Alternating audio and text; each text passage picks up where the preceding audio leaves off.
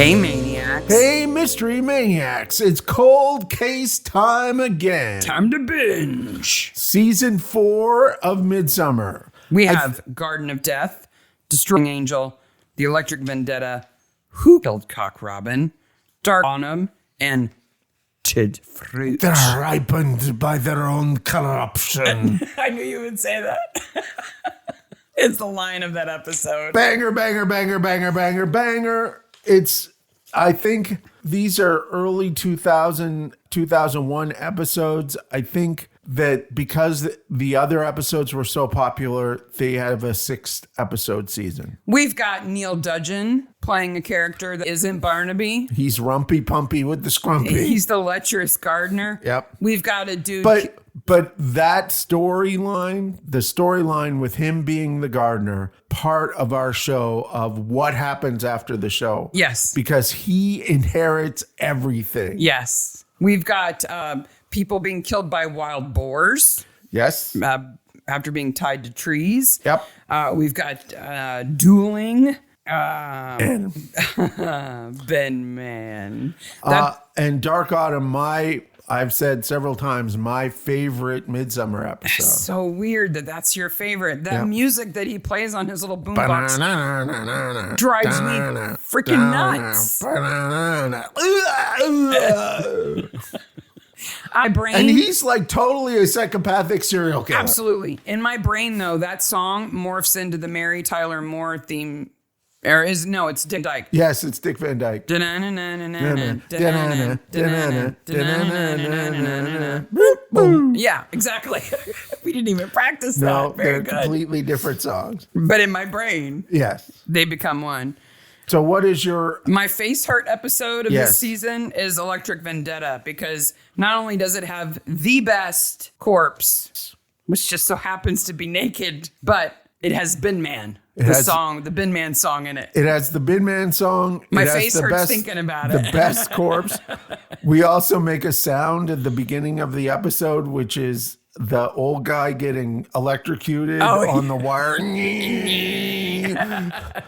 So I'm glad we amuse ourselves. The beginning of strange sounds and outtakes. I love Dark Autumn because there is so much bonkers about that episode. We just point out all the bonkers parts of it. That mailman in the dark just gets slumped. He's after being Grabby McGrabberson. Yeah, he's making his rounds. And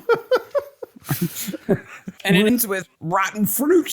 So the season ends with rotten fruit. It's funny. I've been listening to these episodes, and I just finished one of them where we are ecstatic that we have 4,000 downloads. Now we have almost 1 million. And now we have almost 1 million. Well, it's been a while. But still. Have fun listening to the Maniacs. Enjoy. Well, you got like a reactor somewhere in here, which just made me think of like a nuclear reactor size still. Like Chernobyl would be very different if they were making Pumpy. Yes. Instead of nuclear energy. Certainly knock out a few 15-year-old girls.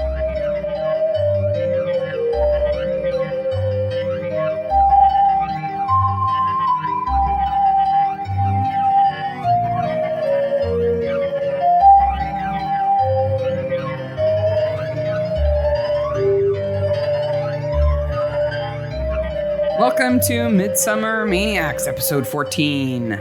Hey, Maniacs. And it's Halloween week. Ooh, it's my favorite. It's my favorite week of the year. The best holiday ever. And we have a good episode.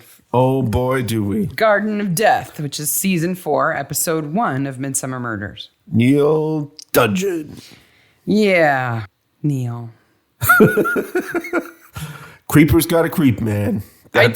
Neil Dudgeon's character in this episode and his becoming John Barnaby later causes such a conflict in my brain that it's hard to hold both of them at the same time. Yes, it is.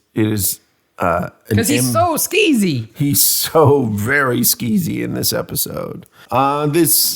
Before we begin, as always, if you let your kids watch the show, they should be fine to listen to this podcast. But if the show is too much for their kids and they're Scrumpy, it's too much for them to listen to this podcast.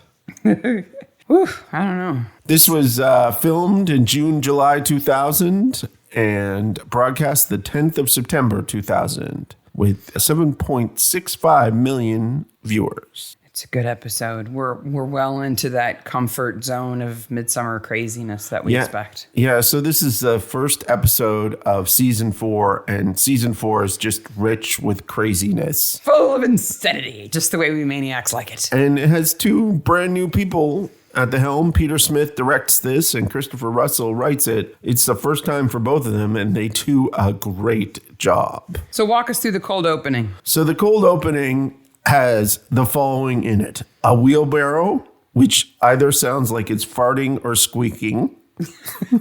It sounds a bit like our dog, really. It does. Our dog kind of...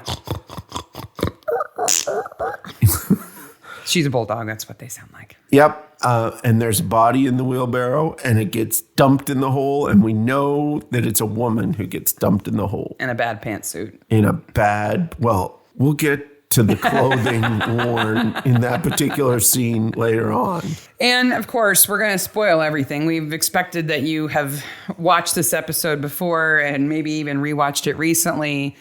So it's not a big secret that that's a flashback, right? Yeah, that's a flashback. I think this might be our first episode with multiple killers. Yeah. Because there's 2 killers that both kill 2 people. Yeah, at least current day killers in the day of the episode. They're both killers. Definitely. Yeah. We're in Midsomer Deverell, named after one of the leading families in Midsomer Deverell, the Deverells.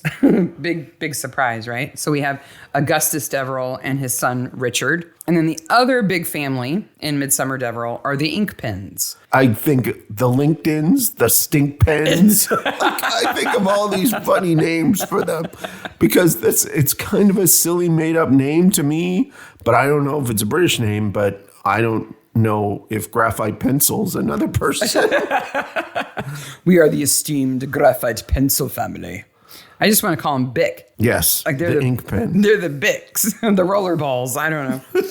So we've got Naomi Inkpen, who's the matriarch, the grandmother, her daughter Elspeth Inkpen, and her daughter Fliss Inkpen. So we have 3 generations. But by the way, if you're working on this at home, we really do need a family tree for this episode because the intricacies of what goes on are pretty complicated. Mm-hmm. So we've got Naomi, Elspeth, and Fliss. Yes. And then Hilary Inkpen, who's the sidekick Cinderella character who was put up for adoption by Elspeth when she was born, but is now back. So I have a question, English major, PhD type person. That's me. She would be a bastard if she was a man. What is she if she's a woman? She's still a bastard. She's just a bastard too? Yeah. Okay. Yeah. It drives her insane. In the British royal family, they refer to female children not of the marriage as bastards. So she's a bastard. And at the beginning, we don't know who her parentage is other than Elspeth. Elspeth. Not Beth. Beth. You have a problem with that P, don't you? I do. And Fliss is actually Felicity, but that's not an uppity enough name, so she's got to be Fliss. Fliss.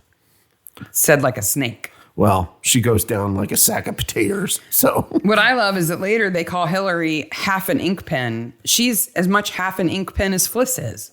Yes, I mean, because they all only have one assume, ink pen parent, unless there's some weirdness, Badger's Drift stuff going on. They've only got one ink pen parent, all of them. You never know what Augustus was doing in Badger's Drift. I've got some ideas about that. So we have this conflict. We know we're going to get into that, but that's how we start, right? As we know, we've got this ink pen family. They've got the ink pen gardens at the manor gardens.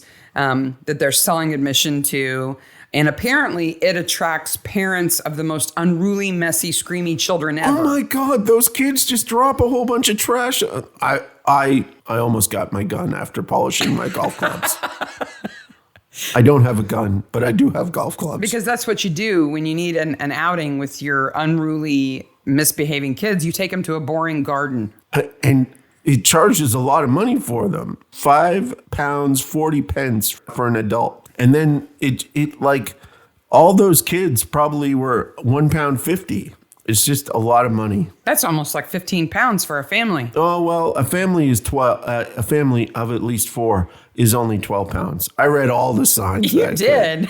Pre-book party rate is for 15 or more, but you have to pre-book is £3.95. Wow, you looked really closely, didn't you, at Elspeth in her little booth? The best part of all the signs was it's in very small type on the first sign, which is outside, which says no public access at other times except for by appointment, because it's closed Easter and Christmas. Because that's where you want to go in the winter. Well, in the winter, it's only open on the weekends. They have no parking lot. No. They're on a little tiny lane, which makes the neighbors angry. And Tom makes a mention of no decent parking. So, of course, Joyce wants to go there, right? Because it's a boiling pot of tension. So Joyce has to be in the middle of it in her lime green outfit. Oh, boy. Let's go get hit on by the gardener. We've got all these cars in the street. We've got screaming kids. And, of course, this makes the neighbor across the street super pissed off. His name is Rodney Widger, and he is a Widger. That suits him very well. He is. And he comes out with his shotgun, shoots the tires out of one of the cars, and says, next time it'll be one of those bitches. Wow. He takes it to 11, but it kind of implies before that the shooting is happening, and we don't know if he's shooting people. Right, because all the old age pensioners are running for their lives. Like it looks like a mass shooting at first. And of course, Barnaby, who is courageous, runs towards the problem, not away from the problem. Even though he isn't armed. He is not armed. He leaves Joyce by the sundial. Yes, he does. Makes a run for it to go see Well, who's got luckily, the someone can talk to Joyce about bedding plans. Yes. The white bedder. And then Joyce just gives up their address like, oh, yeah. She's like, hey, stranger, here's where I live. Come and see me sometime. Bring some plants. Hey. You know, Tom's away a lot. This is tiny. But Elspeth in the booth has a box of guides behind her. A full unopened box. Yeah, but then Hillary has a box and she's like, we're almost out in the booth. Take them out there, slave. They're not almost out. No. They clearly have a whole box. She just wants to boss around Hillary. Yes. So the shooting starts.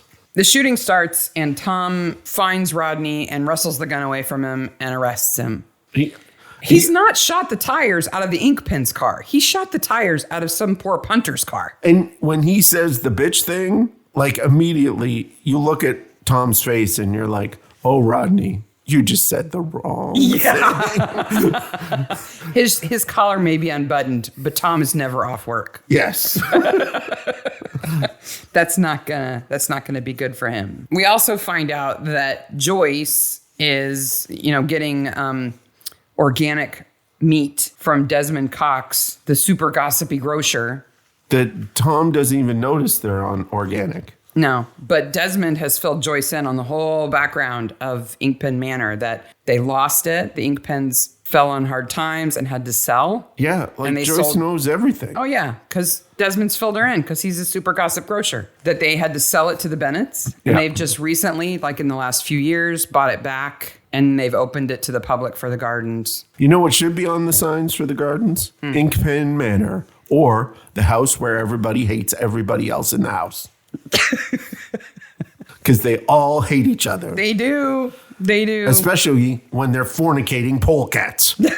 They're all as bad as one another, too. I can't believe the mother, Elspeth, and Fliss are both doing the gardener. Yeah, I don't know what Fliss has to do with the gardener. Daniel Bolt is his name. Daniel Creeper McReeperson. Played by Neil Dudgeon, of course. The hand that enters the frame. That is not... Okay, just a hint. If you're trying to entice a young lady... Don't reach for her throat. Don't reach for her throat. When she doesn't know you're there. Especially when she's a homicidal maniac. Well, he doesn't know that yet. Desmond Cox, the super gossip grocer, has a weird nose. It's like he has plasticine stuck on the end of his nose. Yeah, our kids thought it might have been a fake nose, like a prosthetic nose, but it's not. I think his nose might be a little red from A little tipsy? I don't know. The actor's name is Raymond Bowers. He was in lots and lots of things. He's a longtime actor. But the makeup on his nose is wrong. Every single spot. scene, it looks wrong.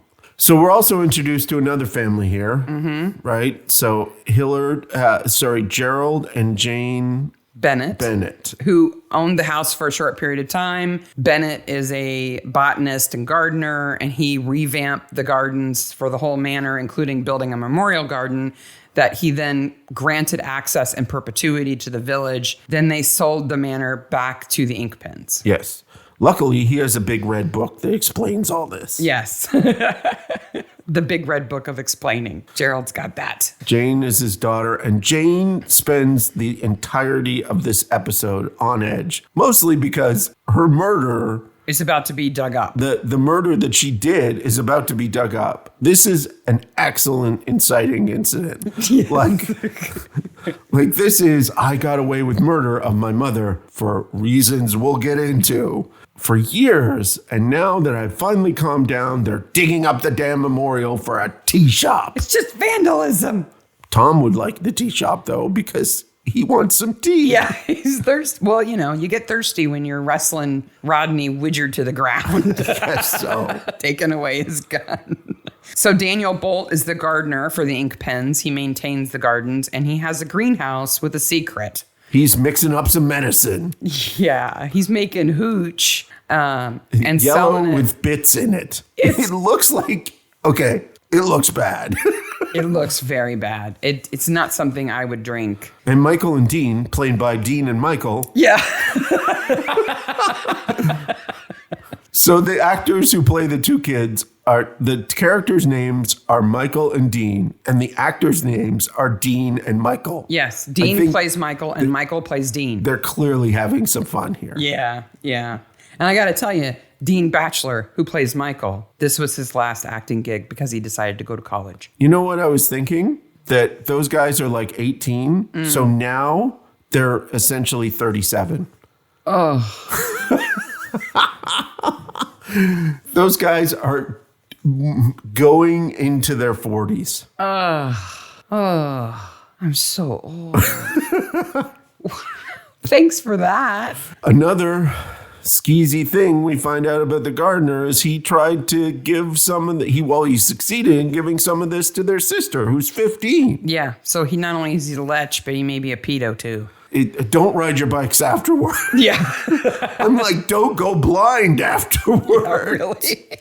And he comes out of the greenhouse to say no, he won't sell it to them, but he brings a bottle with him. Yeah, and he doesn't get any money for it. No, he gives it to them. He just gives it to them. I don't know, does he get a secret thrill out of seeing kids drunk? I do not know. I don't understand his motivations at all, ever, until we get to the will anyway. So Jane sees that the memorial garden is closed and there's some stuff in there that suggests that maybe some work is going to be done. Uh-oh. Maybe, you know what we need to have? A shovel. No, we need to have a village meeting. A tiny cement mixer. No, a village meeting. A wheelbarrow. No. A dead mother. No. I love it. When Desmond Cox and the rest of the townies come to Inkpen Manor to remind Elspeth about the meeting, she's like, "Oh no, rustic's approaching." She should and say, they all walk up just like the scene in Hot Fuzz, where they all walk up to the door too. She should say, "Oh no, here comes the super gossip grocer with the fake nose, with a flyer." So the meeting is at 7:30. Now, the posters for the meeting that are in Mr. Cox's shop don't have a day on them. So they must have just put them up and decided on the meeting today. That's why they've got to remind Elspeth when it is. The rustics approach. Because the flyers don't tell you. The peasants are revolting, and that's just from a distance. That's just the way they smell, yeah. Hillary has been there at Inkpen Manor for about 2 years. And as far as we can tell, Fliss has done nothing but annoy the crap out of her. Beyond annoying, she's a bully. She is mean. She's a mean drunk. Wait a minute. Her mother's a mean drunk. Wait a minute. Her grandmother's a mean drunk. They're all mean drunks. Let's talk about Hillary for a second, though. Yep. Because she's played by Victoria Hamilton. Okay. who is an actress unto her own. She's in this great show called In the Game. If you haven't seen it, it's got Brian Cox in it. It's about MI5 during the 1970s. It's super good. But she is married to, and has been married to for a long time, Mark Baisley, who you know better as Gray Patterson. Gray Patterson is her husband? Faithful Unto Death. Well, he's bonking everybody in sight, so...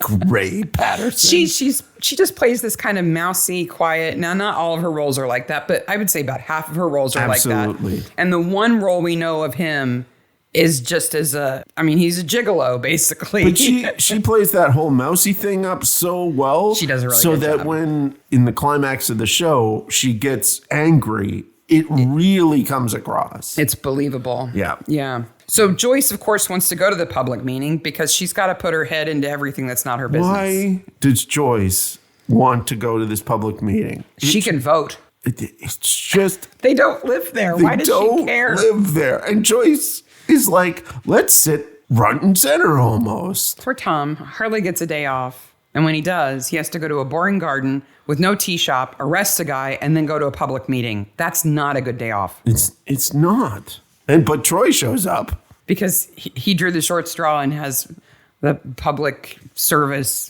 job, he has right? to deal with, He has to be there to make sure that it doesn't get out of control. We don't know at this point whether Augustus is a jerk or not, Augustus Deverell. We know he's not all that nice to his son, but we don't know if he's a jerk or not. Because he might have a reason at this point. He might have a reason to be jerky to Richard. Well, he we don't know. Does. Man, does he lay the smack down on Naomi at the meeting. Naomi's like, if you were a gentleman, you would move so I could sit with my daughter. And he's like, if you were a lady, I'd move. Ooh. And then he goes, you could sit further back. And she's like, I've never sat further back. He should just mic drop. She's mad. Naomi Inkpen is played by Margaret Tizak. Tizak? Yeah, I want to say her name is Tizak. She is, I think she might be the best actress in this episode. Great. She's fantastic. She's also in Small Mercies in 2009, another Midsomer. Yeah. But here's what I didn't know. She's in A Clockwork Orange. Whoa. She's in 2001.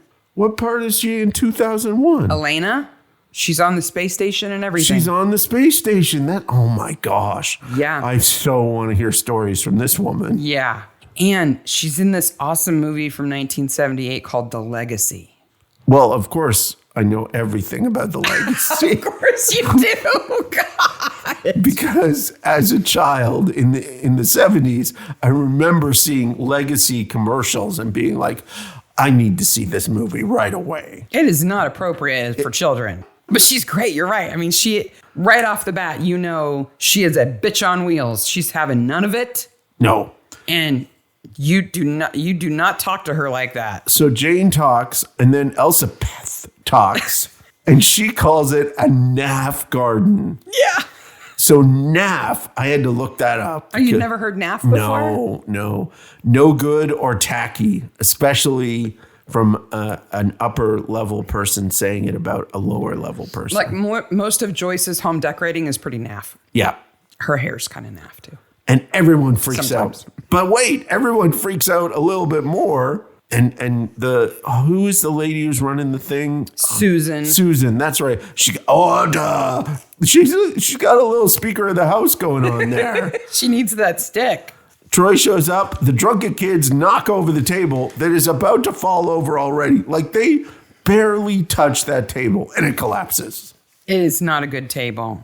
Yeah. So Susan Millard is running the meeting. Yep. Right. And she's the vicar's wife. So I guess she got picked to run the meeting because she can keep peace, I suppose, because they know it's going to be a pretty contentious meeting. Elspeth's whole opinion is just that it's our land. We can do whatever we want. Which so I kind of agree. Shut up. She's right, but that's not the way to say it. No. Well, she certainly pisses off, what's her name? Susan, right? Because when Elspeth goes outside and is talking to the gardener, Susan's in the background giving her the look of death. Well, she's listening. She's like, her head is shaking. You can't see the face that Mark is making behind his mic, but he's trying to bug his eyes out. But her head is actually vibrating. Maybe we'll make a little gif of you doing that. This is my Susan face.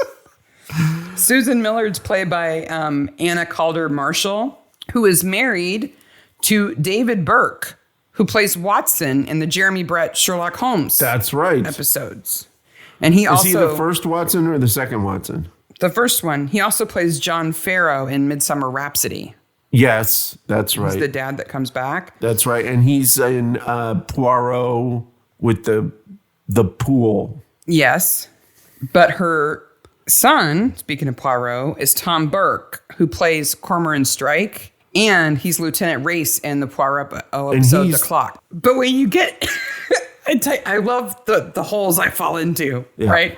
So I look up these actors and I'm like, yeah, they were all in the bill. Yeah, Coronation Street. Yeah, EastEnders. Yeah, whatever. Because there's so many parts that people like this play. Yeah, absolutely. They're like short bit parts on lots and lots of shows.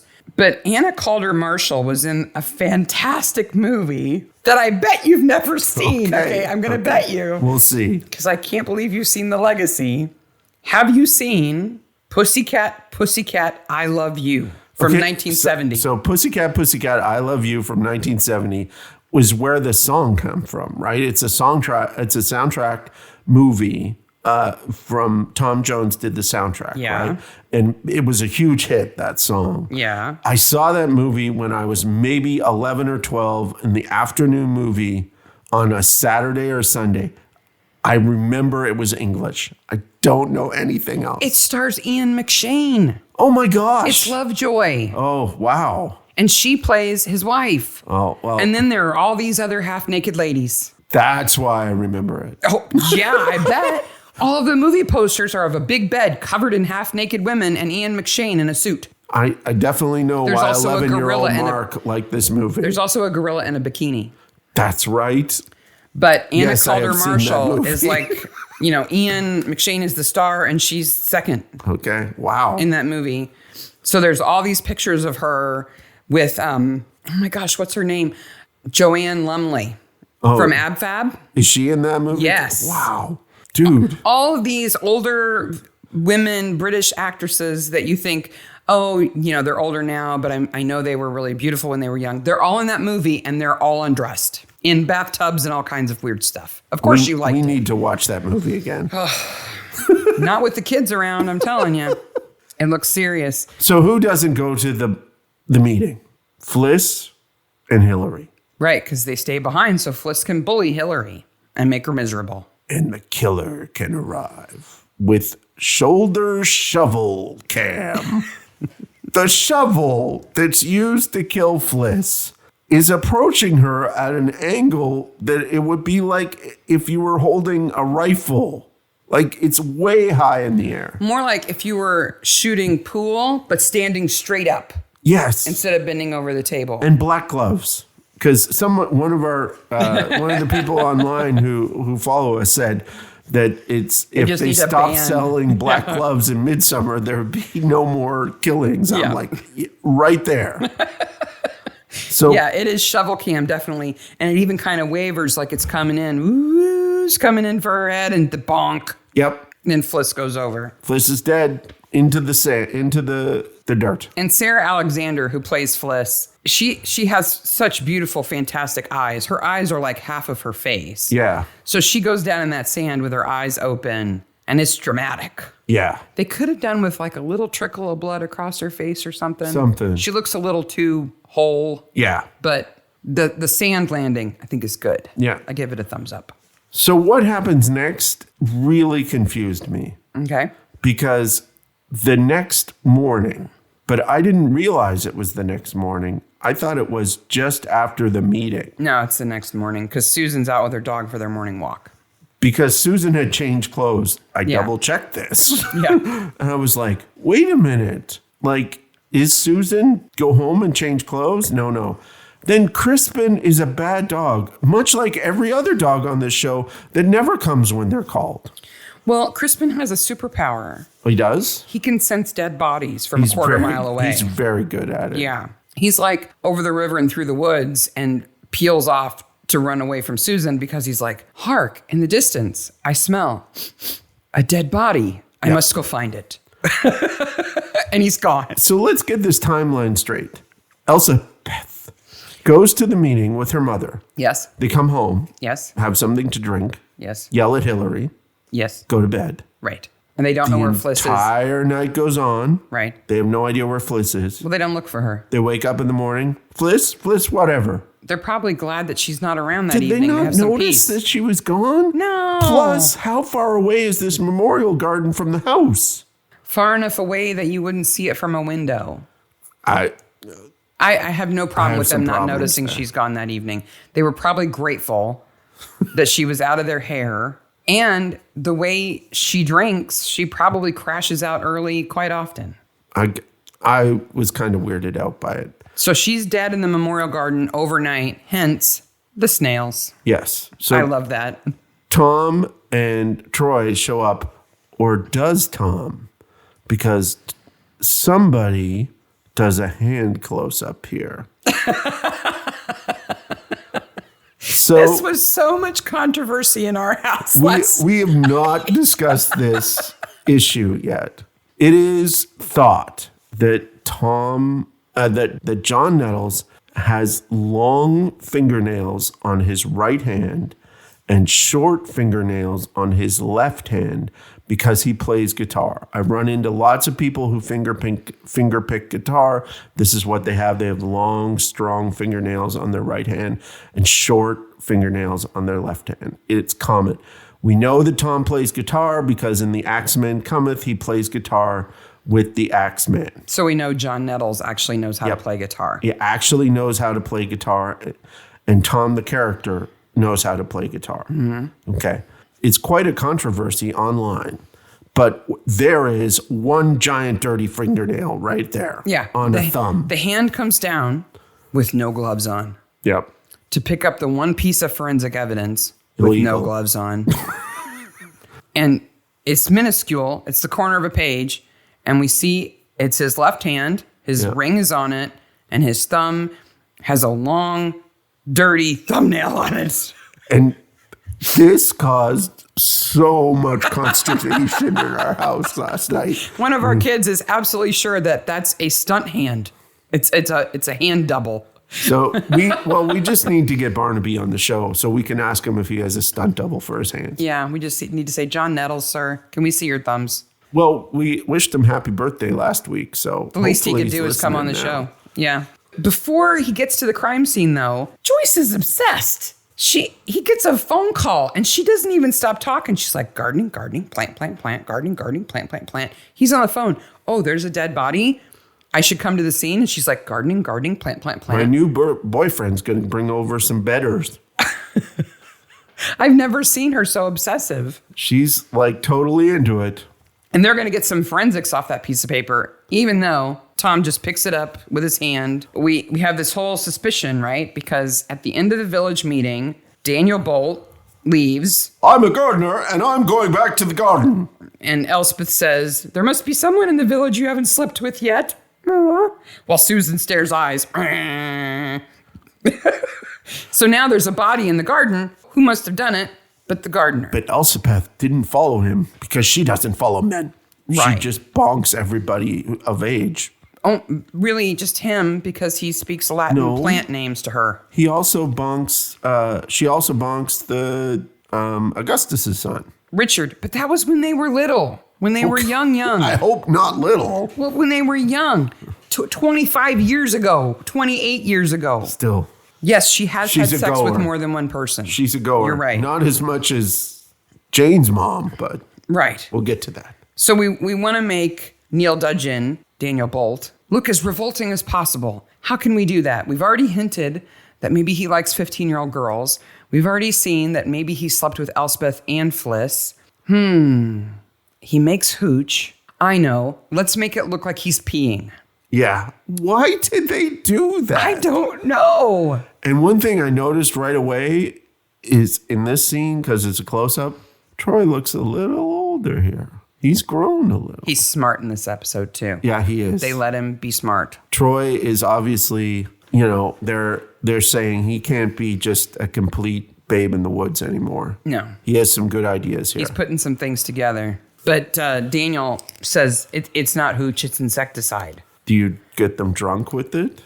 I'm just a gardener. I'm not a ladies' man. Oh, how I loved her. I mean, just make him look so nasty. Elspeth is going nuts. Yeah. Like, she's legitimately crazy sad. Nuts. She's sad. Yeah. But meanwhile, her mother has no truck with it. Like, no. Oh, please stop your crying. Just has no truck with it at all. Am I allowed to cry? My daughter just got murdered in our yard? No. Ink pens don't weep like that. Barnaby talks to Hillary in the garden near the bridge with the long spitting face. It's a green man. It's a green man. Fountain. Yep. Into an ornamental pond. It's well done, but it's beautiful. I could not take my eyes off of it. It's gorgeous. It's all mossy and perfect. And you know who else is out there in the water? Shovel. The Friends of the White Stick Brigade. The frogmen. It is the frogmen with their blue overalls. And they found a shovel. Can you imagine a manor this old with an ornamental pond there for that long? The crap that must be in the bottom of that pond. You might find Roman crap in the bottom of that pond. You might find an ink pen in that bog. Exactly. But they find a shovel, which I can only assume they knew they were sort of looking for because they knew it was a blunt instrument. She was killed in the garden. And as we know, there was some construction equipment in that garden. Yeah. To suggest that maybe something was going to be done there. Who knows how Elspeth's husband died? He ran off. Oh, that's right. He left. Well, so did Jane's mother. That's true. So there's this great scene where Naomi's looking out the window here and Barnaby is talking to her and she just ignores him. She's certainly not going to turn her head and look at him. And then is completely rude to him. And Barnaby takes a moment because at first he's ready to rail into her. He takes a moment and talks to her. And then she goes, "We do not reduce our numbers from within." Because we're an endangered species. For a reason. Pesto will take you down. You're all nasty. So Tom goes to see Jane, and he's got a really good point, right? The fact that Fliss was killed in the memorial garden is bound to slow the construction project down. Of course it is. And who wants it slowed down? Jane. Jane does. Jane really wants it slowed down. She doesn't want her murder uncovered. So if anybody was going to kill Fliss in the garden for that reason, it would be Jane, right? Yep. And we find out that Jane's dad, Gerald, his wife has been missing. She's a missing person. Right. She took all of her clothes and everything. She's in the memorial garden. Just saying. He thinks she ran off. We know she's in the ground. That was her body at the beginning of the episode in the cold opening. He loves her. You could tell he loves her still. Yeah. And he feels that she was fed up for being second fiddle to Snapdragons. He seems like a genuinely kind man. He does. He's actually one of the only kind people in this episode. Yes. Yes. And he likes football, which Troy likes. He's surrounded by jerks. Speaking of jerks, I have to go pee. Well, you'll have to run all the way home because we don't unlock the bathrooms here at the village hall. For men. Do you have a prostate? No, I have cystitis. Rodney Widger is such a... And we noticed, Sarah noticed this, and then we couldn't stop noticing it. There are pictures of naked ladies all over that house. All over. In his kitchen, right next to his breakfast table, he's got a naked lady. Maybe he's in What's New, Pussycat? Pussycat, I love you. In the hallway, there's a naked lady. In the study, there's a naked lady. Actually, I think that may be a sequel to What's New, Pussycat. Naked lady? No, Pussycat, Where Are You? I Love You. Yeah, I think it might be a sequel. I think What's they're New, related. Pussycat? Yeah. Okay, they go both on. have pussycats. And songs by Tom Jones. Rodney Widger's wife should just hit him with that vacuum until he's unconscious. Like, wow. Not only does he wear plaid pants and a silk jacket that don't match, he's got this like 2-inch wide, epically fake gold watch, a weird perm hairpiece, something. Naked ladies all over his house. And he really needs to go to the bathroom. But he doesn't have a prostate. No. I beg to differ, Rodney. You do, in fact, have a prostate. Yes. It's well established that he's a jerk, that he left the meeting in the middle because he had to pee and he had to go all the way home to do it because Susan doesn't unlock the bathrooms. He wasn't at the meeting, so he doesn't have an alibi. But it's clear that he was left the meeting because he was pissed, not because he needed to be pissed. He was mad, for sure. So back to the Inkpan Manor, where where Naomi is explaining how everything is their fault. Because if Elspeth goes around raising 2 fingers to the village, she does so when she's not raising her skirts. Yes. And she has the noblesse oblige of a fishwife in a brothel. So Elspeth's just going to leave and go to the vicarage. Who cares? For those of us who don't know what noblesse oblige is, what is it? It's the permission or the rights of the nobles. It is the act of generosity towards the less privileged. Right. That's their responsibility. Yes. They don't show it. We're rich, so we have to help the poor. Mm-hmm. So let me get this straight. This is the second time that Naomi has insinuated that her daughter and maybe her granddaughter are loose women. Yes. And yet, we're going to find out really soon that Naomi is the one who has been blackmailing the Deverells because her daughter has an illegitimate child with Richard Deverell. Just because... So she's willing to take in money because her daughter's loose, but now it's a bad thing. Just because my daughter and my granddaughter are sluts doesn't mean I can't profit from this. That's true. But only when one of them is slutty with somebody of equal value. Yes. Right? Yes. She can't blackmail anybody for Bolt. He so sleeps that's with bad, everybody. Right? So and that's everybody bad. knows he sleeps with everybody. Only slut around with people who are of our class and who have money that we can blackmail them with. Richard arrives at this point in time, and Richard sleepwalks around in this entire episode. He arrives and people leave. He gets there and they don't know why he's there. He just wanders around in this whole episode. Yeah, every time he walks into a room with his dad just like, well, are you the Pope yet? And like, okay, why aren't you wearing your bishop regalia in the house? I realize that I'm not Catholic, okay? So I may not understand, because he's certainly Catholic. But if I was a Catholic priest and I had fathered an illegitimate child, even before I was a priest, I would think about not being a priest. I would not think, let's go to Rome and up my job. But I don't think he knows anything about that. I don't think he knows there was even a child until the end of the episode. Until the end, that's right. He doesn't know, he doesn't right? know. So he just comes home to visit his dad, and all his dad is doing is pestering him about, why aren't you a cardinal yet? Yes. And why don't you wear your regalia in the house? You should look like the Pope. Like, is Richard supposed to sleep in his bishop garb? Yes, he is. Really. You can't go down to the chippy in your bishop garb. You should have the little hat like the Pope. All the time. All the time. Meanwhile, Joyce is going to do some gardening. She's going to dig up part of the lawn. Yes. Which I immediately thought, who is she burying? You know? Like all these, when we put together, all of these murders and gardens and stuff, it's like, and Joyce. Troy goes to talk to the gardener about the Pumpy. It's not Scrumpy. It's Pumpy. Made from apples, potatoes, and a tincture of garlic. Which just sounds disgusting. I had to get rid of my still. Stay off the Pumpy. I've had Scrumpy before. Yeah. Scrumpy's good. It's like extra hard cider. Yes. It's good. It tastes like cider. If you add garlic to it, that is not going to improve it. No, it's not. And this is, again, the discussion that ran on in our family last night. Dirt under fingernails is mentioned at this point. So it became this conspiracy theory that our children were watching this episode, waiting for fingernail or dirt references. That maybe Neil Dudgeon's hand was the stunt hand for Barnaby's hand. Maybe he was a Barnaby even this early. We just didn't know it.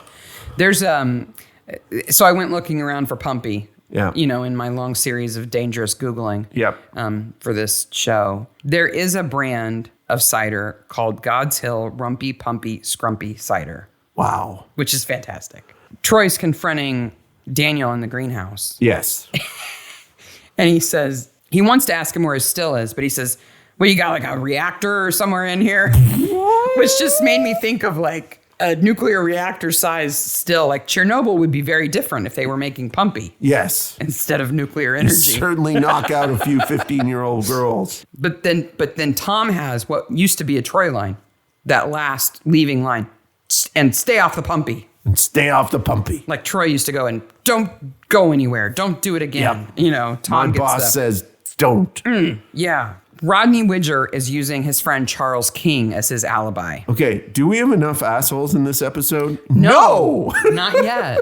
We've already seen Charles in his convertible almost run Naomi over with her basket. Barnaby talks to him. He says he's relentlessly married, which is just horrible.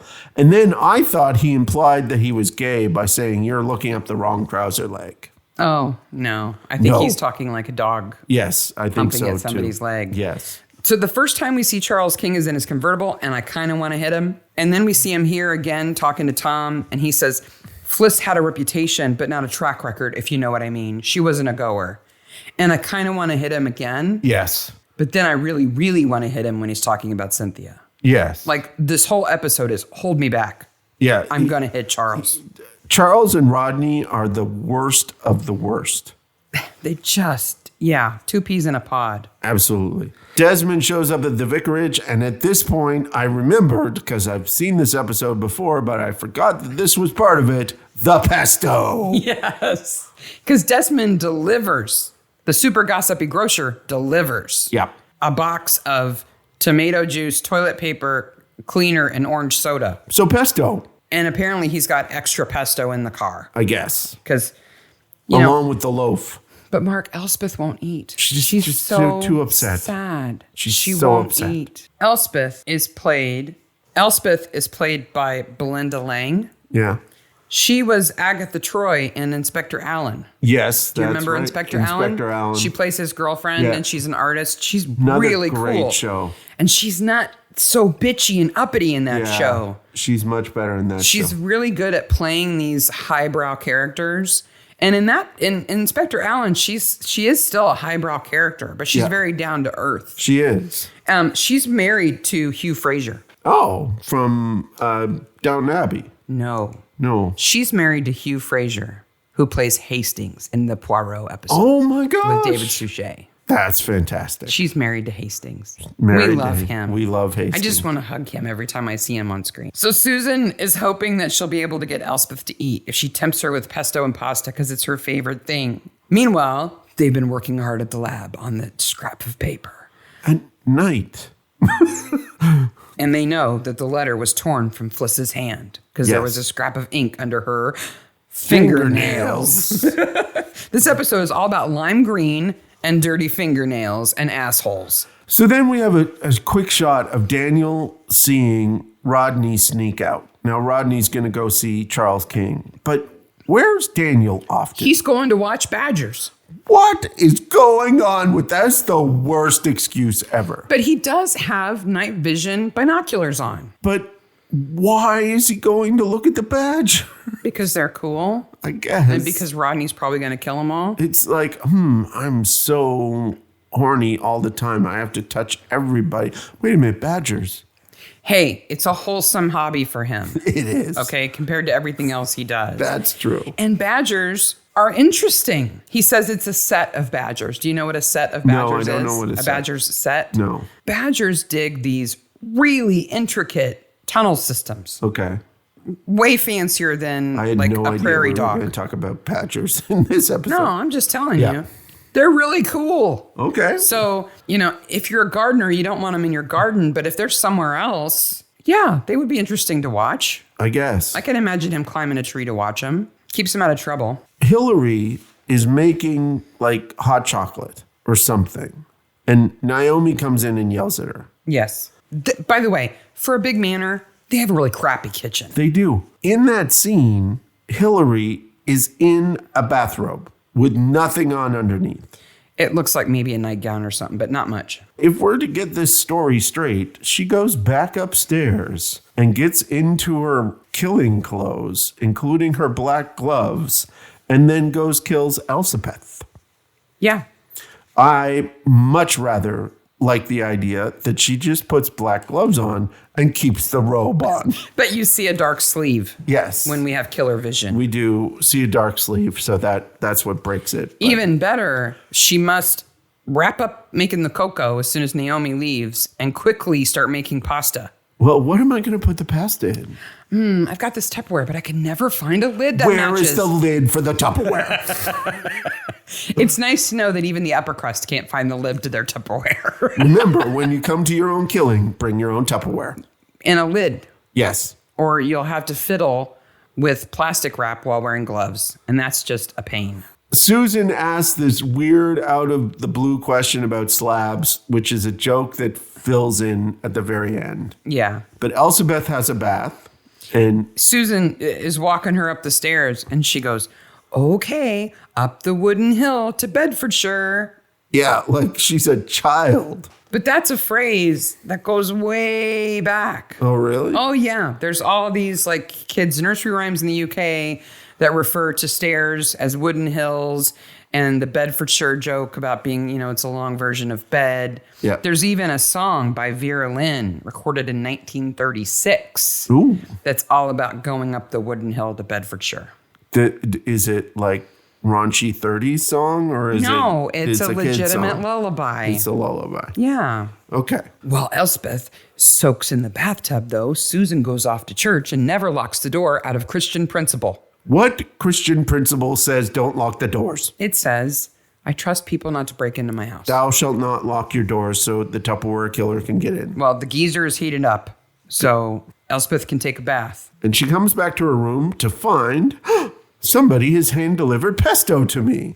But no fork. Now, pesto is ground up parsley No. and oil. It's basil, Basil, olive oil, Parmesan, and pine nuts. Parmesan, and pine nuts. Sometimes with a little lemon juice. It's all ground up, right? Yeah. It kind of looks like It's an emulsified sauce. it's kind of it's speckly green.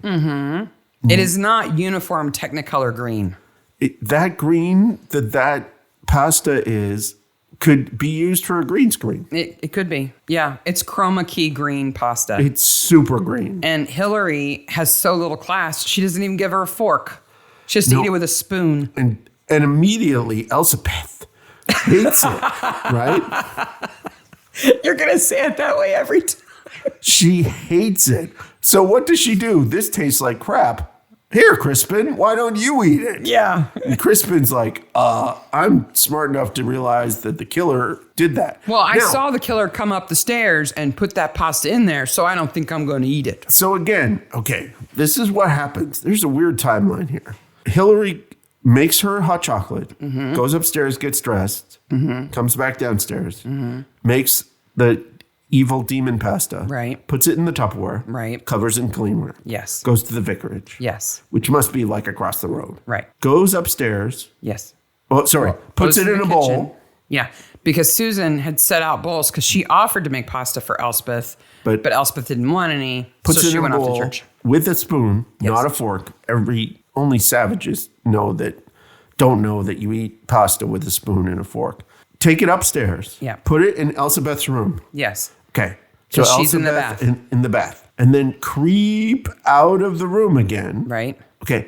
Now, where does she go at this point? The hallway. But Elsabeth goes from the bathroom to the hallway to her room. No, it's an attached bath. I think she goes in the hallway because she think- goes through the door. No, I think she comes out of the bathroom that's in the corner of the room, past the bed, and sees it sitting on the table next to the bed. So and then- the door is even further on. So then the door gets shut. The door that matches the pasta, by the way. Yes.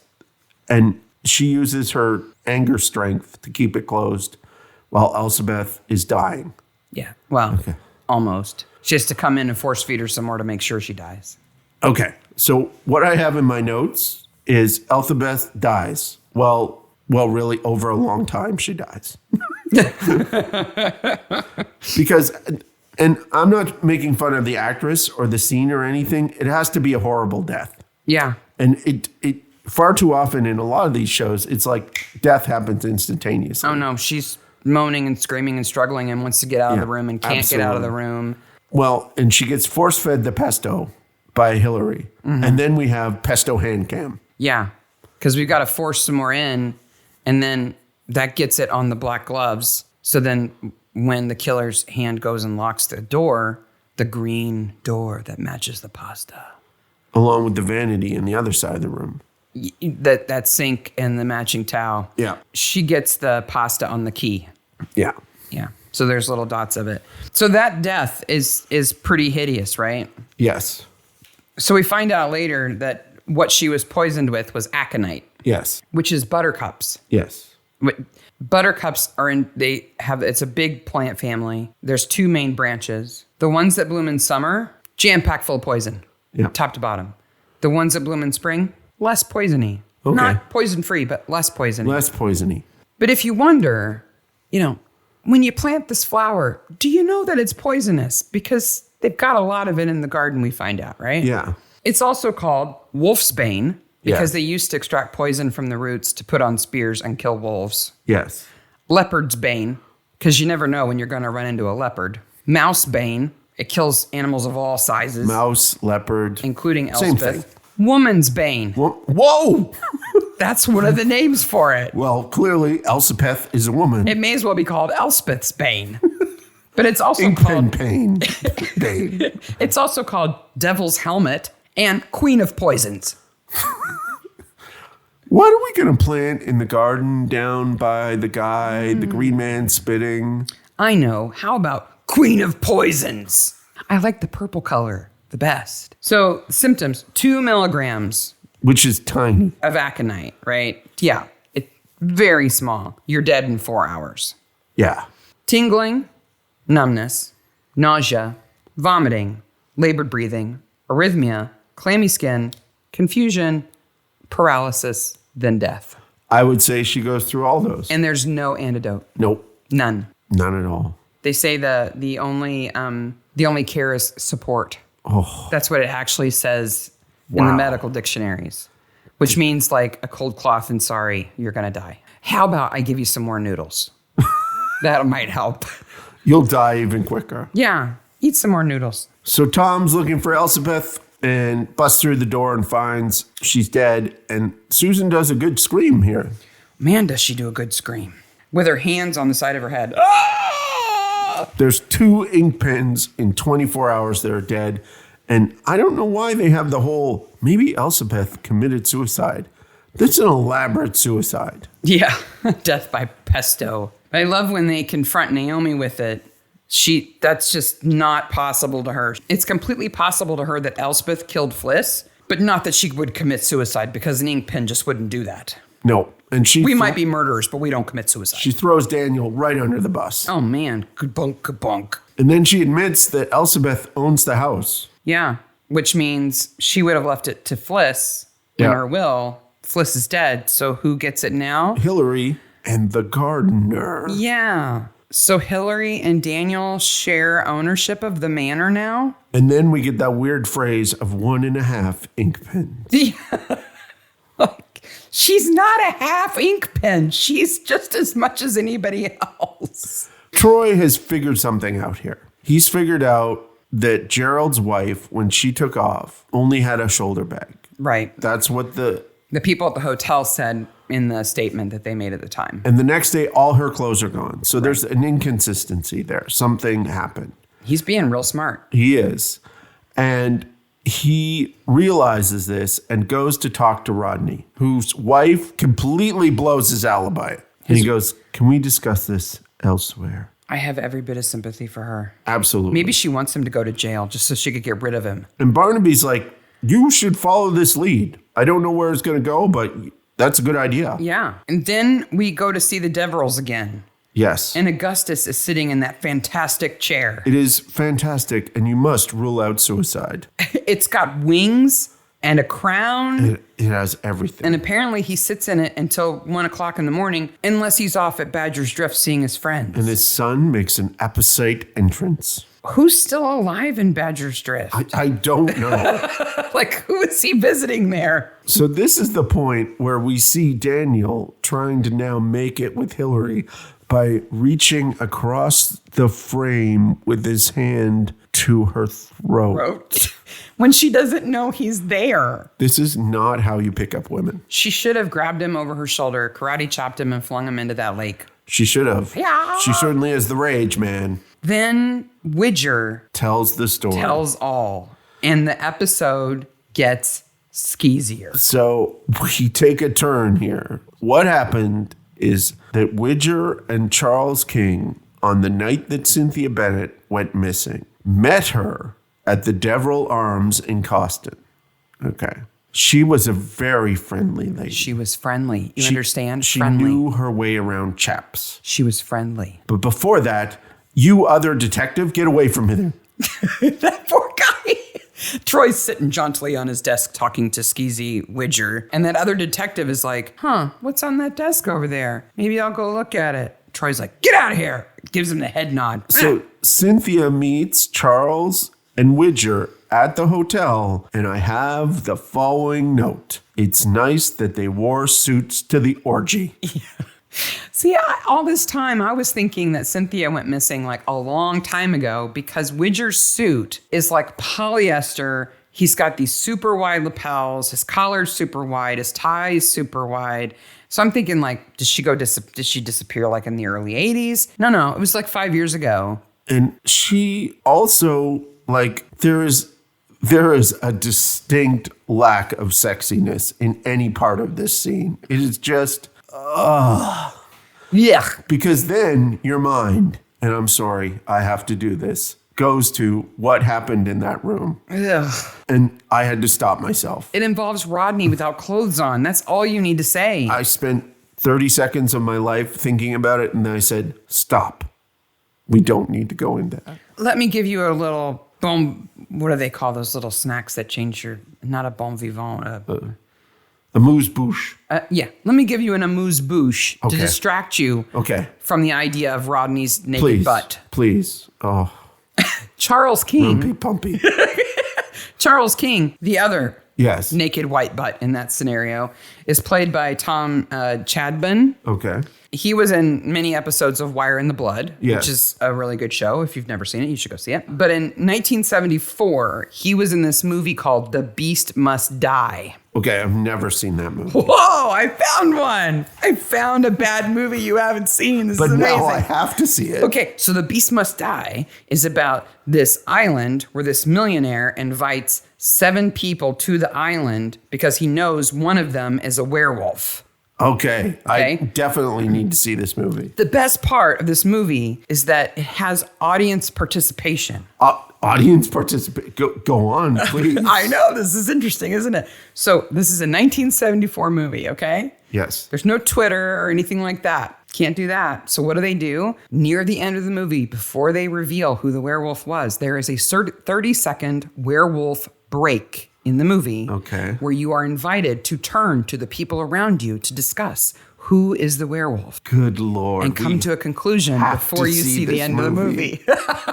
You have to see this movie within this week. The Beast Must Die, 1974. Speaking of Charles, this is where I really want to hit him. Oh my God, Charles is so horrible. His wife is in the kitchen, ironing, I think. Something. And he's like, wives have ears even if there's nothing between them. It was I want to hit him. Just pure sport. Missing Cynthia is like missing your favorite golf club. Can I punch him now, please? Just so horrible. I want to hit him. Hit him, hit him, hit him. Even though he's not one of the many people in this episode who have homes covered in beautiful, blooming wisteria. Yes, there's many I'm not going to say anything more about that. Just know that there is a bubbling, fuming rage inside of me over all the wisteria in this episode. Georgie Bullard shows up and gives some information. Yeah.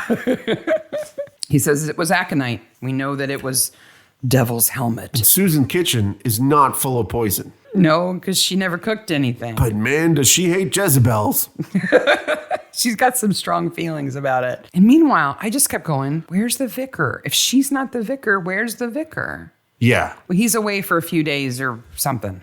He'll be back. Or something. Yeah. Or is he? And then we find out that the memorial garden, which is about to be dug up, was created within a week of Cynthia's disappearance. What's in the garden? A dead slut. You shouldn't call her that. She was friendly with men. There's a dead friendly lady in there. She's a dead friendly lady. The body's got a necklace on it. Yeah. Which is clearly shown in the flashback. Yeah, it's clearly the necklace that Cynthia had on. Yeah. So now we know that Jane killed Cynthia, right? Cynthia, No, we don't know that yet. We're going to find out very soon. We're going to find out very soon. But they suspect that there's something going on there. So, because who doesn't want the memorial garden dug up? The Bennetts don't. So let's go to the Bennett's house. And Jane is doing ugly crying next to the Aga. And when Troy and Tom come in, the door is open and there's blood dripping from the ceiling. But is it blood or is it tea? You know, because they look alike. Yeah. So they go upstairs and there's a teacup overturned in Gerald's bed. And Tom pulls away the sheets with fingernails visible. Gerald is dead in his bed. And she gave him some medicine and put a pillow over his head. Maybe it was rosehip tea. I've had rosehip tea that was really red. But still. But it's definitely supposed to be blood running out of the fixture in the ceiling. And even if it was only this bugs me. It would take a lot of liquid to permeate the floor, the wood floor, go through the space in between and come out that. And a mug is not enough. Yep. And Jane would have cleaned it up. Where is Jane anyway? Jane's here. Right here. Meanwhile, Bolt's being creepy with plants. He's even creepy with plants. He's just, from now on to the end of the episode, he's only there to make you creepy. You have bloomed too much. You have bloomed yourself to death. Just deadhead the flowers. Don't be creepy about it. One thing I like is Jane just gives it up at this point. Yeah. Right? She gives up that her mother was drunk, fooling around, so she killed her with a pair of nylons. That was it. Yeah. And then placed her in the smallest hole ever. It's the shallowest grave in existence. And starts throwing dirt on her. And her mom is there in her bad suit in the moonlight, and we get the close-up of her face, and her tongue's moving. Oh, it's just... I don't think it's supposed to move. I think she's bad corpse acting. Yeah, she's bad. Mom is... I don't think she buried her alive. Cynthia is not the best corpse actor. But then Jane proves that she's the best gardener ever. Yes. Because overnight... she builds the memorial. She builds the entire memorial. So let's get this straight. Dad's building the memorial. He has all these plans. And he goes to bed after his wife goes for a little bit of Rumpy Pumpy with Rodney and Charles. Yeah. And she wakes up the next morning, and what do you know? It's all done. Yeah. Maybe I'll put a plaque here. All those big flagstones have been laid down evenly on a bed of sand that's all level and tamped down. The sundial has been placed in the center. Well, he was such an innocent, so he was stupid. I don't know. And she's also emptied out her mom's closet. Yes. Now, her mom did have a separate bedroom. Yeah. So that makes that a little easier. And she puts all of her clothes in her car. It would have broken his heart. So the police didn't notice all these clothes in her car? She just took him to the dump. But I'm not a homicidal maniac. She can come garden for us anytime. No. Because she's fast. Let's just review. She's killed her mother. Mm-hmm. She's killed her father. Yes. But she's not a homicidal maniac. Did you see the look on her face when she dumped her mom's body? That was a maniac face. She absolutely... Well, when she was killing her mother. Her eyes were buggier than Susan's. Absolutely. We find out that the house gets left to Fliss, Hillary, and the gardener. Mm-hmm. And Daniel is on the make again. Because we get Elspeth's will. Yeah. Which is on lime-colored paper. Because everything's on lime. What is up with that color in this episode? Yeah, it's the green episode of Greentown. Then Richard Deverell now knows that he's Hillary's father. Yes, and Troy and Barnaby confront him about this because... He's literally just found out. He's just found His dad has just filled him in because Augustus is a jerkface. A gun is being loaded because we're heading for the climax. Augustus takes off to the ink pens for the battle of the old age pensioners. The OAPs are going to fight it out. Another slowest battle of all time. Because he's going to see Naomi, who is apparently in the attic or something. Why is she in the attic? Can't she meet him in the parking lot to do the blackmail thing? No, she has to sit up at her little table. I guess so. But you know who else is there? Wait a minute. Rodney's there with a piece of good information. My gun's missing. Oh, well. No, he's like, there's been a burglary at my house. And Tom's like, I don't care right now. He goes, oh, you're going to. That's the only redeeming part of Rodney in the whole episode. So we find out that Hillary has killed her mother and her sister. Best line ever. She tells everybody that Fliss showed her the paper. Yes. Showed her a copy because, you keep duplicates of your blackmail letters. It's important to keep lots of copies of blackmail letters. You type them in triplicate on the carbon paper. Yes. And rubs it in her face that basically the only reason that they took her in was so they could blackmail the Deverils. Yes. Right? Hillary says about Fliss, she opened my eyes, so I opened her head. Yeah, that's such a great line. Boom! And then Naomi's like, Fliss was a stupid little bitch. And Hillary goes, well, now she's a dead little bitch. Yeah. Like, woo, who's mousy now? Yup.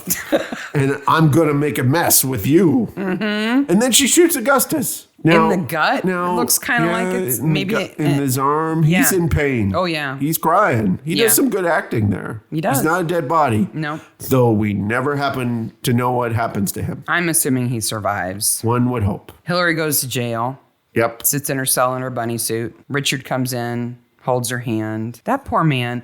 Richard and Gerald have done nothing wrong. No. Nothing. And yet they're hurt by everything in the episode. So then there's a weird little scene where Susan's reading her Bible and Troy shows up and implies that she's a murderer. The scene kind of implies it, right? The way it's shot and everything. Yeah, because now everybody's wondering where's the vicar. Yes. And she's got the new slates. Yeah. And a new patio. That she's clearly just put down. Jezebels. My husband likes them. He says that. She says that her husband is far too kind to Jezebels. Boy, I hope he was away at a conference like he said. Because if not, he's going under the slabs. Absolutely. And then Crispin. Oh, she has wisteria too. Who doesn't bark at the killer, barks at Troy. Of course he does. So what does this episode need to finish it off? More gross sexual innuendo. Yeah. That is vigorous and erect. Bolt can do his propagating elsewhere. Is Joyce that naive, or does she just was want like, I was going to offer him a drink. Is she just playing Barnaby? Or I would think Joyce is smarter than that. See, to me, she doesn't seem threatened by Daniel at all, but she also isn't like welcoming of his approach. No. But she's not dumb. So she probably knows that he's on the make, but she's not going to accept any of his advances. So she's just going to get a ton of free plants. I'm going to give Joyce the better part of doubt, right? Yeah. So she's just using him for free flowers. It's a little fun that it annoys Tom. Yes. But that's not the point. No. The point is that she gets the free plants. Do they have any lawn to left to sit on? I don't know. She's buried some bodies under there. Excellent first episode of season 4. Oh, yeah. 2 killers. 2 killers, which I think 4 murders. The first time we've had 2 killers. Yeah. 4 bodies, best corpse. So we've got Cynthia and her tongue. Yep. Fliss and her snails. Yep. Elspeth and the Technicolor pasta. Yep. And Gerald Bennett and his duvet of death. Yes. Which is the best? I'm going to go Elspeth. Why? Because, well, the lead up was fantastic. And then she just dies. I'm going to go with Fliss because I think it would be really hard to be that still with snails crawling on you. Yeah, she does a great job. They both do a great job. Absolutely. And now I'm going to suggest that we have a second little question here. And what would that category be? Who is the biggest jerk? Let me list off the possibilities. Okay. Naomi Inkpen. Yes. Elspeth Inkpen. Yes. Fliss Inkpen. Yes. Augustus Deverell. Yes. Charles King. Yes. Jane Bennett. Yes. Cynthia Bennett. Yes. Or Rodney Widger. I'm going to add Hillary Inkpen to that. Nah, see, I don't think she's a jerk. I think she just snaps. Who knows what her life was like? Okay, if you want to add Hillary, you can add Hillary. I'm going to say the biggest jerk to me in the episode is Charles King, because I don't think anything redeemable comes out of his mouth in the entirety of the episode, while Rodney at least warns him that his gun has been stolen. So there's nothing redeeming about Charles, so he's the biggest jerk? Wives have ears. Even though there's nothing between them. Just like, oh my gosh, I don't want to deal with you at all. You want to hit him. Yeah. You want to hit him. What about for you?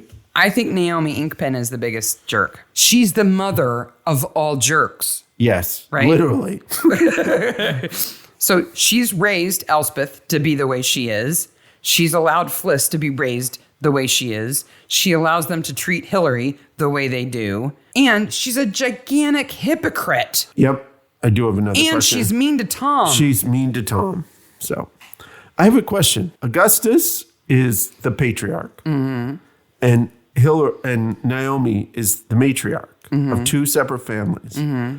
I would have dropped a line about him chasing her when they were young or her spurning his advances when they were young, just to turn that knife a little bit more. See, that never would have happened, though, because they're Catholics. The Deverils are Catholics, and the Inkpins are Protestants. Yeah.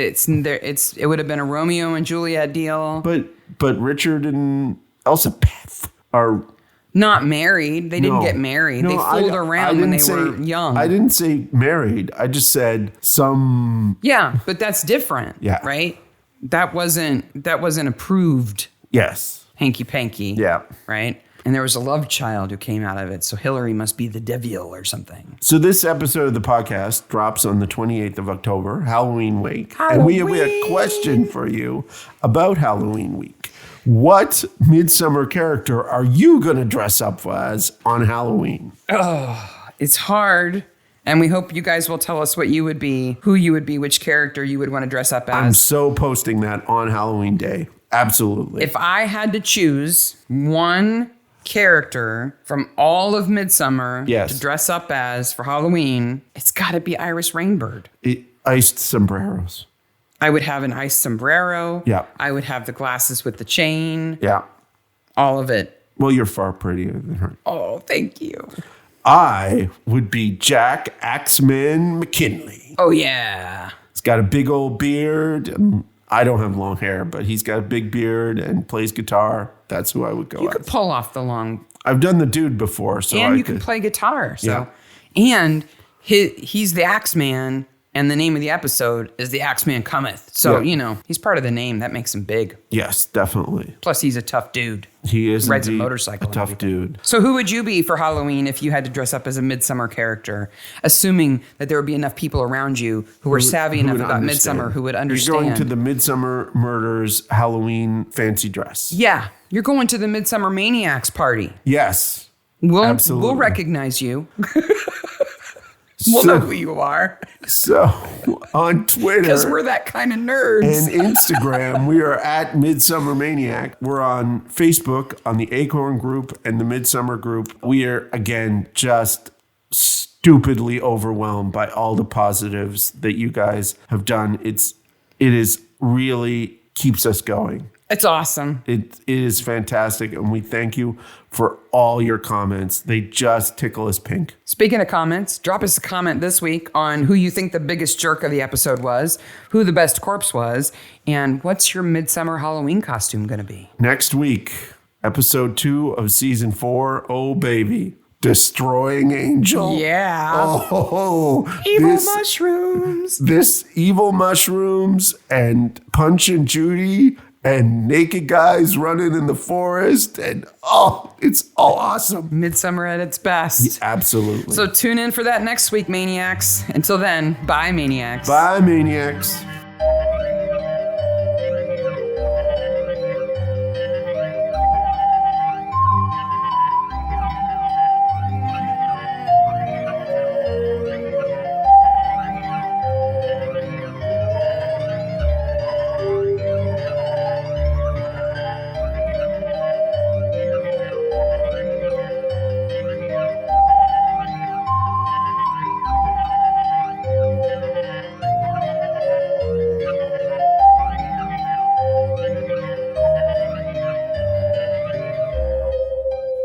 We haven't talked about this before, but I saw a number of movies in the theater before I should have seen them.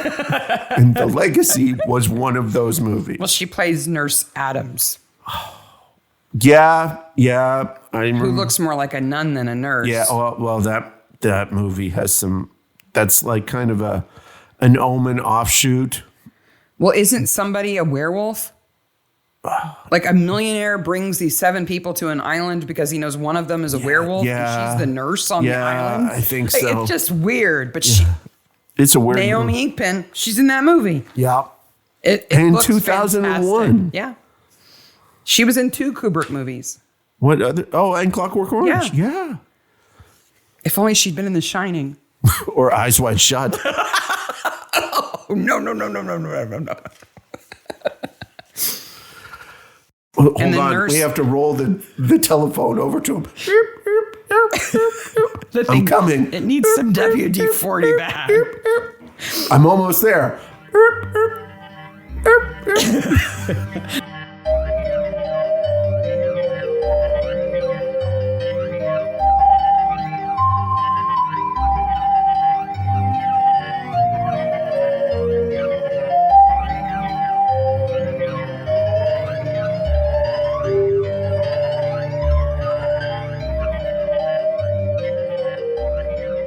Welcome to Midsomer Maniacs. I'm Sarah. Hey, Maniacs. I'm Mark, and this is Midsomer Maniacs, a podcast dedicated to the ITV series Midsomer Murders. Each week we dig into a particular episode of the show, including the murders, the mayhem, the loonies, and everything else that we love. Because we love all of that stuff. Absolutely. We're maniacs about all that stuff. Just before we begin with Season 4, Episode 2, our little disclaimer is that if you let your kids watch the show, they'll be able to listen to the podcast. But if the show is too much for your kids, the podcast certainly will be too. Yeah, we're going to be talking about Season 4, Episode 2, Destroying Angel. But before we dive into that, I got a little story. So as I'm working on all these episodes and editing and all this, I was working on last week's episode, Garden of Death, Season 4, Episode 1. And I realized that at the end of the episode, after all the murder and the mayhem happens, the Inkpen Manor and Inkpen Gardens now belongs to the gardener, Daniel.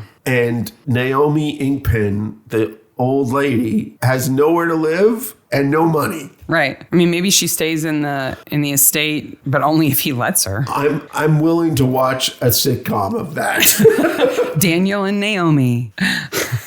Like, that's not... Is he going to set up a still in the kitchen? She couldn't hate him more than she does. Is he going to try to get it on with her? Oh. Yeah.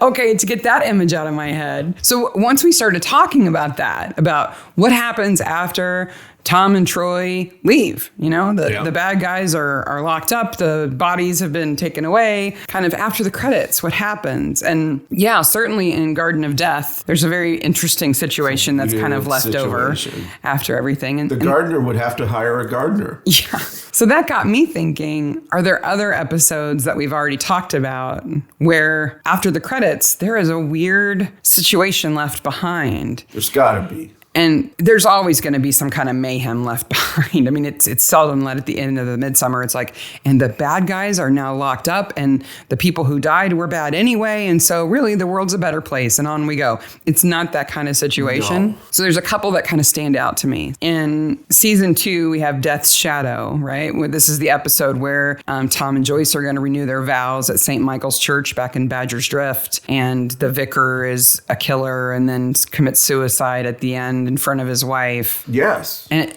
now the estate issue that the initial victim of that episode, right? He's the realtor and he owns the estate and whatever, and he's selling it off from Badger's Drift. All that goes to a relative in Australia. Yeah, that's kind of wrapped up. But what's not wrapped up is the situation at St. Michael's, because I pity the vicar who comes in to replace that vicar. Oh, so you want me to be the new vicar in Badger's Drift? Okay. What happened to the old vicar? Oh. What's this spot here in the grass? Oh, that's the last vicar. Don't worry about it. Oh, and wait a minute. The steeple is still crap and the roof is still off. And there's a grumpy widow just lurking around. Ready to criticize the new one. All she's going to do now is criticize Steven for killing himself in front of her. Yeah, basically. Oh, so what else? So Dead Man's 11, okay, which is the cricket episode. Yeah. We've got Robert Cavendish at the very end sitting at the dining room table. He's been drugged. He's been stabbed. But I think we can safely assume that he does survive because Barnaby's on his way. He knows what's going to happen. But his wife is dead. Yes. Right? And so the folks who are left, the Cavendish who are left, are Robert, his son, Stephen, and his wife, Jane. Who their marriage is in tatters. They're in tatters. And Robert was going to sell the estate anyway and kick them out. Yeah. So what happens after that? And they have no help either. Yeah, no staff. Because Robert's going to be stuck eating puddings. I because guess that's all Jane likes.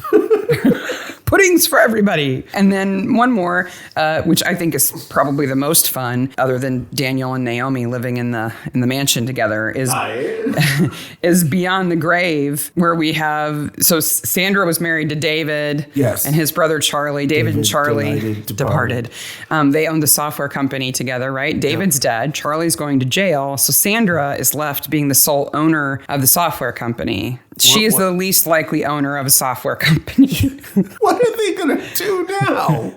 They're just going to make Scream, Scream, Run, Run software. I guess so. or maybe they'll hook up with Mrs. Bunsell and Miss Bunsell, and they'll start making like ghost detective software or seance software where you wave, maybe it's haptic, maybe you wave your hands really weirdly at your computer and stuff happens. I had a really good discussion online about Mrs. Bunsell this week with the folks on Facebook. Yeah? Because everybody seemed to love her, and I posted about unwords. What was your favorite? My favorite unword was Brexit.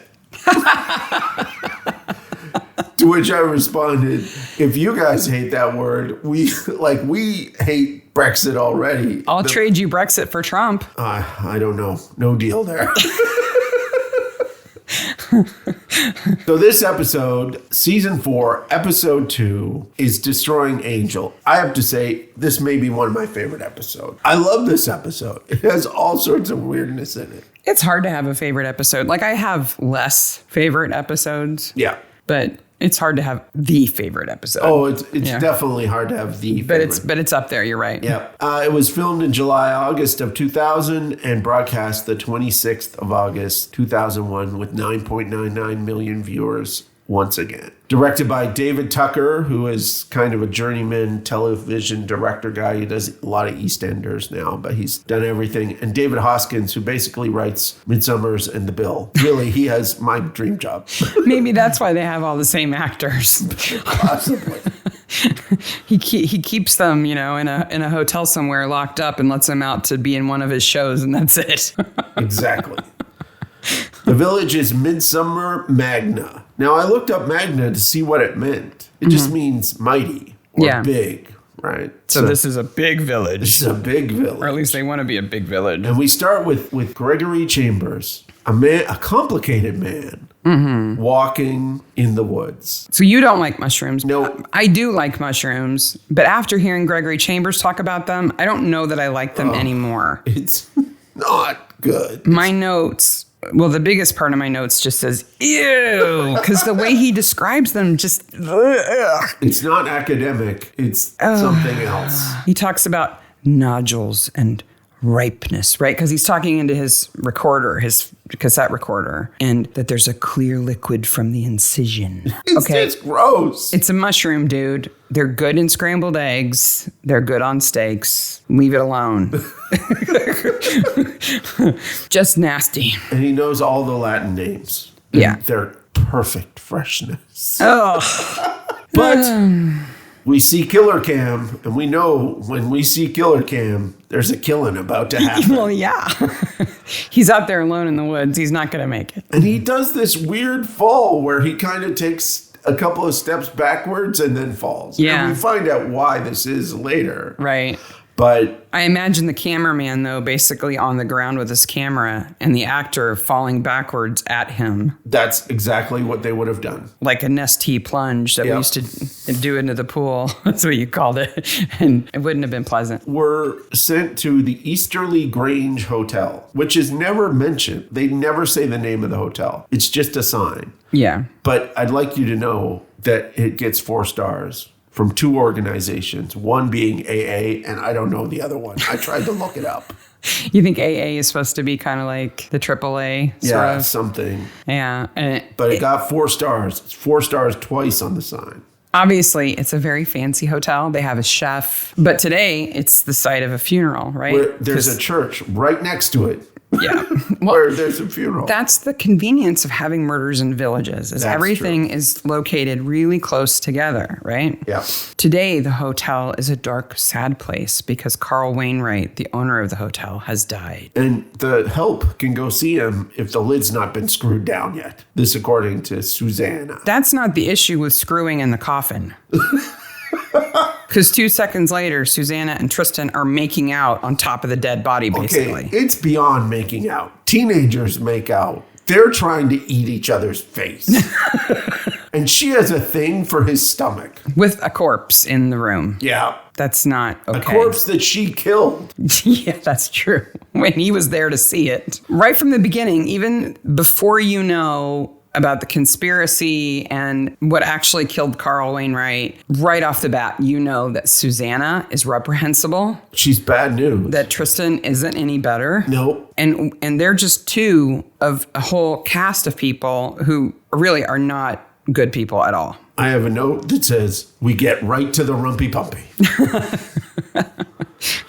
It's just distasteful all over the place. You know who else is at this funeral? The Barnabys. Why? Why are the Barnabys at this funeral? I don't know. I guess because the Carl Wainwright was a prominent person. Now, Evelyn and her husband, no choice, but how is this in any way related to the Barnabys? Yeah, certainly the Barnabys wouldn't go to the funeral because they wanted to support their friends who were going to the funeral. They're grown-ass adults. They don't need people to come with them. But maybe because they host the fete there. Maybe. Maybe Joyce's many volunteer activities have involved that fete. But Joyce has taken over Woody's croquet stand. Yeah. At the fete. And as soon as it said fate in my notes, someone's going to die. Yeah, there's a fate. We've already got one dead body right off the bat. We've got one in a casket. So now we're already at 2 dead bodies in this episode. And now they say there's going to be a fate. There's going to be more. There's going to be lots. And Evelyn used to do the Punch and Judy show. Right. Now, okay, 2-minute primer for our American listeners. Punch and Judy show is a far bigger thing than you realize in England. It is a British tradition that goes way back. Some of the original comic books in the 19th century were in a magazine called Punch, which had Punch on the cover. He's comical. And that magazine is called Punch because he was already that recognizable. Yeah. I mean, I think Punch and Shakespeare are contemporaries. I would agree. But Punch is not a nice fellow. No. No. It's a controversial plot, right? So when you see Punch and Judy performed, the puppeteer who performs it is called a professor. Yes. That's what they call the puppeteer. And there is a standard traditional storyline about Punch and his wife, Judy, and how she's an idiot and he is chaos incarnate, right? He throws the baby out the window. He throws their baby out the window, and then a policeman, and then he kills Judy. Yeah. Then a policeman comes to arrest him and to hang him, and Punch plays dumb and says, I don't know what to do with the noose. How do you do that? And the hangman sticks his head in. The policeman or the hangman stick their head in, and then Punch hangs them instead, and everybody cheers for Punch, even though he's a murderer, he's chaotic, he's evil. He's a child killer and an abuser. Yeah. He's a bully too. And yeah, he's this, I don't think anybody in the UK says, oh, Punch is a good guy. He's an anti-hero. He's an anti-hero, but his character is a loved character because it's a tradition that goes way, way back. And he always turns to the audience and goes, that's the way you do it. Right. Like, you're with me. Swazzle voice. So a swazzle, oh gosh, we went down a rabbit hole trying to get a swazzle. It's if you know what a kazoo sounds like, yes. If you can imagine a very small kazoo-like thing that you put in your mouth between your tongue, the back of your tongue and the roof of your mouth, and you hold it there while you talk, it makes this kind of vibratory, high-pitched voice come along with your voice. They're illegal here, right? In the U.S. You can't get them. You can't. I tried. I wanted to get one. Because I was going to use it. I even thought about making one because there are some instructions online. If anybody's crazy enough to do it, but the tradition is that you can't really be considered a professor until you've accidentally swallowed at least 2 swazzles. And then Because they are small. I have to tell you, I thought about passing a swazzle, and it was upsetting. And decided not to try to make one? Yes. So she does the Punch and Judy show, or did the Punch and Judy show, but she's moving on. But what she also did... Evelyn is sick. Yeah. Right? We don't know exactly what's wrong with her, but she's definitely weaker. She uses a cane. Everybody's concerned about her. She's on the decline, and so she's no longer going to be the professor. And she's famous for using the Punch and Judy show for social commentary. Right. Which again is a tradition. Which is another tradition. There's that age-old plot that is the Punch and Judy plot, but then it's common for professors to play around with that a little bit and make commentary about current events. So she's going to pass it on to Gregory, though she doesn't know Gregory's dead. Right. Julia Gooders arrives at the funeral with her husband, Kenneth. Now, these are two people also involved with the hotel, but Kenneth is only interested in the sports on the radio. It's a cricket game. Yes. That apparently is incredibly important because Troy's listening to it, too, at the station. It actually leads to a special credit at the end of the episode because in a kind of tongue-in-cheek way... Now, so this is an ITV show. The crazy credit at the end is test match commentary by kind permission of BBC Radio 5 Live. I doubt they actually asked for permission. I'm sure they did. Why would they say no? I think they kind of did that tongue-in-cheek because BBC is a competitor. Well, it's clear that Kenneth is more interested in the cricket match than the funeral, which upsets Julia. But what doesn't upset Julia? Really, she's on edge already. She's almost screamy, runny. She's just kind of runny. Maybe hand flap runny. She's screamy too. Later, yeah. Wainwright's nurse tries to get in, and Susanna's having none of it. Because we already know she's a horrible human being, so why not do something else horrible? She says, you can't come. If you were a good nurse, if you were doing your job, Carl wouldn't be dead. That's not true, pillow face over person. Murderer. Like the audacity to tell someone who actually cared about him... You have to leave knowing that you're the one who killed him. Susanna is almost killed by her own cognitive dissonance. She may be one of the worst human beings in a Midsomer to this point. So far, certainly. She has absolutely no moral compass. And her motive is just greed. And she's upset that she couldn't change the hotel. Yeah. She's not righting a wrong. She's not revenging something even that didn't happen, but she thinks it did. She's just greedy. It's power and money. Yeah. He died on the 14th of July, 2000 at the age of 81. But enough about the hotel. Yeah. She says that in her eulogy. She gives the eulogy of the man like she has no moral compass at all. She even complains about how he kept it too cold. Say something nice. Yeah, exactly. After the funeral, the Popes, Woody and Evelyn invite Tom and Joyce back to their place. I love Woody. Yes. He's almost as good as Marcus. He's the Marcus of this episode. I just want to hug him. Marcus knew what was going on. Yeah. Woody's a little out there. But only because he's a kind guy, not looking too closely at stuff. I don't know. Speaking of closely, he sure pulls Joyce awful close. I think it's fun that he flirts with her. Yeah, I think so too. And they have someone visiting them. Clarice or Clarice. Yeah. Here we would say Clarice. Clarice. Yeah, it always makes me think of Silence of the Lambs because it's the only other character that I know who named Clarice, but they pronounce it Clarice, so we should say Clarice, as weird as it feels. Creepy from the very beginning. She's got the puppets on her hand already, and she weirds me out even when she doesn't have the puppets. She's Evelyn's niece, and her parents live in Africa somewhere. Kenya. So she's come to stay with them. I don't know how old she's supposed to be. The actress is in her 20s. We think that she's supposed to be mid to late teenage years. I think that's what they want us to believe. Yes. Maybe late teens, and maybe raised by parents who were missionaries or something else, some kind of sheltered life, because Evelyn makes a comment that Clarice doesn't know the impact she has on the opposite sex. Yeah. And she's certainly old enough to know about boys. And she certainly knows what she's doing to Troy. other than weirding him out. Yeah. At first I thought, oh, they're making eye contact. And then his face changes and he's like, yeah, you're pretty but scary and weird and maybe crazy. Ugh. Barnaby helps them load the traditional puppet show theater into the van, the Scooby van, as we'll discuss later. The fate and the funeral are not on the same day. No. The fate is the next day. This is not the fate. It's a birthday party. It's a birthday party. That's right. So while they're doing that, they're having the will reading. Yes. Right? And the result of the will, which Kenneth reads, because he's the lawyer of the hotel, right, is that Susanna, Gregory, Julia, and Tristan will each have a quarter share in the hotel. Now, there's a bunch of workers in the background, including, and I'm like, it's that guy, who is Tyson in this show, who is in King's Crystal, also another episode. And he plays basically the same guy. Yeah, he's kind of that tough, ticked off worker guy. Yes, that's what he is.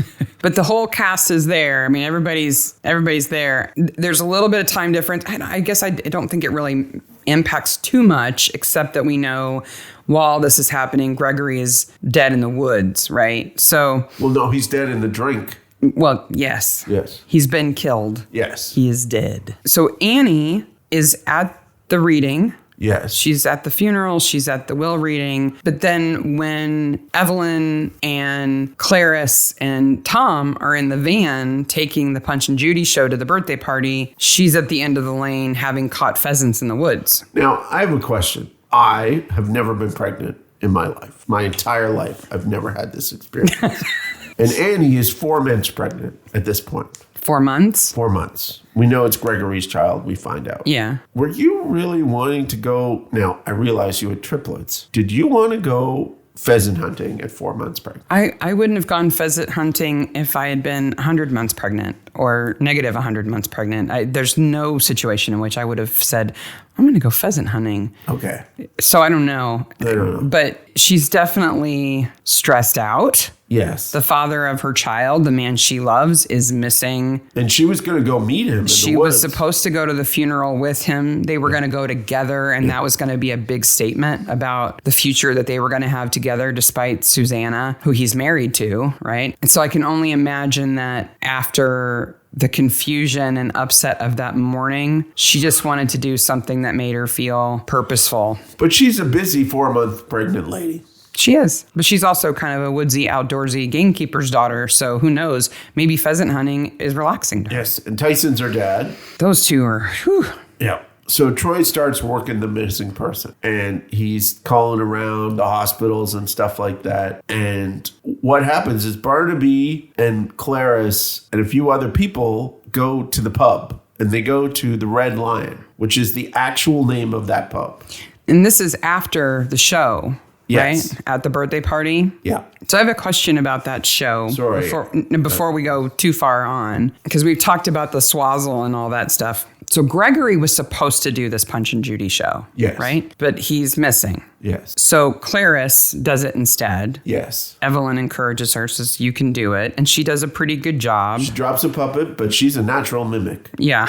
Knowing what we know about how this swazzle works and how all the research I've done, I couldn't find a single instance of a professor who didn't use a swazzle to do Punch's voice. Yes. Clarice is alone in the puppet show. She's got a puppet on each hand and yet is able to do a normal voice and then a swazzle voice and then a normal voice without lowering a puppet to have her hand free to take it out of her mouth or put it back in her mouth. The answer, strangely enough, is Greenland. And by that, I mean they recorded the audio later. I know, but how is she supposed to be doing Oh, it? I have no idea. Like you put it in your teeth or something? Or maybe in your cheek? In your cheek? I'd really like to meet a traditional professor and ask these questions. All I know is every time and this is not the first time that I've thought about Punch and Judy, because Punch and Judy is mentioned in so many different things. It is an incredibly difficult thing to do. I can only imagine using two different puppets that are both above your head and doing the swazzle, not the swazzle, even if you're just putting it in the side of your mouth and back. It's going to be tiring and physical, too. Without swallowing it, while doing the motions, with a bunch of grumpy kids sitting outside.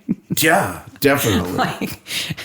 And, because she's accomplished this achievement, Evelyn is so proud of her, she takes a Polaroid of her performing the Punch and Judy show, where you can't even see Clarice because she's behind the curtain.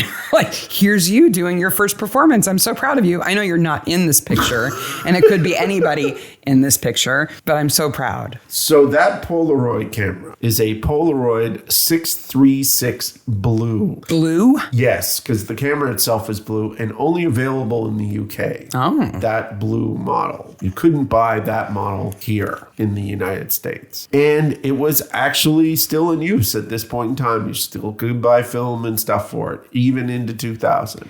It's hard not to see that Polaroid and think, wow, that's a really antiquated camera. So you're saying, but at the time, it really wasn't? At the time, it wasn't as antiquated. I just thought it was great that Evelyn takes the photo of Clarice. It's like going on vacation and never taking a picture of you or your family anywhere you go, just taking pictures of stuff. Yes. Were you on the vacation? It could be anybody. So they go down the pub, and the landlady does it like a good thing. She calls out and says, anybody seen Gregory? Because Evelyn and Clarice actually want to know where Gregory is. Meanwhile, Julia's like, who cares? I'm late for the decorators. Let me touch your stomach. Not only is she horrible, bad, immoral, greedy, but she doesn't even pretend not to be. No, none of those things. She doesn't even fake I wonder where my husband is. She's like, who cares? Whatever. And Peter's playing dominoes, and he kind of yells out that Gregory's found another woman. And I think they imply here that Clarice or somebody close to Clarice is that other woman. I kind of got that impression too, but then when I think about how young I think she's supposed to be, that's kind of gross. And everybody is immediately... She definitely looks up to him. Everyone's immediately serious when they find out Gregory didn't do the Punch and Judy show. Yeah. Like, he wasn't at the funeral. Oh, well, he's off, Yeah. But he didn't do Punch and Judy? Oh, that's serious. We better go look for him. Because he's dedicated to it, right? I mean, that just shows that it's meaningful to him. So they go looking in the woods. They get the party out. Everybody in the pub pours out to go help. And a dog finds a hand. Yes. Just a hand. And the theremin wails. That's what the subtitle says. So we watch all these shows with the closed captioning on because, first of all, my hearing isn't as good as it used to be, and second of all, these people speak English, but sometimes every once in a while you get an accent that's kind of. And they say stuff really fast. Yeah. Sometimes. I did some research on the theremin player for Midsomer. Her name is Celia Sheen. We should have talked about her way back when. We should have. Because hasn't she always played the theremin for the theme song? And she died in 2011. Oh. She was 71. But Jim Parker said this. Jim Parker does the music for the episodes. That she played this instrument that was made in the 1920s and had played in the series for 15 years. She also played all the violin parts. So if you hear a violin, that's her also performing that. She was also in a number of soundtracks for Hollywood films, including Spellbound and The Day the Earth Stood Still. Wow. These are really kind of cool films, and worked in concerts and recordings with Frank Sinatra, Placido Domingo, Cliff Richard, and many other known performers. She's super cool. And if you've never seen a theremin played, I highly encourage you to go to YouTube and watch somebody play the theremin. It's amazing. They don't touch it. The theremin that she is shown at, I've watched a couple of videos, is a theremin that's like $9,000. Mm-hmm. It's super duper. The guy who created the theremin, tiny little aside, is this Russian scientist who almost created it on accident. His last name was Theremin. Mm-hmm. And he came to the United States to show that technology to RCA and stole a bunch of their technology for the KGB and took it back to Russia. So did he trade us a theremin for... a bunch of RCA secrets? Basically. He's like, this point look at this weird instrument. Meanwhile, he's like grabbing blueprints.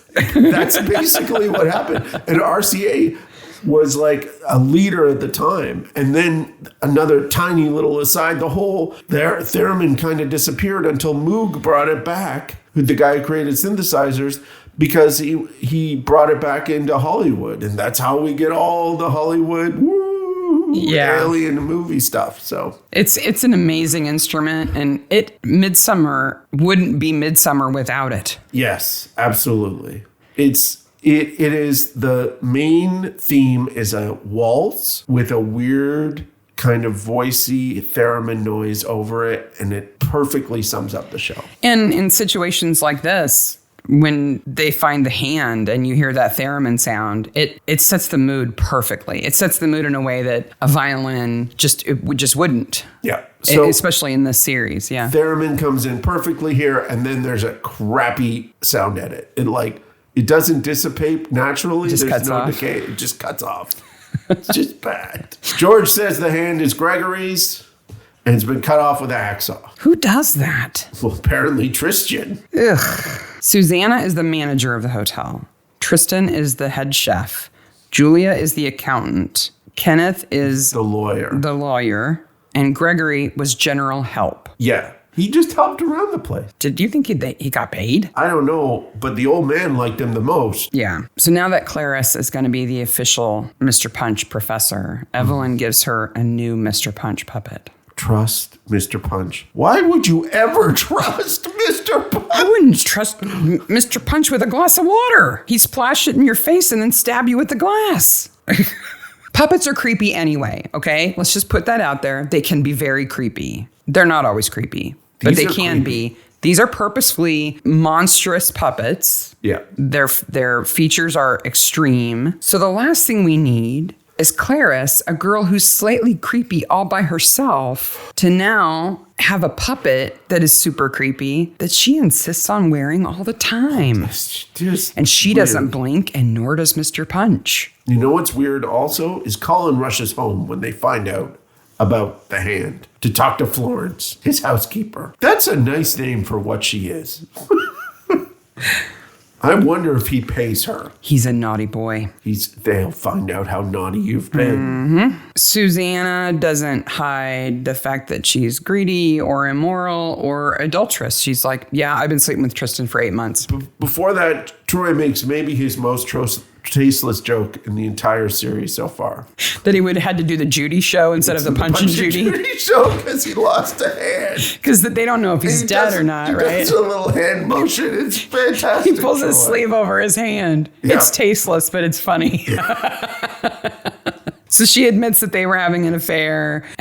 She also says that she was in the woods that morning, the morning that Gregory died. So apparently the woods were crowded that morning. She says that Gregory had no enthusiasm for, I guess, sex. Sex. This is the second episode of this show in which a woman who is married to a man has said, well, he's not enthusiastic enough to have enough sex for me, so I'm just going crazy. Because the vet's wife was like that. It makes me nuts. I don't know what they're trying to say with that. Susanna was in the forest. Kenneth was in the forest. Tristan was in the forest. Everybody's in the forest the morning that Gregory dies. And when Tom and Troy go into the forest, they pass a sign on the side of the road put there by the police that says there was an incident here. If you have information, call this number. On 2307-2000. And it has a number. Mm-hmm. So they have the date of the incident. So you're driving by on British roads going Mach 10 because, it takes forever to get half an hour someplace. Yeah. And you're supposed to be like, oh, what was that phone number? Crash. When I saw that sign, I just thought, wow, if they put those up everywhere there was an incident, Midsomer would be covered with them. But I guess they take them away once they solve the crime. Absolutely. Otherwise, you couldn't drive for hitting one of those signs. They also talked to the Gooders before this. Mm-hmm. And Troy notices that Kenneth Gooder has an MCC tie on. So that is the Marleybone Cricket Club, a cricket club founded in 1787, and it's kind of London's cricket team. Oh, okay. And they're very popular. It's that yellow and red stripy. I figured that was an old school tie. No. It's a cricket club tie, huh? Marylebone, which is just a great name of an area in London, Marylebone. And he tells his wife to take a pill. Wow. There's not enough pills for Julia. Yeah, by the way, what's the score? Yeah. It's cricket, so it's 115 to 44, and they're on a tea break. And we still don't know who's winning. Tom and Troy suspect that maybe the body's in the pond, so they're out there looking around. And Annie goes home to her father, and wow, oof, he is... Talk about Punch and Judy. Punch and Judy right here. Here you go, yeah. He says all this sort of under his breath stuff, and she just freaks out and starts to beat him up. Well, it's not just stuff under his breath. I think he's insinuating that Gregory sort of deserved it. Yes. That he's dead. He planted dead. his seed and he ignored it. Yeah. Well, we know that Gregory didn't, but he could say that. And he's definitely stirring up trouble. Yes. Annie's dad.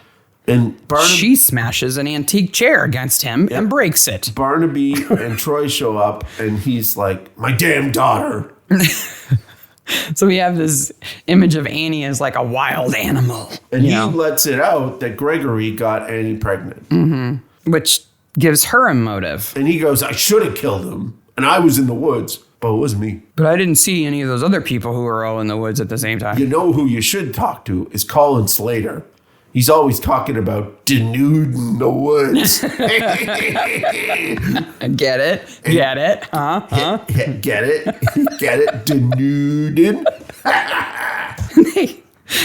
One of my favorite scenes when they go to Colin's door to talk to him, and he answers the door wearing nothing but an apron, socks, and sandals. Okay, so this is a well-known Midsomer scene. Yeah. Right? Oh, yeah. Right? It is weird, rumpy, pumpy. It's fetishistic. It's strange, and it's comical. Mm-hmm. Okay? I became obsessed with the poster beside the door. You're such a weirdo. The kid. Okay. So Roger Frost, the actor who plays Colin. Yes. We have full on. It's not frontal nudity. It's the opposite. You've seen more of his butt cheeks Back than nudity. Anybody else naked in this show so far. His ass is half of the screen, and you're looking at a poster next to him. Absolutely. Good for you. Way Okay. into the poster. Okay, what about that poster? So the poster is for Symposium 2000 of Tropical Mycology, which is the study of mushrooms, at Liverpool John Moore University, the 25th to the 29th of May, 2000. This was a real conference. Whoa. I saw the real posters and read the real notes of this conference. Okay, I'm saying whoa for two reasons. One, amazing that the set dressers actually got a real poster from a real event. Absolutely. And two, whoa, I can't believe you spent so much time looking into that poster.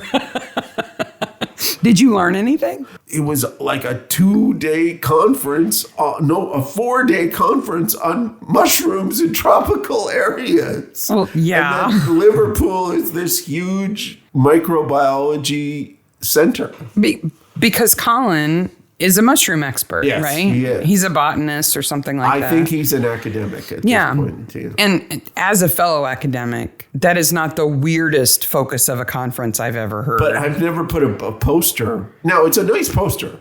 It looks nice. I've been to a lot of conferences. I've keynoted large conferences, and I've never brought a poster home and framed it. No, absolutely not. But anyway, you should phone and make an appointment. Goodbye. Isn't that what you would say? Exactly. Or would you walk backwards in your apron and nothing else so that you didn't expose yourself and let them into the house? And then sit on the furniture bare-ass naked, No, right? don't worry. We get a lot more bare-ass naked with Colin. So Roger Frost is a brave actor. Brave He actor. runs naked in this episode. Yeah, and there is a close-up of his ass and bouncing bits. That's all I'm going to say. So Roger Frost has been married to the same person for a very long time. He's married to Pam Ferris, who plays Laura Time and Rosemary in Time. Yep. Yeah. He was also in the TV miniseries for Terry Pratchett's Hogfather. Yes. He played the Bursar in that. Oh, that's cool. He's really good. Yeah. And he's in Time Bandits, where he gets killed twice. He's in Time Bandits, where he plays Cartwright, who is the one minion for evil, who's like, wait a minute, God made you, so and then evil kills him. Boom, lasers. Like he's the one who makes sense. Yeah. While the other ones are just sycophants. So he certainly can't survive. Yes. But very brave actor. So they go tell Susanna about the baby. She's nauseated by that, but not even Colin could kill over mushrooms, she says. No. He wanted the woods to himself. He likes it out in the open. Denuding. Meanwhile, Annie's burning stuff. They go to see her and she's got a fire going and they say, well, what are you burning? And she says some of Gregory's clothes. Never mind the fact that she didn't start the fire or put the clothes on the fire. She doesn't say that. No.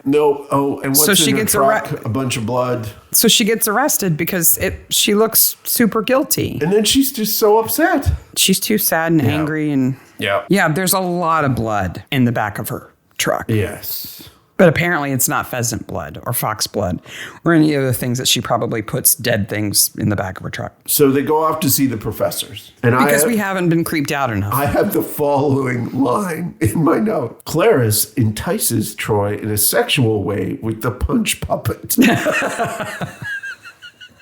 Well, there's this intercut, right? Her eyes, his eyes, her eyes, his eyes. And you're like, wow, maybe there's a love connection. And then the camera pans from her eyes to Punch's eyes. And then back to Troy, and he's like, to Punch like he's a ventriloquist dummy.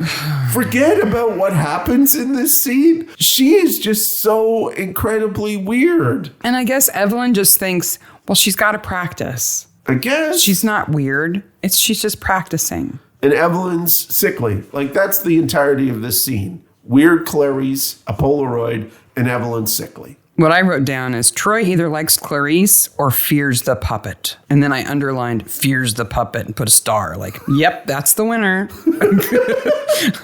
This is also the scene where the Polaroid of the mushroom, Chicken of the Wood, falls out of her book. And they ask her why she has it. And she says, I'm trying to learn about fungi, which is a weird way to say that. Yep. I've been trying to learn more about mushrooms. Yep. Or... Why? Gregory's teaching me more about mushrooms, but I'm trying to learn more. Like, are you failing to learn more? I don't know. She's a weird woman. So it's just a strange way to say it. Killer Cam arrives again, but it's really Killer Post Cam because it delivers a bunch of notes that are handwritten.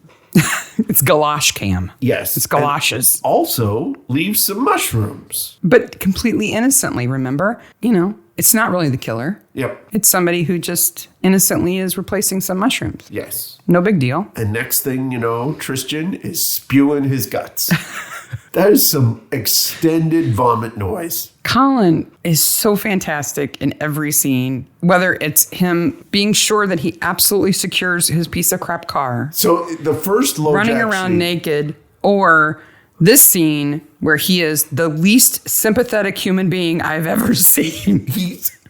Yep.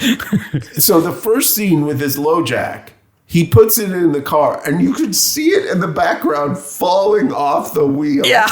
But he just walks it, man. Yeah. He goes. He owns it. This scene, he does the same thing. He owns it. He's so good. And then he's just so incredibly unsympathetic. Like, Tristan is dying and he's securing. Oh, he knows Tristan is not only dying, car. He's going to die a horrible death. And he's like, how did they taste? Because he knows he's never going to taste one. Yes, he knows he's never going to taste. They're the forbidden mushroom. On the third day, there will be a remission. And they're like, but it's a false one. Yeah. Susanna and Tristan are like, oh, thank heavens. Yeah. But it's a false one. Then you die. It's basically already too late. And it's not a pleasant death. Everything I read about that mushroom, it basically causes all of your organs to just fail one at a time. Your entire system fails. Yeah. And the fake remission, like, that's like nature going, yeah. Fooled you. Julia got some mushrooms too. Ah! Yeah. Though the next time we see her, she's clearly high. Like yeah. She's on something. She's taken the advice to take the pills. I'm not really fond of puppets. So let's get this straight. There's at least one murder that's already happened in the woods that included having hands cut off. Mushrooms have been slipped into somebody's breakfast and now they're dying. Everybody's had a death threat through the mail. And yet Kenneth says, oh, no one is trying to kill anybody. It's all in your head. You're overreacting. Absolutely.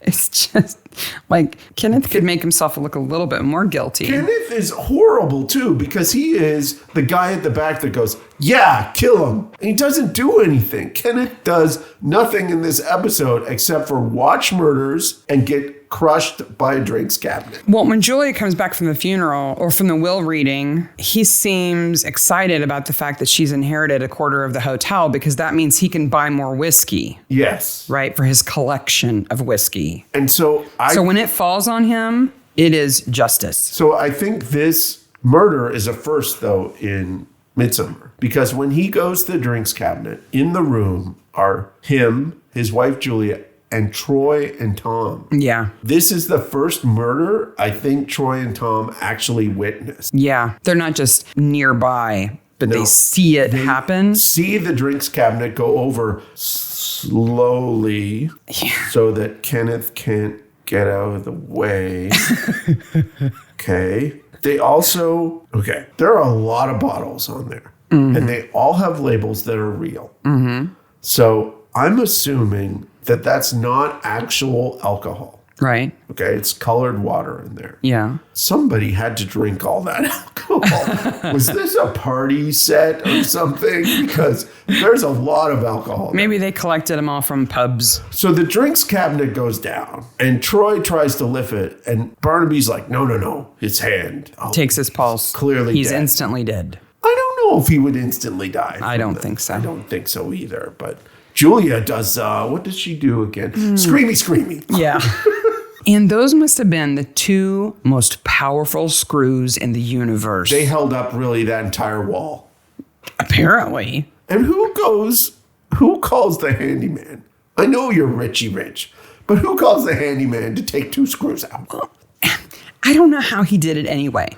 It's well established that this cabinet weighs a gazillion pounds, right? It's enough to instantly crush someone to death. Oh, they're paying me. I'm just going to make their house a pit. No, he thinks that Julia called him and said that they were going to sell it at auction, and so they wanted it removed from the wall. But it was full. Yes. So how does he, the handyman of magical abilities, move this cabinet far enough away from the wall to take those screws out and then put it back without it falling on him? It's magic. If it's so teeter-tottery that just opening the door makes it fall and crush you to death.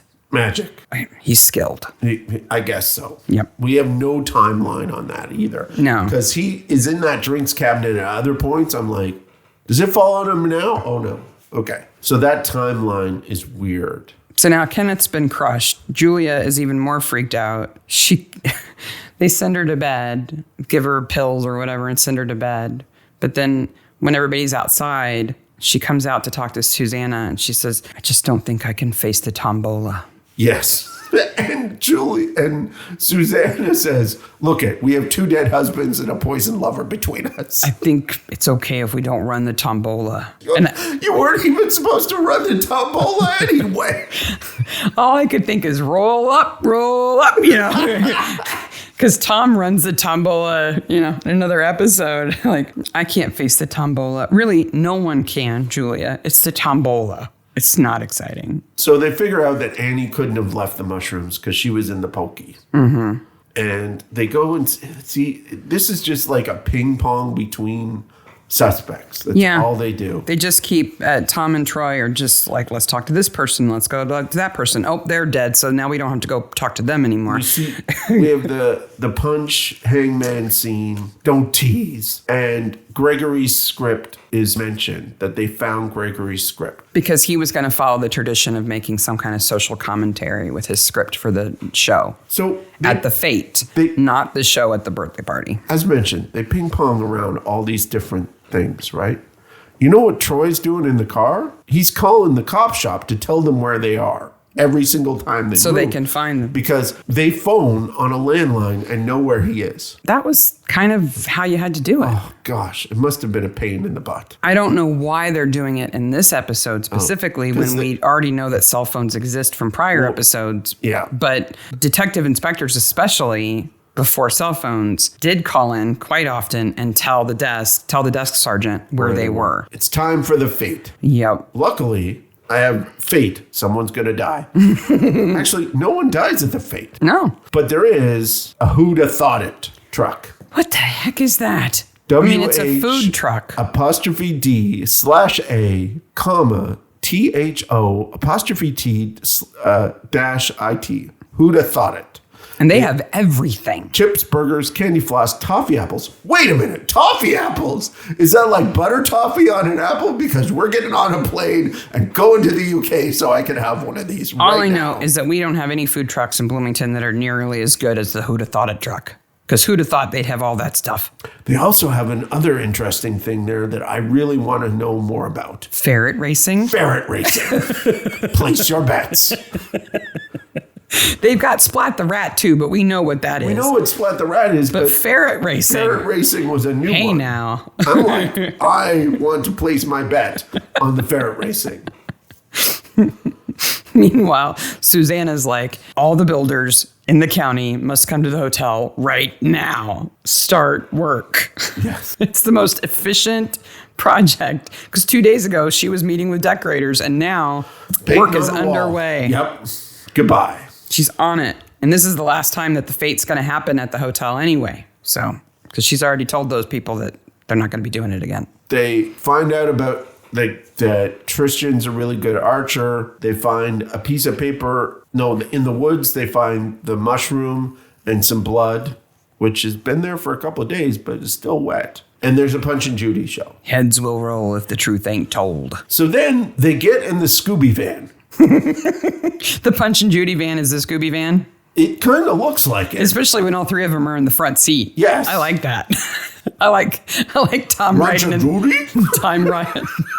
When Tom's riding in the middle. Rancho Judy? No, Scooby snack. No, Barnaby. Have a Scooby snack. Barnaby? No. Where's Shaggy? It's Troy. Troy is Scooby. So while running the hotel, while doing all these renovations, while touching Tristan's stomach, did you notice that as soon as Tristan goes to the hospital, she cares nothing about it? She's over him. Like, I can't touch his stomach because he's puking. He's not sexy anymore. He's not sexy anymore. I mean, if the person you loved had days to live, you knew they were going to die, would you want to be anywhere else but by their side? No, you're in the workshop late at night making a spike strip with hinges on it. Do you think, Julia? Meditation involved in this? Because it's Susanna who puts the spike strip down.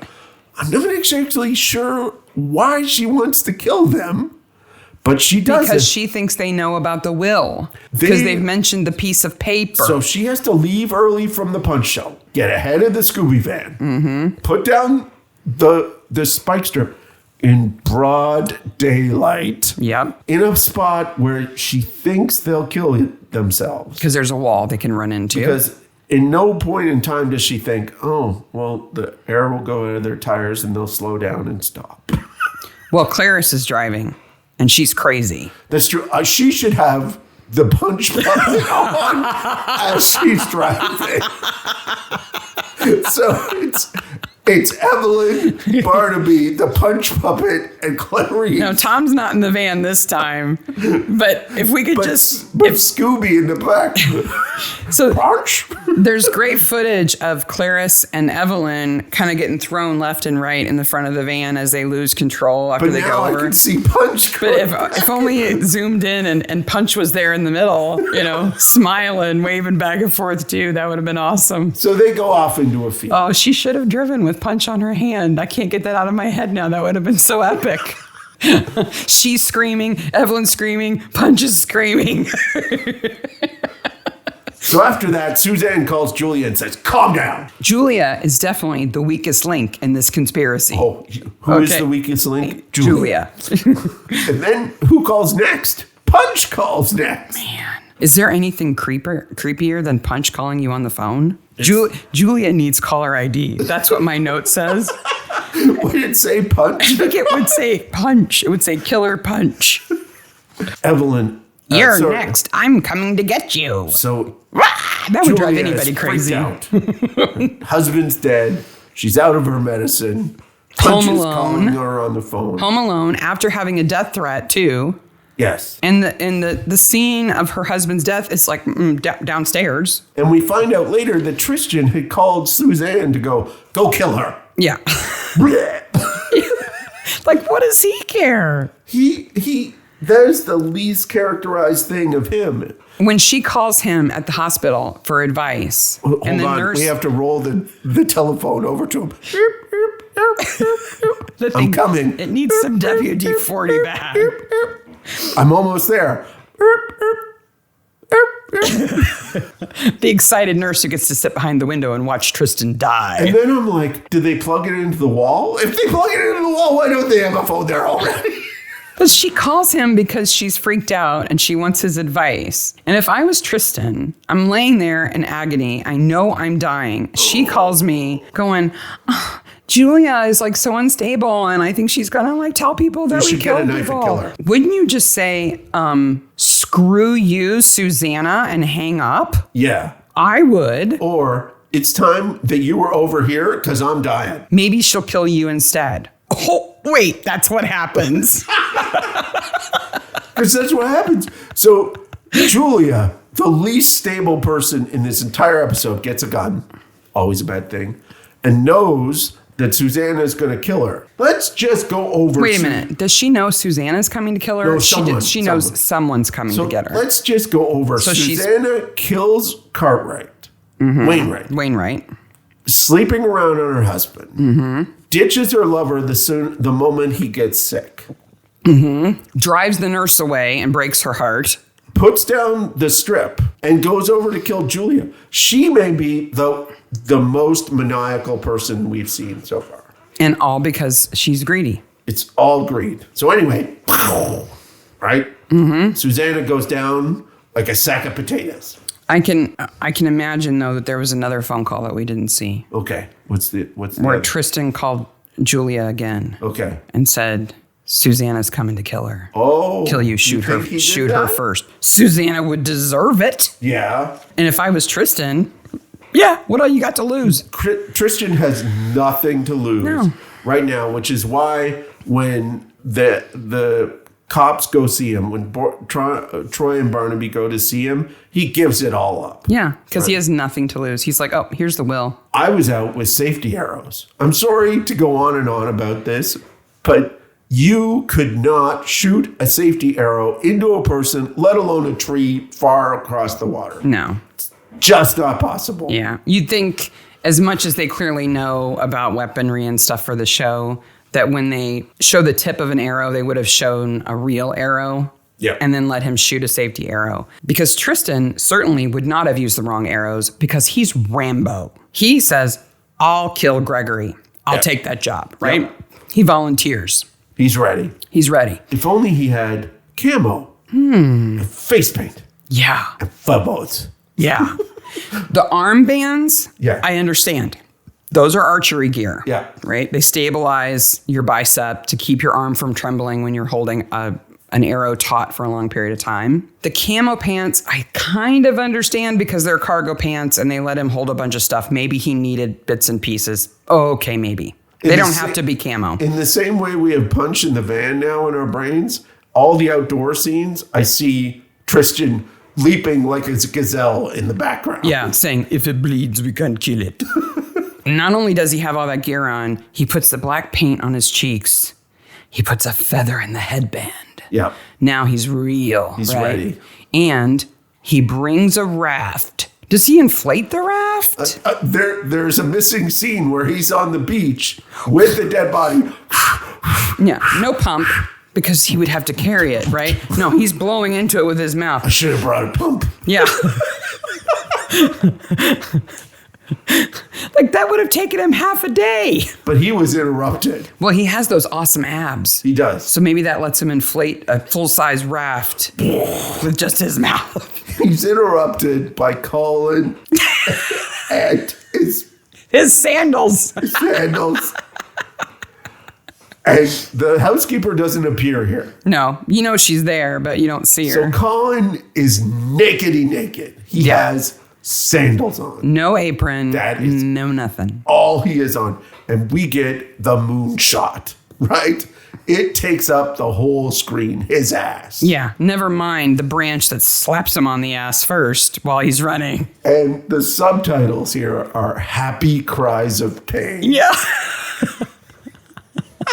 Whoever wrote the captions was having a lot of fun there. Absolutely. Like, what do you say about that scene? And the thing is that Colin does nothing wrong in this episode. No. I mean, he's kind of insensitive and overly protective of his car. And he has an interesting relationship with his... But he's not hurting anybody. He's not hurting anybody. No. He is a nice man. Mm-hmm. And if he could have helped Tristan, I think he would have. I think he would have too. I think he absolutely If there was an antidote, I think he would have gladly said so. Jeez, he gets a bad rap on the butt. But he likes it, so it's okay. If only when the branch came out, because we don't see who's holding it, we just assume that it's Florence. But if only you just seen a little flash of Punch holding the branch, whacking it like his sticks. That's the way to do it. That's the way to do it. I want to talk about blood. Okay. So we all know there was blood in the back of Annie's truck. Yes. And Tristan says that he put it there.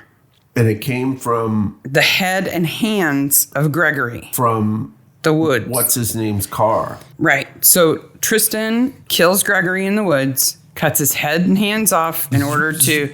because he's carrying a hacksaw in his combat trousers, apparently. He is. Along with the inflatable boat.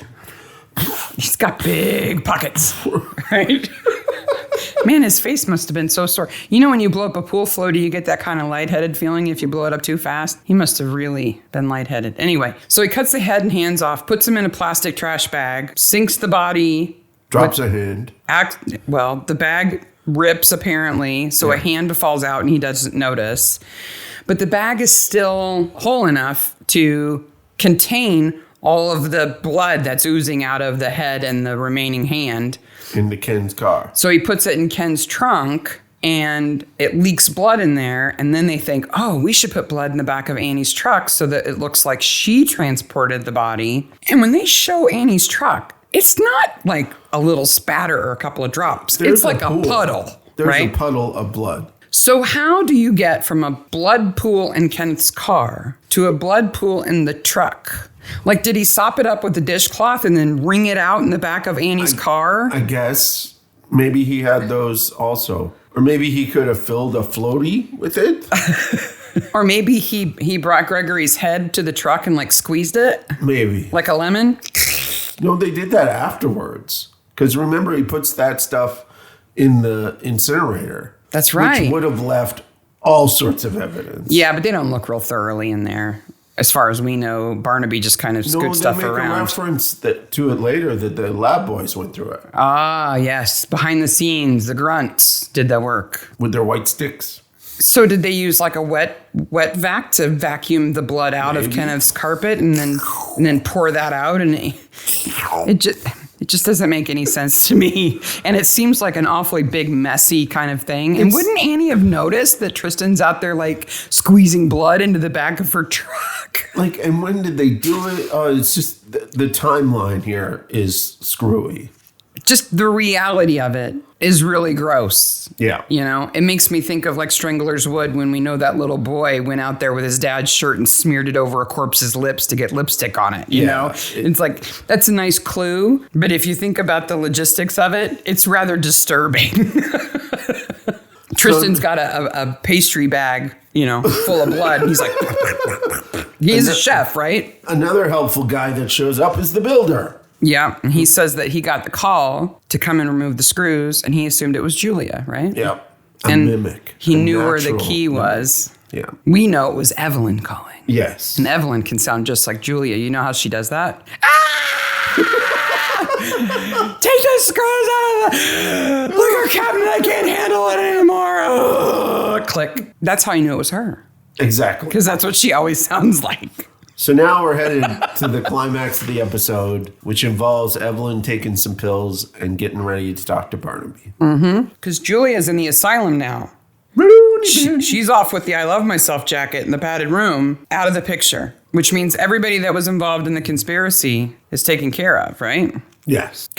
So there's a multiple of conspiracies here. Because there is the conspiracy to kill Wainwright. Yes. Then there is the conspiracy to kill Gregory. Yes. And then there is the conspiracy to frame Annie. Yes. Okay. And under all of that is the conspiracy to suppress the fact that there is a second will. And there were a number of people involved with all of those. Really, Wainwright and his inability to shut up caused all of this problems, right? Because if they had to go, is there a second will? And he went, which was more convincing right there than what he did. No, he goes, like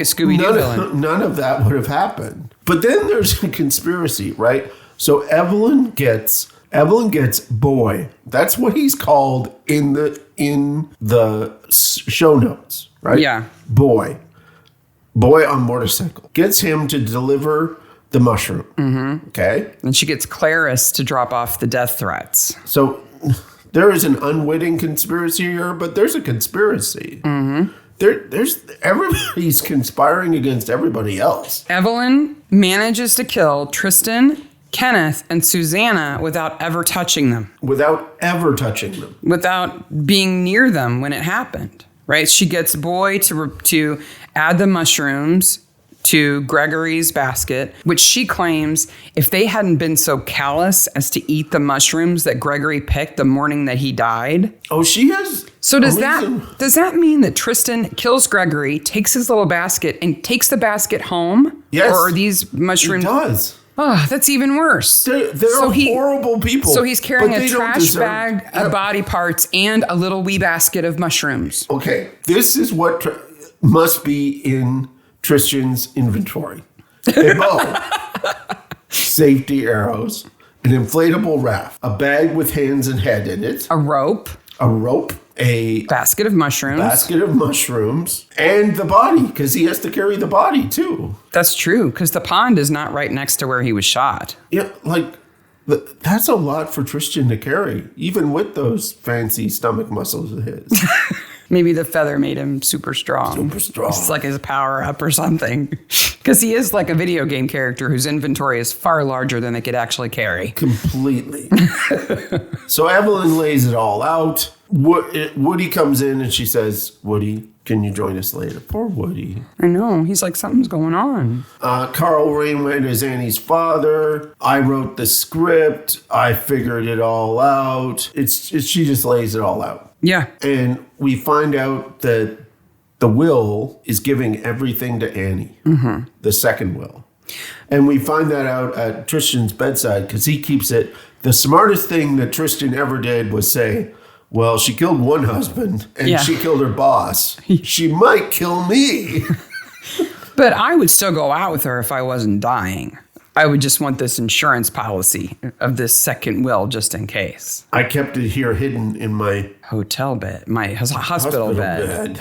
Yeah. Not sure how that works. It's convenient because if it was hidden somewhere else, he would have had to go, okay, Tom, see, here's what you do. You walked into the woods, you go to the third tree on the left, you look over, you kind of, you find my ginormous pack. Yeah. I just happened to have put it right here under the mattress. Yeah. And Nurse Ratched hasn't found it yet with her secret phone. Yes. Evelyn dies. And it's sad. And our understanding is that her motive for all of this is because she thinks Annie's been done hard by. Yes. And she cared for Gregory. So Annie is not Crazy Tyson's daughter. No. So he's out of the picture, right? All of the conspirators are out of the picture. Okay. So hold on. So let's finish off the episode before we get to after the episode. No, I know. But So what Evelyn has done is freed Annie up from all the people who had either done wrong by her or she's revenged Gregory, which I guess she's trying to do both. She does both. But I don't know why she cares about Annie so much. I mean, I feel bad for Annie, but it's not like Annie is Evelyn's daughter. I think she's sad that Annie was never legitimately talked about as Wainwright's daughter. Oh, so you think Evelyn has always known that Annie was Wainwright's daughter? Yeah. I don't think I knew how long Evelyn had known that. I'm not sure, but that's all I got. But I think we can assume that she's known for a while. She's older. She's been in the village longer. She has a cane. Yeah. Canes are super. Exactly. So she dies, and then they put her in an ambulance, and then Clarice's outfit goes from bad to worse. Yeah, she's gone from frump to here's my belly button. And it's like 2 shots, but obviously the actress is not happy about that. I don't know. It's just not right. She's an inconsistent character. She left a note for Woody, and Woody reads it, which is the saddest thing ever. Well, Clarice reads it to him because he doesn't have his glasses. How am I supposed to be happy now? It's just so terribly and upsettingly sad. I like your idea that Woody and Marcus from a previous episode should get together and start a tractor business, a riding lawnmower tractor business, or at least like maybe they could have races. Maybe. I think they'd be best buddies. I think they would too. They have a lot in common. Yeah. Our wives are a little crazy and now they're both dead, so let's be friends. And weird younger people who live in the house. Mm-hmm. Really? There is, yeah. They actually have a lot in common. They're playing croquet in the backyard. Yeah, so Tom and Joyce are in the backyard playing some croquet because now she's the master of croquet because she ran a stall for an hour, right? So she knows all about it. Tom didn't bring the new sign. And she says that Evelyn is a mass murderer. What do you think about that? Okay. Mass murder is usually characterized by killing over 3 people at one time. That's what, from what I understand, mass murderer, you kill everybody at the same time. So if Susanna had made the van explode with Clarice and Evelyn and Punch, let's give him credit, he's a person. Yeah. If that exploded and all 3 of them died, then she would be a mass murderer just for killing those 3 people? It's got to be 3 or more? I would say it's got to be more than 3. I mean, like I'm thinking like 10. Okay, let's say 5. 5. You kill 5 people at one time. And at once, right? If you do them one at a time, you're a serial killer. Yeah. Right? If there's time between it, that's the whole point of serial is that it's a series. There's a ramp up the event and then a ramp down and then a ramp up again. Yeah. So she mass murderers don't do that. She enjoys poisoning Tristan and then that wears off. So she's got to do something to Kenneth and then that wears off. Right. So like, so she's not a serial killer. She's not a serial. No, she's neither. She's a revenge killer. And I mean, okay, let's say Evelyn doesn't die. If she had to go to court, do you think she'd even be convicted since she didn't actually do it? It would be really difficult. I mean, Julia killed Susanna. Well, I think she doesn't want to go to court because it would mean Clarice and Boy would be charged with murder. Yeah, at least conspiracy. Yeah. So that's why I think she kills herself. Is she takes all the blame. And she's ailing and she's not happy the fact that she's not as capable as she used to be. She can't do things anymore. She's clearly frustrated with that. But I just think you certainly can't call her a mass murderer. So I don't think Joyce is right there. No, Joyce has it wrong, but she's really mean to Tom when he's trying to hit the ball. She is. It's rude. So Evelyn might be gone. Maybe Woody will have a new friend. I don't know. Maybe he's stuck with Clarice. And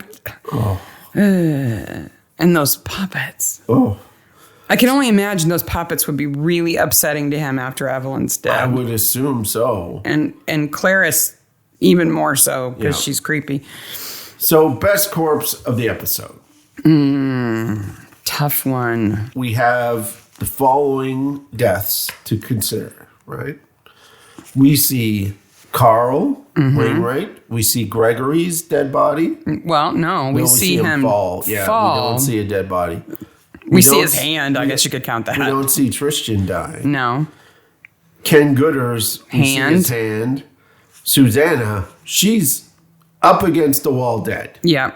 Spatter and everything. So of dead bodies, we really have Carl in the coffin. Susanna against the wall. Yep, and that's it. We see Evelyn sort of look like she falls asleep. Yeah. So I got to go with Suzanne. I think Suzanne's probably the best corpse also. Yeah. Though Carl does a good job of laying perfectly still in that coffin. It's kind of easy. You kind of press against the sides. You don't have to move or anything. Yeah, but he's got Susanna and Tristan making out like crazy people over him. But it doesn't matter because, and we'll talk about this in just a second, next week's episode. Dude, it is Oscar-level dead body acting next week. Yeah, I think Susanna wins the best body of the episode. And maybe the most deserved body of the episode, too. So we want to add a segment here of what happens after the episode. We'll call it After the Credits. After the credits, what happens in this story? Because Annie has now inherited the estate. Yes, the hotel and everything. So she doesn't have to worry about a job, but she has no idea. No.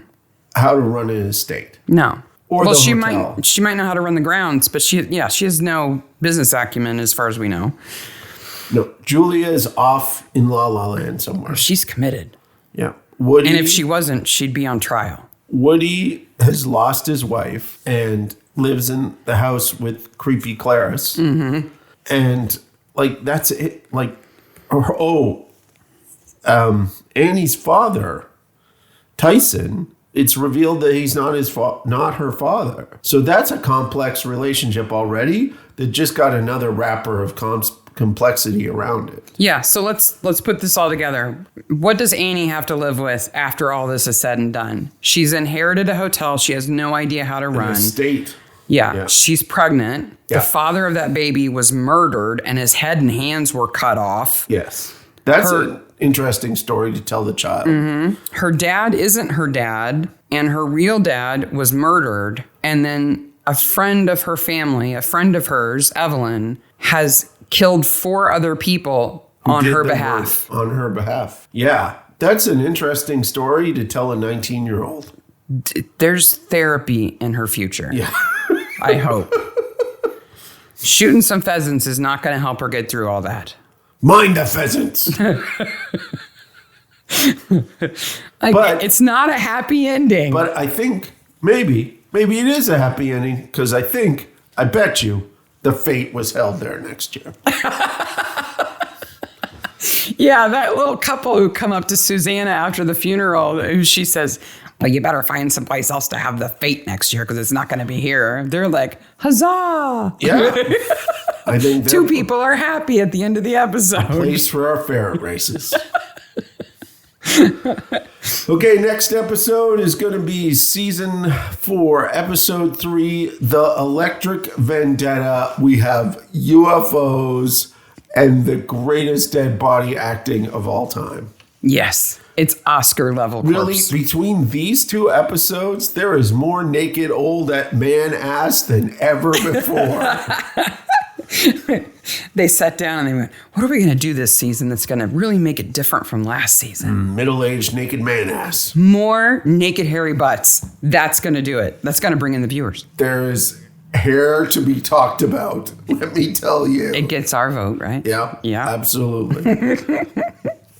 So on social media, we are at Midsomer Maniacs on Twitter and Instagram, and we're found on Facebook, on the Facebook group and the Acorn TV group, who have been all absolutely awesome for us, as well as the Reddit Midsomer Murders subreddit. Mm-hmm. So we're easy to find. If you're trying to get a hold of us, also send email to midsummermaniacs@gmail.com. Thank you so much for listening. Thank you so much. We just passed another milestone of craziness that I cannot even believe. I would have even imagined us getting that far in a year of podcast, and we're already there. 4,000. 4,000 listens. Yeah, I'm still thinking that's wrong because I can't believe how many it is. It's insane. 4,000 listens and 14 episodes. Thank you all so much. It's so much fun. Crazy, amazing. Tell all your friends. Tell all the maniacs you know. Tell everybody. Oh, next week's going to be a doozy. Hold on to your croquet mallet. It certainly is. So until then. It's time for ufology, man. Ufology. All right. Have a good week, Maniacs. Bye, Maniacs.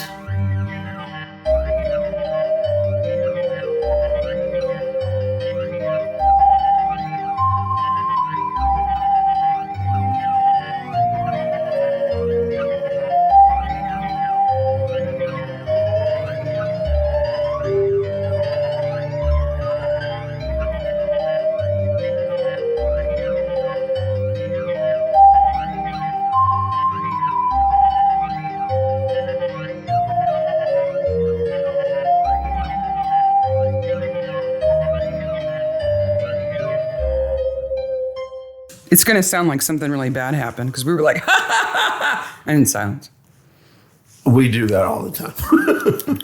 I hate to break it to you, but there's a lot of time where we're like, ha, ha, ha, ha, ha. Total strange offshoot. Serious thing. And I'm like, oh, I got to mix these two together. Are we recording? Mm-hmm. Oh, no. Grit your teeth more. Shake, faster.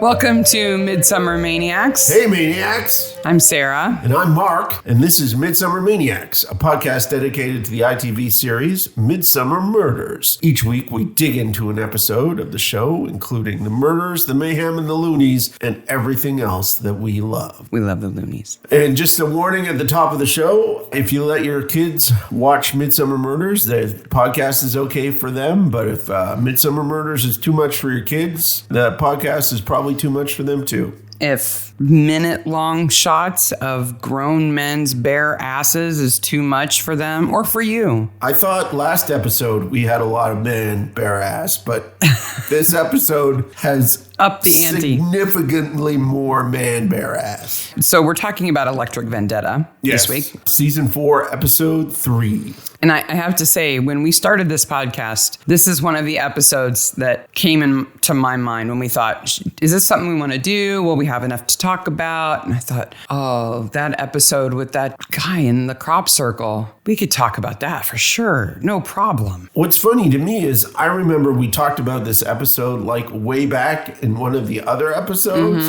and it felt like it was a million years to get to here. Yeah, because this has always been the creme de la creme of corpse acting. Well, it is. There's just not even a discussion to be had. No. Here. If there was an Oscar or a BAFTA or whatever for corpse acting, this episode's got it. Hello, I'm Mark, and the BAFTA award for best naked ass acting goes to uncredited guy. And that's the thing that bothers me the most is he is completely uncredited. Both of them. Like, they deserve to have their names in the credits. Something. There are several people that are uncredited in this also. So I don't know who was doing the credits, but it was the same person who was trying to figure out who killed Eddie Field, because that ball's got dropped too. Quickly, just a couple of things at the beginning. Filmed July-August 2000. Broadcast date the 2nd of September 2001, which it becomes interesting here because we're coming up on 9/11 in the broadcast history and how that affects things. 9.9 million viewers. Directed by Peter Smith, who really has done 22 separate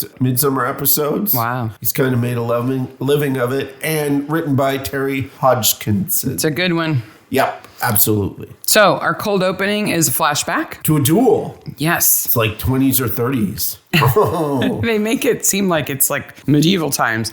They park a car in the background to give us some time reference because a giant tree and a manse is not enough to give us time reference in Britain. Now, where I come from in Canada is near a town where the last fatal duel in Canada took place. And this was like in the 1800s, right? A 19th century thing. Were people fighting duels in Britain into the 19th century with swords? I think that kind of stuff might be more realistic to think about it happening at a private school where fencing was one of the courses that they would have taken. I think this is at Oxford because they mentioned the Oxford. Yeah, and they were kind of taught the older ways of doing things, and so it was a tradition there. It might have died out every place else. I don't know. Really, this is crappy resolution to romantic relationships is what it is. Yeah, I'm just going to say right now, I stake the claim, this episode doesn't happen if Isabel isn't an indecisive jerk when she's young. Make a choice. Yeah. But no, I'll kiss you on the cheek,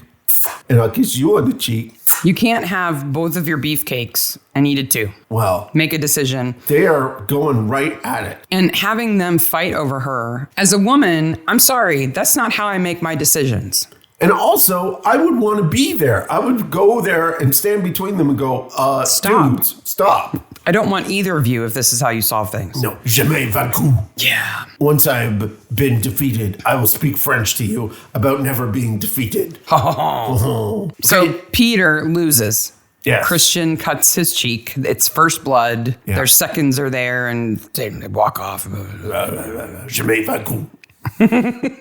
So the guy who plays young Christian in that flashback, he's a very well-known actor now. He looked familiar. He's so young and fresh-faced. Pudgy cheeks. Yeah, but he's like a major character in Westworld now. He's all over Westworld. What? So people might recognize him from there. Yes. Then we're brought to the present day, and I have to say, this episode has a lot of naked man ass, but it's got a lot of bonking, too. Or near bonking. Or après bonking. Yeah, we've got Steve and Sally in the field. Just a running buck and a randy young doe. Do they not have any place else they could go? They've got to make out in Harry's field, his father-in-law's field. You see, they can't afford a hotel. No, that's wrong. Well, they don't have like an estate of different houses. No, that's wrong. No, that's wrong. She doesn't have her own apartment they could go to. No, that's wrong. No, that's wrong. That he owns a car, well, a truck. A ute. A ute. Maybe they like it there. There are people who like it there, as we'll see later on, too. Yeah, the teenagers like it there. Yes. It just seems like they would get caught all over the place. I can't believe that Harry doesn't. I think he knows full well they're in there. Well, and then they run off, and clearly Harry would be able to see them. I wanted to see the detectorists in the background. And this is the first time we get to see one of Sally's horrible necklaces. Sally, her neck clothes bands and her necklaces are just horrific. They're perfect for the character. Yes. The wardrobe person did a great job. And she's a great actress. I think she does a great job with this part. Yeah. But it's a weird part. It's just a reprehensible person that she's playing with bad fashion taste. Yes. Well, she has poor taste in men also. How can she choose? She goes from one bad choice to another. So Sir Harry, walks off and sees crop circles and a naked dude in the crop circle. I can only imagine the location scout must have looked high and far for this spot because they found a field with a hill next to it that gives you a perfect vantage point to see a crop circle from ground level. Yes. It's perfect. It is perfect. The first time I saw the angle where the police kind of set up their cordon and you can see the crop circle in the background, the first time I saw that scene, I thought it was faked. But then they walk right into it. It's not. It's just the perfect perspective on a field. And that dude, whoever he is out there by himself, nakedy naked. Ronald Stokes. Ronald Stokes. That's the character's name, but we have no idea who the we're just going to have to call him Ronald Stokes. So Ronnie's out there nakedy naked. He walked out in his robe, puts the robe down, hides it somewhere. And no, it's because the UFO dropped him off there. You don't think that really happened? Right. Oh, that's right. But as an actor, there's no like skin-colored clothing that he's wearing. He is absolutely naked. No. And not just that, but with his mouth wide open. Yeah, and this is just the scenes where Barnaby and Troy are talking to him. Yeah. The scene in the morgue is BAFTA level acting. And the actor must have agreed to allow part of his head to be shaved. And it's just amazing. It's commitment to a role. Meanwhile, back in town, Lady Beatrice is going to pick up Lloyd. Yes. So Lady Beatrice is married to Sir Harry. Yep. But she's far closer to Lloyd. They've been friends since they were little. And she knows how much this will matter to him. So she picks him up to take him out to the field. But of course, Harry says that he's going to give him 20 minutes lead, but he's not going to because he thinks Lloyd's a jerk and he's jealous of him. So by the time they get there, the police are already there. In Lloyd Kirby's shop, the UFO Ufology Center, C.E.N.T.R.E.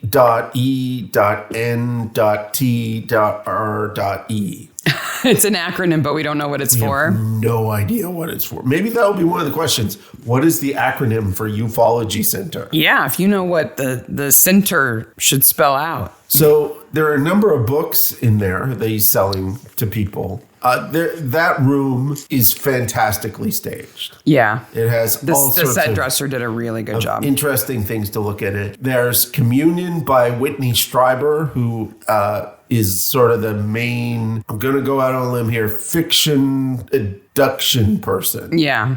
He also wrote, did you know that he wrote Wolfen and the Hunger? No, I didn't know that. Yeah, he's had 3 books made into movies. But 2 of them are okay.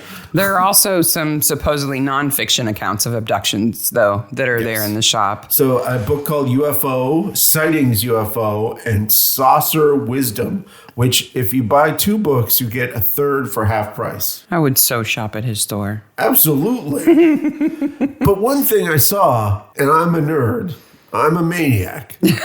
He has a piece of paper taped over his computer screen like it's instructions or something. It's never referenced. It's never seen again. I'm like, would that not be the most annoying thing in the entire world to have a piece of paper over your computer like that? If it was a more modern day computer, a more current computer, I would think, oh, he's a conspiracy nut. He's paranoid. So he's like blocking his camera and his monitor. No, this is like a 1993 But it's a big computer. CRT monitor. Yeah. It's not like it's got a webcam built into it. No. But I still think that's kind of what the impression that we're supposed to get. But that whole center, even his little bed with his little saucers over his bed. And his grass green nubby bed cover. Is just chenille a piece bedspread. of work. It's just an absolute piece of work. It's very well done. Such a great job. And they race out to the scene of the crime. His UFO center is behind the Midsomer Parva post office run by Alice and Marion, sisters, who, as soon as I saw them again, I thought, oh, they're going to stand up from behind the counter later with googly eyes because there's a UFO going on. And I was like, no. Baby, what are you talking about? It's because that post office and those 2 women remind me so much of the sisters who run the post office grocery store in the movie Saving Grace. Yes. With Brenda Blethyn. She plays Vera. Yes. But in Saving Grace, she's growing marijuana. Yes. And so the sisters in the post office are high as kites eating Frosted Flakes. And they've got those glasses that have like slinky eyes on them. But in my head, it was the same thing. I was like, those 2 are going to put on slinky eyes a little bit later? No. So they are brooch wearing, multi-layered clothes wearing, uptight sisters. Yes. Who support Floyd. They do. Support Lloyd a lot. So speaking of Lloyd, as soon as I saw him, the first time I saw this episode, I was like, Star Wars. Yes. Like immediately I was like, Imperial officer. he is the Imperial officer who let the transport in even though it had an old code. I knew exactly. And what was that transport? That was the one that had everybody in it. Yeah. He let the good guys into the Death Star. Yes. Like, no small mistake. That's wow. a major mistake that he's done. So Lloyd Kirby is played by Kenneth Coley. Yeah, and he was not only in 1 Star Wars, he was in 2 Star Wars. And according to IMDb, I couldn't verify this absolutely. But according to IMDb, he's the only actor to play an Imperial officer in 2 movies. Oh, I'm going to have to look that up. I'll have to watch them again. But it was tough to verify because I would have had to compare the complete cast of all the movies. And that's a long list of people. That is. But other than extras in the background, he's in, he plays the same character. Oh, that's cool. Anybody else he plays that's interesting that you know about? Not on my list. Oh, you missed something. Because I caught it when I looked him up. He's in Life of Brian. Oh, yeah. Do you remember who he plays in Life of Brian? No. He plays Jesus Christ. He does? Yes. Oh, that's awesome. So he is also the only person, as far as I know, who played Jesus Christ and an Imperial general. Yeah, there can't be a lot of crossovers there. Nope. So Lloyd goes out to the field with Beatrice. He's eager to get some photographs of the crop circles, but he's gonna be stopped. And he gets stopped. And Sir Harry, first of all, is horrible to his wife. Sir Harry's horrible to everybody. And then Lloyd just wants to take some pictures. And there's this, I love this part where Barnaby looks at Troy and just tut-tuts like no, go stop him. No, go stop him. And Troy's off to stop him. But luckily there's a reading club because he gives him a book. Lloyd is fantastically confident in his beliefs and he bears criticism like water off a duck. Yeah. He does not let it bother him. And even though Barnaby is not buying the line about the UFO, clearly he's not a believer, Lloyd still hands him his book, Close Encounters of the Midsummer Kind. I want one of these. So desperately. Do I. Desperately want this book. And it must be good reading because within an hour, Barnaby has it all read, marked up, post-it note, highlighted, everything. Absolutely. And there are many pages in this book that are real pages. Yeah, it's awesome. They print it it's not like sometimes they do books and they just put like a cover over it. Right, makes sense, yeah. No. This is a book that got printed. Somehow, somewhere, this book exists. Desperately want this book. Then we go from there to our first awesome morgue scene. Yes. We don't want to go on too much about the fact that these actors are such great corpse actors, but it really is above and beyond any expectation of an actor. So two things here. One, he is dead still. Yes. Full body naked for 39 seconds. Mouth open, no breathing, no twitching, Nothing. no eye crinkling, nothing. Second of all, they clearly lit his body so that his ass hair would be visible. Not just his ass hair, but the fine scratches from the wheat on his skin. I feel kind of bad for him. He's got abrasions. It's like this halo of fine, downy ass hair across his ass. His hands are all scorched. His head's been shaved, and he's got puncture wounds on his lower back. I don't know if I could even open my mouth for 39 seconds. Especially kind of face down. Oh, it just would be so difficult. He does a great job. We meet Michael Raycroft, who is Super coroner. Super coroner. He's not just a coroner. He's also an engineer. I mean, we don't need George. No. Not when we got this guy. And we also see the return of Stupid Troy. Yeah. Maybe he was out making the crop circle and struck by lightning. Really, Troy? Barnaby doesn't even bother to say, naked? Did it blow his clothes off? Did he shave his own head beforehand? What about the marks on his back? It's just like, no, that's not how it happened. Meanwhile, Beatrice is pissed. Jeez. She has every right to be. I agree. We find out later that her family is not gentry. It's almost an arranged marriage between her and Harry. They have money, but not title. Once they have the kid, once they have Lucy, their marriage kind of just falls apart. They go their separate ways, but can stay married and living together. But she clearly is eager to defend Lloyd against Harry because she cares about Lloyd. She says Lloyd has more humanity in his little finger than Harry does in his entire body. And they have some moments later on that are really nice. Yeah. You I know- think they do a very good job of showing Beatrice and Lloyd as being the kind of people who have been friends since they were little and have been through a lot together. Yeah, there may have been a little bit of romance between them, but they've kind of matured past that. And they just genuinely care about one another. But I think near the end, that flame gets rekindled. At least on Lloyd's part. Certainly. Because he's in the halcyon days of the house again. After the kerfluffle at the manor, Barnaby and Troy go to talk to Lloyd. And as they go in, Troy says something that's kind of interesting. He says he's worried that they've been shunted off onto a siding by this UFO stuff. Like it's a red herring. Yeah, it's a railway term. Of course she picked that up. Which means that when you have two on a major track, if you have two trains that are coming together, there's only one track. So what they have what is called a siding, which one train can go off onto that siding and then come back onto the main track. That's kind of a sophisticated comment for Troy. It is, and it's called shunting when you go onto the siding. So I thought I would fill people in as to what that is. This is also where we see the Encounters of the Midsomer Kind book whipped out again, and Barnaby's got it all flagged up and highlighted and pages folded, and yes, so he's done his homework. They take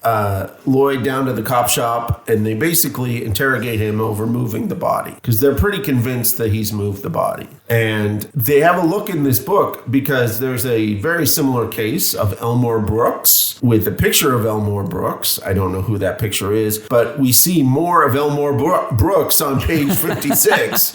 We see his big old naked butt. And this is supposed to be an American case, right? Yes, it is supposed to be an American case.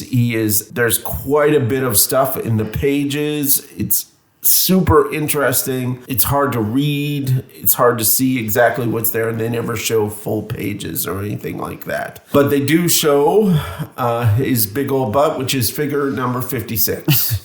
And Lloyd has an explanation for everything that is going on right now because it's all references to the book, right? So the body in the book also had puncture marks, also had its head shaved. And he's like, well, that's to take spinal, fluid, and that's to do DNA analysis, even though you can't do DNA analysis on hair that doesn't have a root. Exactly. So that's not going to work. But he couldn't have moved the body because he was at the Roxy with Lady Chapman watching War of the Worlds, which is kind of cool. So he's got an alibi. Yeah. But he has a conveniently dated flyer that he can give Barnaby because it happens that just that same evening, he's having a meeting. He is. What do you know? What a coincidence. And he's going to have a talk at the village hall tonight, and he'd love Barnaby to come. But they have a visitor who has come to see Lloyd, but none other than Sir Christian Aubrey. Right. Who we haven't seen since he was dueling. Yes, and we didn't as even a young know man. it was him at this point in time. Sir Christian Aubrey is played by Alec McCowan, who's a well-seasoned actor by this time. He had done a lot of theater, a lot of stage work, but he was in Frenzy in 1972, which is an Alfred Hitchcock movie. He plays the detective inspector in Frenzy, who eventually comes around at the end of the movie to that the innocent man is innocent. Yeah. He's also Q in Never Say Never Again. Oh, I didn't know that. Yeah. So that's excellent. And he has bailed Lloyd out before when he used to be basically an ambassador in Burma. Yeah, they met in Rangoon 20 years ago. And Lloyd was an easy target for heroin smugglers. And he was actually sentenced to death, but Christian Aubrey got him off. Yeah, we get this view of Lloyd as this happy-go-lucky victim, that he's an easy target, an easy mark to make fun of. And Christian's a good guy. And we don't really see anything different about that. No, he's still that guy. And we're introduced to Christian as a good guy. And then we've got Harry going to the health center. The Newton Lane Health Center. Now, I watched all 3 health center interludes to see who was in the waiting room. Yeah, because not only do they have Sally as a receptionist. Which she is not appropriate for a receptionist. No. And is this a doctor's office or is this like an old age home? Because there's a lot of older people in here. Well, old people go to the doctor more than younger people. I guess. Right? But Harry's there. And he wants a home to visit. set up a rendezvous. A home visit. With Sally. for the sex. This scene reminded me of something I've always wondered about these village doctors' offices in British shows. They often show their medical records being in these kind of little slipped-in file folders that they almost look like a larger version of the envelope that used to be in the back of a library card. They've got like slots on the outside to write on, or like an inner office envelope. Yes. But they're like maybe 4x6. Yeah, they're weird. Like, whose medical records fit in a 4x6? Tiny. Drank too much tea and had appendicitis. Are they all on microfiche or something? Yes. I still don't understand why he goes in person to arrange a home visit. It doesn't make any sense. I know the home visit isn't really a home visit, but he's saying that so the people in the lobby don't know what he's actually arranging. When he could just call her. He could just call and say, hey, can you come by at 4 o'clock? Yeah. Let's meet up. I don't know why he does that in person, but oh well. Tom's going to drag Joyce to the lecture. She's so disappointed. She's like, I guess we're not going out for our anniversary. He's like, that's not until later this week. Aha, so you know about my anniversary. And then Mark goes on a 20-minute binge about trying to figure out what day their anniversary is. And I could not figure it out. You're such a nerd. All we know is their anniversary is Friday. Happy anniversary, Tom and Joyce. Well, you couldn't look closely at the flyer to see if there was a date on it? No, there was no date on anything. I looked everywhere. The problem was, I actually know what day it is today, but I don't know how many days it is between now and Friday. Because they never say, oh, now it's our anniversary. Yeah, so today is Tuesday and our anniversary is Friday or anything like that, yeah. I have a range of 7 days it could be. Well, so we know when their anniversary week is. Yes. That's okay. I think their anniversary is mentioned in a different episode. Nerd. So we can come back to it. Meanwhile, Steve and Lucy are rowing over pants. Whatever. He's such a jerk. Steve is a dick about ironing. I'm sorry. He is. She didn't do my ironing perfect. Steve Ramsey is played by Patrick Bellotti. He was in the Shakespeare and Hathaway episode that we watched last night, which is also a good show on Acorn if you like light mysteries. BritBox. BritBox, sorry, not Acorn. He's in that movie, The Windmill. Do you remember watching that movie? It's a horror movie. Oh, Jesus, yes. Whoa. Yeah. Whoa, that was a woo. That's quite the movie. Yeah. But the most interesting fact I could find about Patrick Bellotti is that his dad was Colonel Gaddafi's wife's gynecologist. What? Yes. He grew up in the Middle East. So he grew up in Libya? Yeah, Patrick Bellotti did. And his dad was a gynecologist. Okay. And one of his patients was Colonel Gaddafi's wife. Wow. That's like 6 degrees of separation I never thought I'd get to. I told you I had a crazy fact. Absolutely. That's amazing. I had to confirm it in a couple of places. I'm like, I'm not buying. I don't know. That's really weird. But his dad was a very well-known man all by himself. So it's true. Cool. Yeah. So the next heading in my notes is probably one of my favorite ones. Certainly my favorite one for this entire episode. One of my favorite ones for our entire podcast, which is Teenage Crop Circle Sex Party. You're so strange. And this is a whole series of scenes, too, that are clearly shot at day, but have been altered to look like they're at night. Yes. So it's weird. Teenager A, Teenager M, the male, and Teenager F, the female, are never named. No. They're not in the credits. No, even though they speak. They have lots of speaking parts, and he gets topless. It's just an episode in which whoever was taking notes for the credits dropped the ball. And she touches a dead hand. She does. And screams. She screams and screams and screams, and this is Eddie Field. Get it? He's in a field. I get it. And his name is Eddie Field. But then we go back to the meeting. This is Lloyd preaching to the choir. Absolutely, especially the two old ladies from the post office. They're like, yeah, go get them, Lloyd. We love you, Lloyd. Oh, Lloyd. And Sir Harry only goes to these things to be upset. To call him a nutter. Yep. And Lloyd's got his necklace on and his shirt's kind of unbuttoned. Yep. And he is like, Beatrice is there. He is in his groove. These are his people. And he has slides. Yeah, which she has to control for him. Speaking of Sir Harry, just a quick note. He's played by John Woodvine, who's also in the Oblong Murders. Yeah. later on. Okay. But he was in 2 very important movies as a younger man. What was he in? He was in The Devils. Oh, And I didn't know he was in The Devils. In 1971, starring Oliver Reed. If you've never seen The Devils, brace yourself. Oliver Reed is as a priest sent to control everything, and he joins in instead. It's very weird. So this movie is directed by Ken Russell. Yeah. Who is one of my favorite directors. It is. So Ken Russell directed this movie, which made me fall in love with Oliver Reed. I don't know what that means about you. I remember we watched it as teenagers and we're like, Oliver Reed is the greatest human being who ever lived. He's also drunk. Oh, he's for so the drunk. entire movie. As the actor is drunk. Absolutely. He also directed Tommy. He directed Lair of the White Worm. He is just... What are movies that Sarah won't watch for 500? He's just the strangest dude, and I love him. He also plays Dr. Hirsch in American Werewolf in London. He is the doctor. That's right. He's the doctor in American Werewolf in London. Yeah, John Woodvine is. Absolutely. And he's awesome in that movie. Oh, yeah, he is. But he even in The Devils, he plays a jerk. Well, of course he does. He's an aristocratic he's a nice guy in the American Werewolves in London. He's okay. Yeah. Yeah. And he's just so good at being an asshole.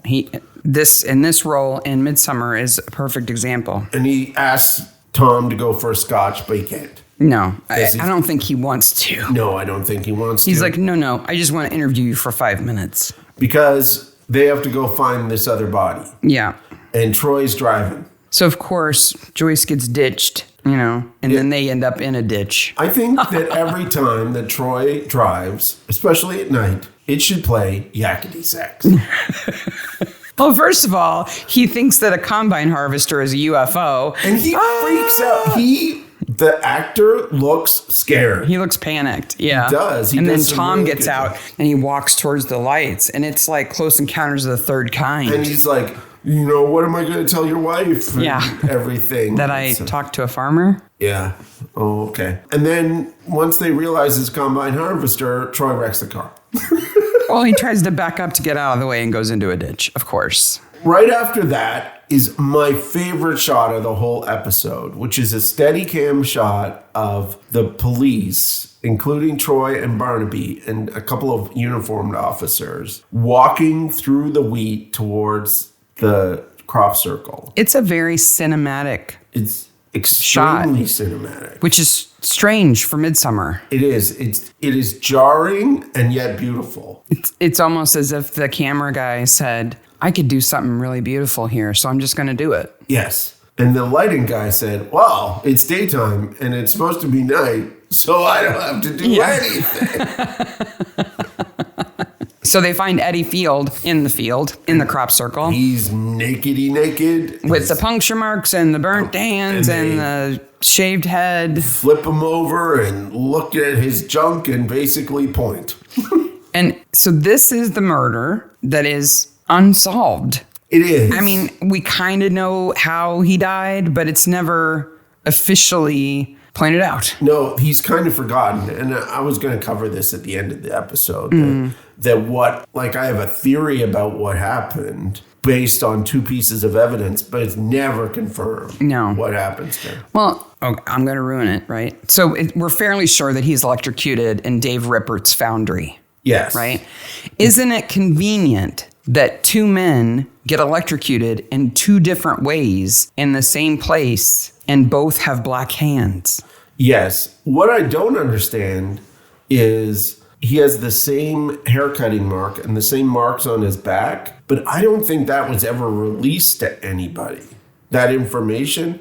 So if it was Dave Rippert who did this, he had Lloyd's book and did the same thing that Lloyd did? Or inside information from the cop shop, or it had made the newspaper and leaked, or something. I gotta think Sally may have a few friends in the cop shop. Yeah.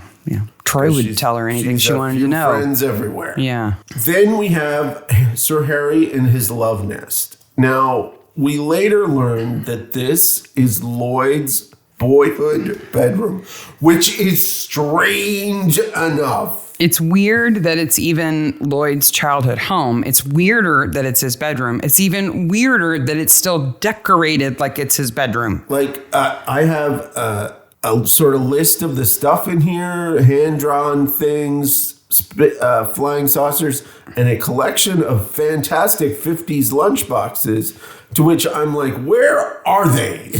And why wouldn't Lloyd have taken those when they moved out of the house? I would have thought. Like, who leaves the childhood bedroom pristinely in the same exact situation when they move out of a house? I don't get it. Well, and this is the scene where Harry says that really yucky thing. Oh. He wants to get it on with Sally, and she's not in the mood.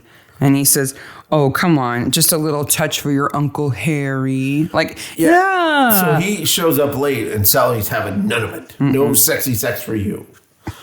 And they talk about Stephen, and Sir Harry's like, "I don't want you to see Stephen anymore," which is like, ring ring, it's pot calling kettle. Like, Sally has problems. Okay, she's a thief and a liar, but who or when she has activity with is all up to her. 2 of them are married, though. Well, that is true. Though, of the Midsomer episodes, she may be the character who's acknowledged to sleep with more people in the same episode than any other character. She sleeps with 3 people at the very least in this episode. Sometimes in the same day. Well, you know. She's a goer. Yes, absolutely. Imagine if we had Orlando Bloom and her in the same episode. They would get along like a house on fire. They'd hate each other. We find out that Fields had engineering mineral oil and silver oxide on him, in addition to his head being shaved, the puncture wounds, the burnt hands, the nakedness, the crop circle. And they figure out who he is. And he's been out of prison for like a month. Yeah, and that he's like a burglary guy. Yeah, and there was a burglary in Badger's Drift the night before. By the beaches. Who is there to burgle from in Badger's Drift now? I don't know if there's anybody left alive in Badger's Drift. Every time there's an episode there, more people get killed. Okay, so... But whoever it was, they had a very nice painting of a pig. They did. I'm Stephen, and I don't like my wife. I don't like her parents. I sure like their money. They give me this crappy truck to drive around in with hay in the back of it. So where am I going to go to party? Costin. Costin? The nightlights of Costin. There's nightclubs in Costin. It's like Vegas. Did he take the truck there? Yeah. Because he's going to smell like hay at the nightclub. He drove his jalopy to the nightclubs. Hey, ladies. So then, to kind of up the ante of creepy men in this episode, she's like in the middle of an argument with him. Lucy is. Lucy, and he's like, "You love what Stevie does to you." Yeah. Okay, if you have to refer to yourself in the third person, that's with a bad. Y on the end. But then to sort of infantile your name into like Marky, no. Troy and Barnaby check out the foundry and find just bunches of evidence all over the place. Yeah, I mean, I think we're supposed to just guess that Dave found Eddie Fields dead there, kind of missed the fact that there was still some silver that hadn't been melted down yet, was more worried about getting the body out of there and putting it somewhere. So are we supposed to believe that Dave Rippert made the crop circle that Eddie's found in? Yeah, I don't know who made that crop circle either. Because it's a separate crop circle. It's a completely different pattern. But who so made in that? a night, Dave found Eddie, moved him to the field, had the insider information about the body and what state it should be in, made a crop circle that is really cool looking. Yes. And then put a body in it. And I'm going to add on to that, had sex with Sally. Yeah. That he's busy. And probably during the day. Yeah. Because when the teen sex party is happening, Eddie's already there. And that's during the meeting at the town hall, which happens in the evening. The day after. Oh, and Eddie's already there. It's all screwed up. So Dave was super busy that night, I guess.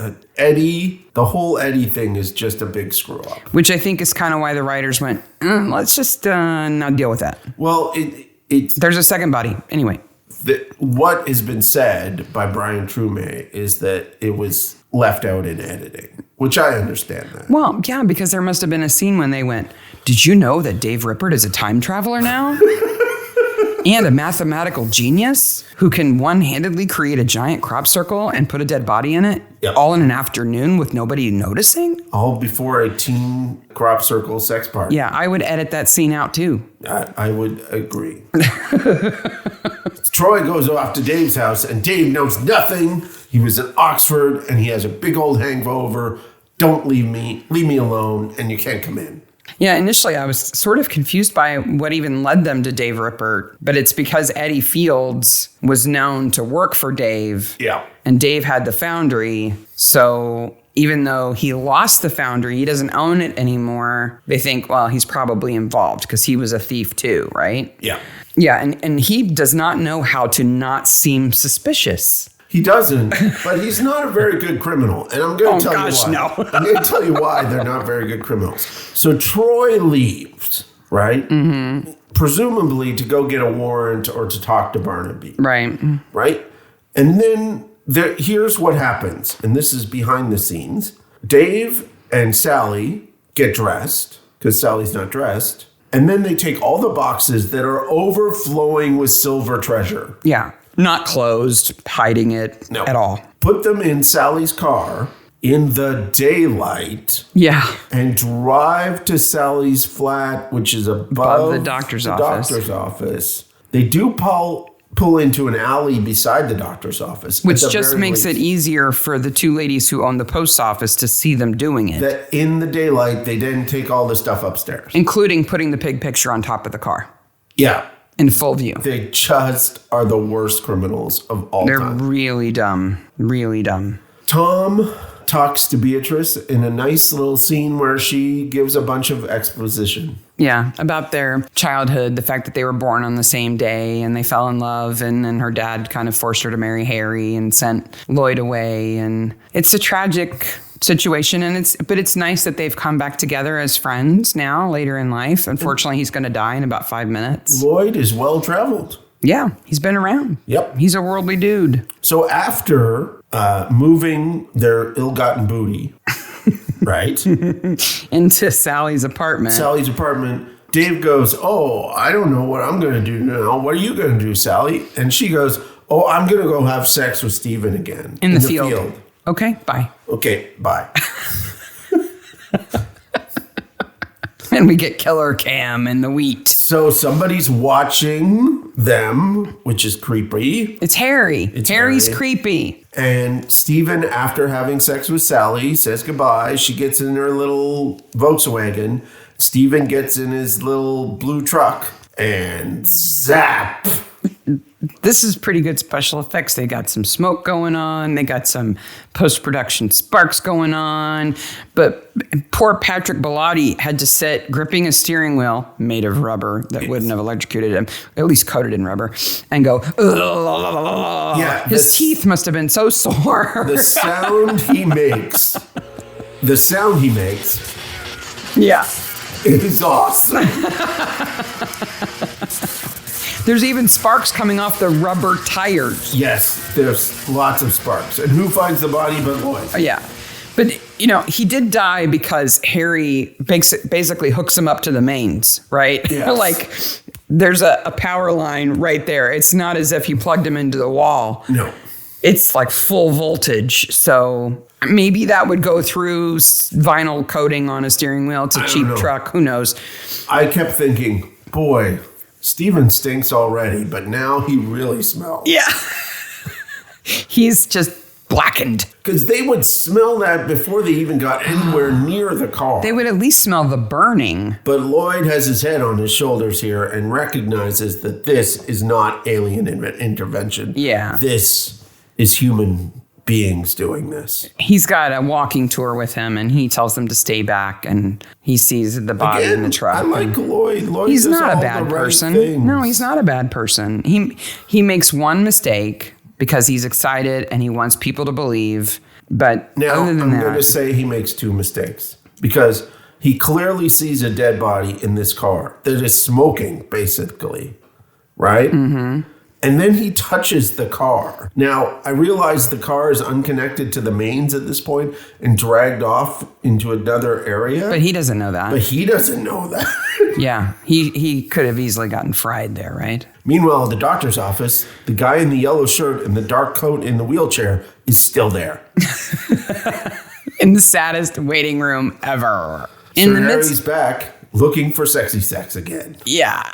But when Lloyd talks to Barnaby, they talk about crop circles being a modern thing. And Lloyd says, no, actually, crop circles can be traced back all the way to 1670. Which we didn't believe. I wrote a note. I'm like, really? Come on.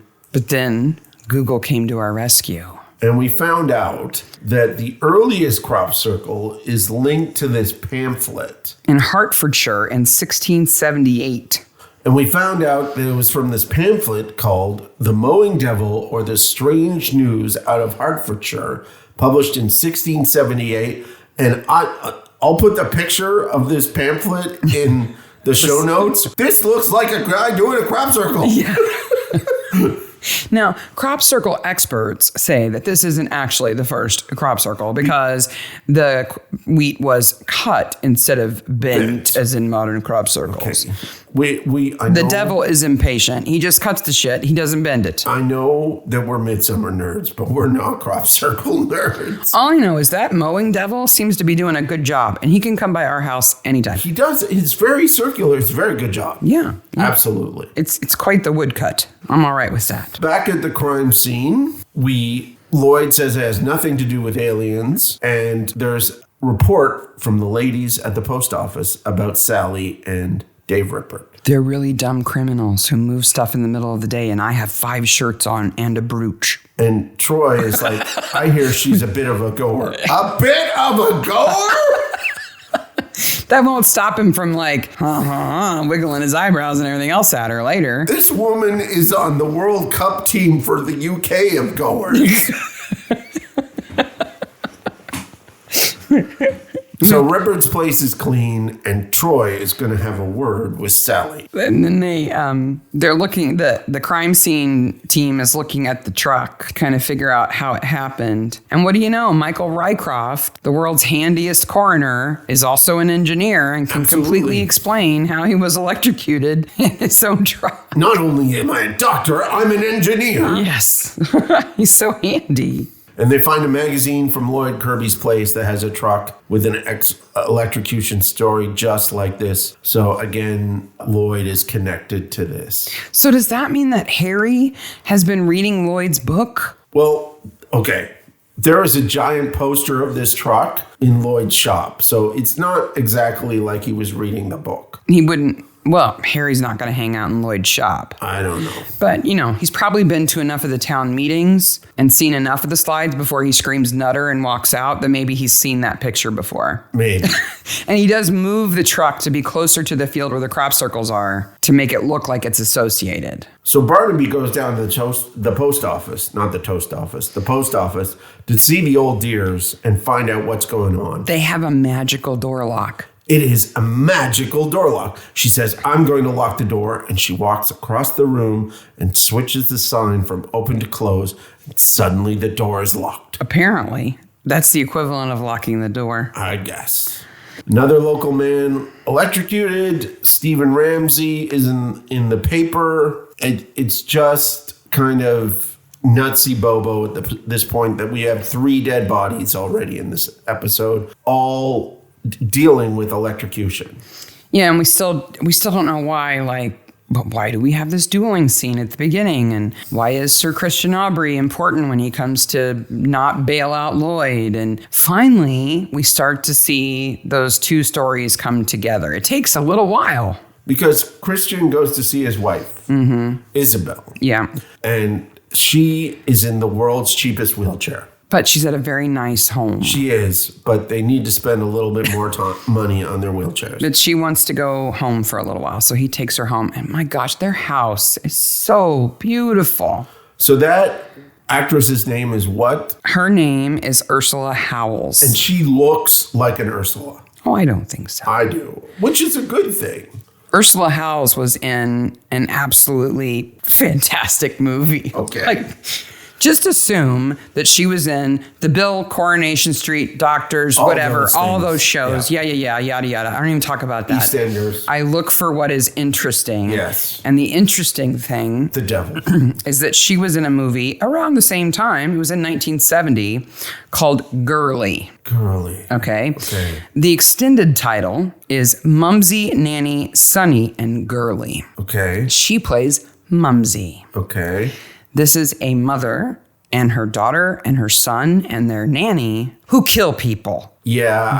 Girly is this little hot to trot teenager. She lures men into their house and they kill them in torturous, crazy ways. And she's the matriarch of the family, Mumsy. Yeah, I've seen this. It is weird. It's like a non-Hammer horror film made in the same time as the Hammer horror films. Wow. But it's just funny to see this little refined woman, Lady Isabel. She's so beautiful. She is beautiful. And then to see her in this younger role where she's dressed in red from head to toe and has this evil, diabolical look on her face. Yeah, like, kill him, Of course, it's really strange. I'll put information about that particular film and hopefully a picture of her in the show notes. Oh, I found a great picture. Okay, good. Yeah. Good. But Christian and Isabel are in their house, a lifetime of love. It's wonderful. It's all tainted for me. It's all tainted because the only reason they're sitting there together is because he cut Peter on the face. Yeah, and she couldn't make a decision. Not because she always loved him and no one else, but because he won. I'll tell you who can make a decision, though. The parish council. Yo, yeah. Because the parish council at some point in time said, hey, we need a bench out in the middle of nowhere. And they said it next should be to that concrete. transformer box. It should be near that transformer box so that when there's a crime scene in 10 years, and Barnaby, if he needs a place to sit down, it's there. Yeah. What is that bench doing out there? I don't know. It's really weird. Barnaby figures out that the truck was pulled away from the transformer, figures the whole thing out. Yeah, because the transformer has a padlock that's broken. And meanwhile, Troy is going to go interview Sally. In the worst dress ever. It looks like a yarn dress, but it's printed, and then the boob part is printed another way, which accentuates and worsens the boob part. And don't forget the collar necklace thing with the bead bits hanging down. Just horrid. Well, hey, it's what Troy likes, though. Yes, he does indeed. He's into it. He's absolutely all over her visually. And even though the vicar and the lady from the council are trying to run an organized meeting, Lloyd takes it over. Of course he does. But in that meeting is a young Trent Reznor, too. Yes. This kid looks like Trent Reznor. Who, if you don't know, is the lead singer of a band called 9 Inch Nails. And he looks completely out of place. Yeah, he does. Meeting. He's like, hey, I'm the emo punk guy of this little village, and I'm going to come to this town meeting. Like, what teenager goes to the town meeting? Maybe he's into UFOs, so he's going to go. I don't know. The priest is on about... the vicar is on about Prince of Darkness, so yeah, it might be kind of good. That's true. And this scene marks a point after which every time we see Lloyd, he will have fewer buttons of his shirt buttoned. It's just going down. I don't know why. Going down, man. But he's got more buttons unbuttoned now, and the next time we see him, it will be one fewer buttoned, and then he dies. So. And guess what? It's a village meeting in the village hall, and Sir Harry's there. So stompy, stompy, stompy. Yeah, and the post office sisters are there with all of their shirts. Yeah. So I'm not exactly sure why 100%, but they go off to see Christian. Yeah, I'm not really sure either. I don't really know what the connection is. And when they get there, they find all these cool electric gadgets because his dad was a science teacher. Mm-hmm. Okay, if his dad was a science teacher, how did he afford to go to Oxford? Well, remember, university at that point could have been publicly funded. But still, how did he get all this money for the house that he lives in now? He's Sir. But so how he must did have he done do that? something. He must have. He must have done something. I guess. I think they mentioned what he what he's known for, like how he made his money. But I can't remember right now. Troy says he's a local bigwig. That's all. Yeah, he's just a bigwig. Peter's heart was poisoned. Luckily, he has a distillery in Scotland to make him feel better. He's doing just fine. Tom gets to play with the Wimshurst machine. Makes little sparks. Do you think he'd come and see me? Isabel wants Peter to come and see her. One last time. Never mind that he's been trying to kill her husband for years. So now, back into another sex scene in Lloyd's bedroom. Well, and this one is worse because Sally is not in the mood again. I don't think she's ever in the mood and Sir Harry is like, maybe I killed him and maybe I didn't. And then suddenly she gets all turned on by it. Because he says she can leave some stuff in the house. Like, because she's got some stuff from her gran. Like, you know what it is. Understand. You know what? I know what it is. Okay. They don't say it, but she's thinking, can I leave my booty in your house? And he says, yes. Speaking of booty. Oh, okay. There you go. There. The double entendre was there. It's a subliminal double entendre. And you just missed it. I'm sorry. You missed it. That's why. And then he says again, come here to Uncle Harry. Oh, it wasn't gross the first time. They got to do it again. On the way out of Sir Christian's house, they see a butane gas burner. Yeah, because Lloyd's left his duffel bag of tools right inside the door, and they kick it. So what was Lloyd fixing there? Well, obviously he was making the crop circle. With his torch? Yeah, that's making the burn marks? Making the burn mark. And then he's like, well, let me leave this bag at Christian's house. I guess. Lloyd's kind of forgetful, So Lloyd, so we know that the first body died at Christian's house. So Lloyd comes over and takes the body, goes out, makes the crop circle, burns the marks, put the body in it, and then goes back to Christian's house with his bag and leaves it there? I guess that's what he does. Oh, that's very complex. Well, it's not Krypton gas from Zog. No. Tom and Troy get to break into Aubrey's house. This is one of the best scenes of Midsomer. So there's a funeral in the meantime for Stephen, which means nothing at all. Right. Unimportant. Nobody liked him. Anyway. So Barnaby and Troy go back into the house when Sir Aubrey isn't there. Right. And wow, it gets fun. Because Troy... First of all, we've got special effects. It's the next day, and Troy has changed his tie, but not his shirt. Yeah. And he breaks in with a card, and the door slams, and then everything is electric. Right. There's a light that goes boop, boop, boop, boop. And the room's powered up. Yes. The whole thing is wired. Even the plastic telephone is electrified. Okay, so the doors I'll give you. The windows I'll give you. Okay? But the telephone, with that much juice going through it, the wire would go on fire and the phone would melt. Yeah. It just would. I just don't get it as an alarm system. I just don't understand. Because it traps people in the house. But it's not going to deter anybody from breaking into the house. It just means that once they break in, you get to keep them. Awesome. Why not stop them from getting in the first place? It's so much effort for an alarm system that is absolutely ineffective. Sir Aubrey's at the hospital with his wife, and so they basically are there overnight until the next morning. Yeah, so they both fall asleep in their chairs, right? When our favorite dude shows up. Bin Man. Bin Man!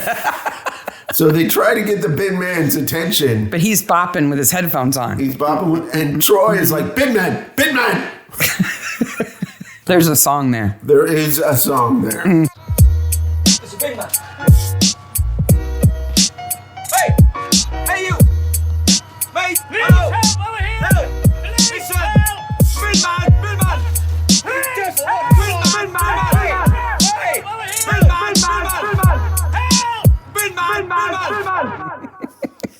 Sally's moving the stuff. Oh, she's so stupid. And Sir Aubrey comes home and holy gadgets Batman, because he opens up the thing like Batman does, and his super secret alarm code to turn the alarm off is 3A. Mm-hmm. And he gets a sword from the hallway, because everybody keeps a sword in their umbrella stand in the hallway. Now let's put this in some context. Christian has had assassins come after him for the last 20 years or something, 40 years, right? So yeah, he keeps his sword in the umbrella stand just in case. But why he would electrify the inside of his house to keep people in, I don't know. I don't know. So he goes in and he finds them and he turns the system off. And he says that it's never killed anybody but one, basically. Yeah. And Tom says he needs to come down to the station. And he says, do you want to come down to the station to talk about this? And Strawberry has a great line here, well delivered, where he goes, I don't really, but I better say yes. Well, he wants to go be with his wife. Yes. Right? So he rearms the system with 12A. Even though they tell him not to. Yes. I don't know. I'm just trying to make sense of it. Maybe it's alarmed the way it is because he knows Peter's going to send assassins after him and he wants to catch them. Maybe. Those are not the only doors in the house. No. It's a fun idea, poorly executed. Yeah, but it's still fun. It's still fun worth to it. see them. It's still totally fine. I'm okay with it. Even though it doesn't make sense, I'm totally okay with it. Back at the ufology center, Lady Beatrice and Lloyd have a nice little moment. Yeah. Where they talk about how her husband probably married Steve. Probably murdered Steve. And he admits to making the crop circle and putting the body in it. And he feels really bad. And the guy had broken into Christians and he owed Christian. So he did the things. And she says, we got to straighten this out. Wait for me at the cottage. I'll meet you there in an hour. The cottage where we used to have sex? I don't think they ever did. Oh, I think they did. I think they loved each other, but I don't think they did. But he certainly kind of struts towards the cottage with his shirt even more unbuttoned, as if he's expecting to. And he comes up and finds Sally in bed. Lounging with her stolen booty. Yes. And a very interesting double cola poster. In the hallway. Yes. Yeah. I found it. I found the exact poster that's in the hallway. It's very interesting. That cola is an American cola. I don't know why that poster is there. It was never sold in Britain. Huh. Interesting. Yeah. Well, then Dave throws him down the stairs. While her tits are hanging out. Yeah, pretty much. What's new, though? Exactly. And then we have Christian back at the cop shop, and we finally find out that he and Peter had this duel, and he won Isabel in the duel. And since then, Peter's not forgiven him, has been sending assassins after him since, and that Stokes was one of those assassins. Yeah. Right? A very bad one. Yes, exactly. Who somehow got way more shocked by the doorknobs than Tom I can only or think Troy he did. grabbed onto the doorknob and couldn't let go. Maybe, but both of his hands were black. I guess. So did he grab it with both hands? I guess. And we get a flashback to the grumpiest picnic ever. I'll kiss you on the cheek. I'll kiss you on the cheek. Wouldn't it be nice if you fought over me to the death? And this is going to taint the rest of our lives? Yay. Sorry, guys. We're grumpy about Isabel. So they find out that Lloyd's dead. Yeah, he's in a crop circle. And then Troy points at his butt. He's naked, and Troy points at his butt. And if Lloyd was the only naked old guy in this episode, he would be winning dead The body. best corpse. Yeah, but he's got nothing on the other two. And he's great on the slab, too. He's absolutely gone. Right. Yeah, but he's got nothing on the other two. And then Peter pulls up in this old car, having driven all the way from Scotland. And the ufology sign says, "Gone to Mars, be back soon." Who wrote that? Because it's in extremely poor taste. Like, I don't think the ladies in the post office wrote that. No, maybe Lloyd did it before he went out to the cottage. Maybe, but Because he's going to close the center for the night. But now that he's dead, it's really bad taste. Yeah, that's true. And then He's looking for Christian, driving in his little fancy car all the way from Scotland without goggles. in a car without a windshield. Yeah. But he's very fancy. He is indeed. And then Harry is not only a big jerk, but he's so stupid. Because he admits to killing Stephen when they think that they are asking about killing Lloyd. Yeah, and the actor, John Woodvine, does such a good job because he's like, well, I had to. He was sleeping around on my daughter. And then they're like, but we're asking about Lloyd. And he's like, oh, Like he gets that look on his face like, he wow, I'm loved really her. dumb. Do you think he means his daughter or Sally there? I think he means his daughter. I think so. I love my daughter and I couldn't stand what he was doing to her. Now, hang on. Whoa, I didn't admit. Oh, yeah, I did. I did. Oops. And then Peter breaks into Christian's house and he gets the little shock. Yeah. They must have had like a little, like when they were rehearsing and doing their like, just like table readings for this episode, maybe they brought in like a special coach to coach the actors who were going to have to be electrocuted. So Tom and Troy and Peter and Steve, and they were like, okay, so how do you respond when you're being electrocuted? Do you know how to do the no, grit your teeth more, shake, faster. There's a thing in one of the DVDs, an extra where John Mel talks about this, and he says Troy does a much better job than he does. Yeah. But like poor Peter, you think he's gonna die because he's much older. He's a lot older. He's having like palpitations. I think the actor who plays him, the younger version, kind of looks like him. Yeah, I think they did a pretty good job with both of them. The young Christian Aubrey looks nothing like he. Oh, I think they're all right. Meanwhile, Dave and Sally are going to go to Holland. He's got 2 tickets for paradise. I mean, the ferry to Holland.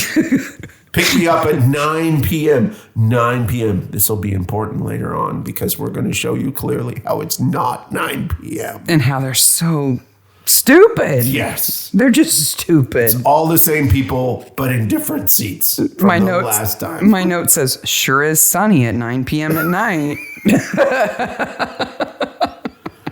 So they take the old dudes to the hospice so that they can see Isabel die, even though the machine that goes ping is still clearly going ping. I don't think she's dead. She can't be dead. The machine's going ping. No, I don't think she's actually dead yet, but she's definitely on her way out. Oh, she's on her way out, even though she has that strong regular heartbeat. It's pretty fast on that EKG, isn't it? Yes. Ah, well. But Aubrey did not kill Lloyd. I've never killed anyone in my life. Well, except for the house I built that killed the other. But that was an accident. It was an accident. No, it wasn't. What were you thinking was going to happen? Meanwhile, it's awfully bright for 9 o'clock, as you said. Sally and Dave prove themselves to be even dumber criminals. The worst criminals ever. Okay, you have your ill-gotten booty in a house in which you've killed somebody. Mm-hmm. Okay. He must have transported him to the crop circle in his car, so there's probably blood and stuff like that on it. Is Lloyd found in the same crop circle that Fields was, or is it another one? I don't know. Did Dave time travel again and make another? Do not know. Harry's entire field is just a crop circle now. Crop circles as far as the eye can see. They get their booty at 9 p.m. in broad daylight because they have tickets. Sorry, she says, I'll pick you up at 9 because the 2 tickets to Paradise or Holland are at 2 or something. 2 or something like that. So they pull up to the cottage after 9 o'clock and it's still bright daylight. Yes. You can't see the sun in the horizon, that's for sure. But by the time they're being super stupid, it is dark. Okay, because if you're doing this illegal act thing where you're going to take a bunch of silver... Do they not have cops on ferries who would go, wait a minute, you have a car full of silver? We're sophisticated antique dealers. It's my grands. Sally would just flash her boobs. I guess. What you need is some tunes. Turn it up, baby. Turn it up, baby. I love this song. We're home free. Yep, they're jamming. And I love the car chase. So the car chase happens because Tom and Troy interrupt them. Troy goes after Sally. We never see Sally again, and we never see Troy with Sally again. Dave completely ditches her. Gets in the car and drives away, and Dave is worried, right? He's worried. Barnaby's on his tail. This needs some yakety sax, too. Yakety sax is the song from Benny Hill, by the way, if you don't know. Yeah.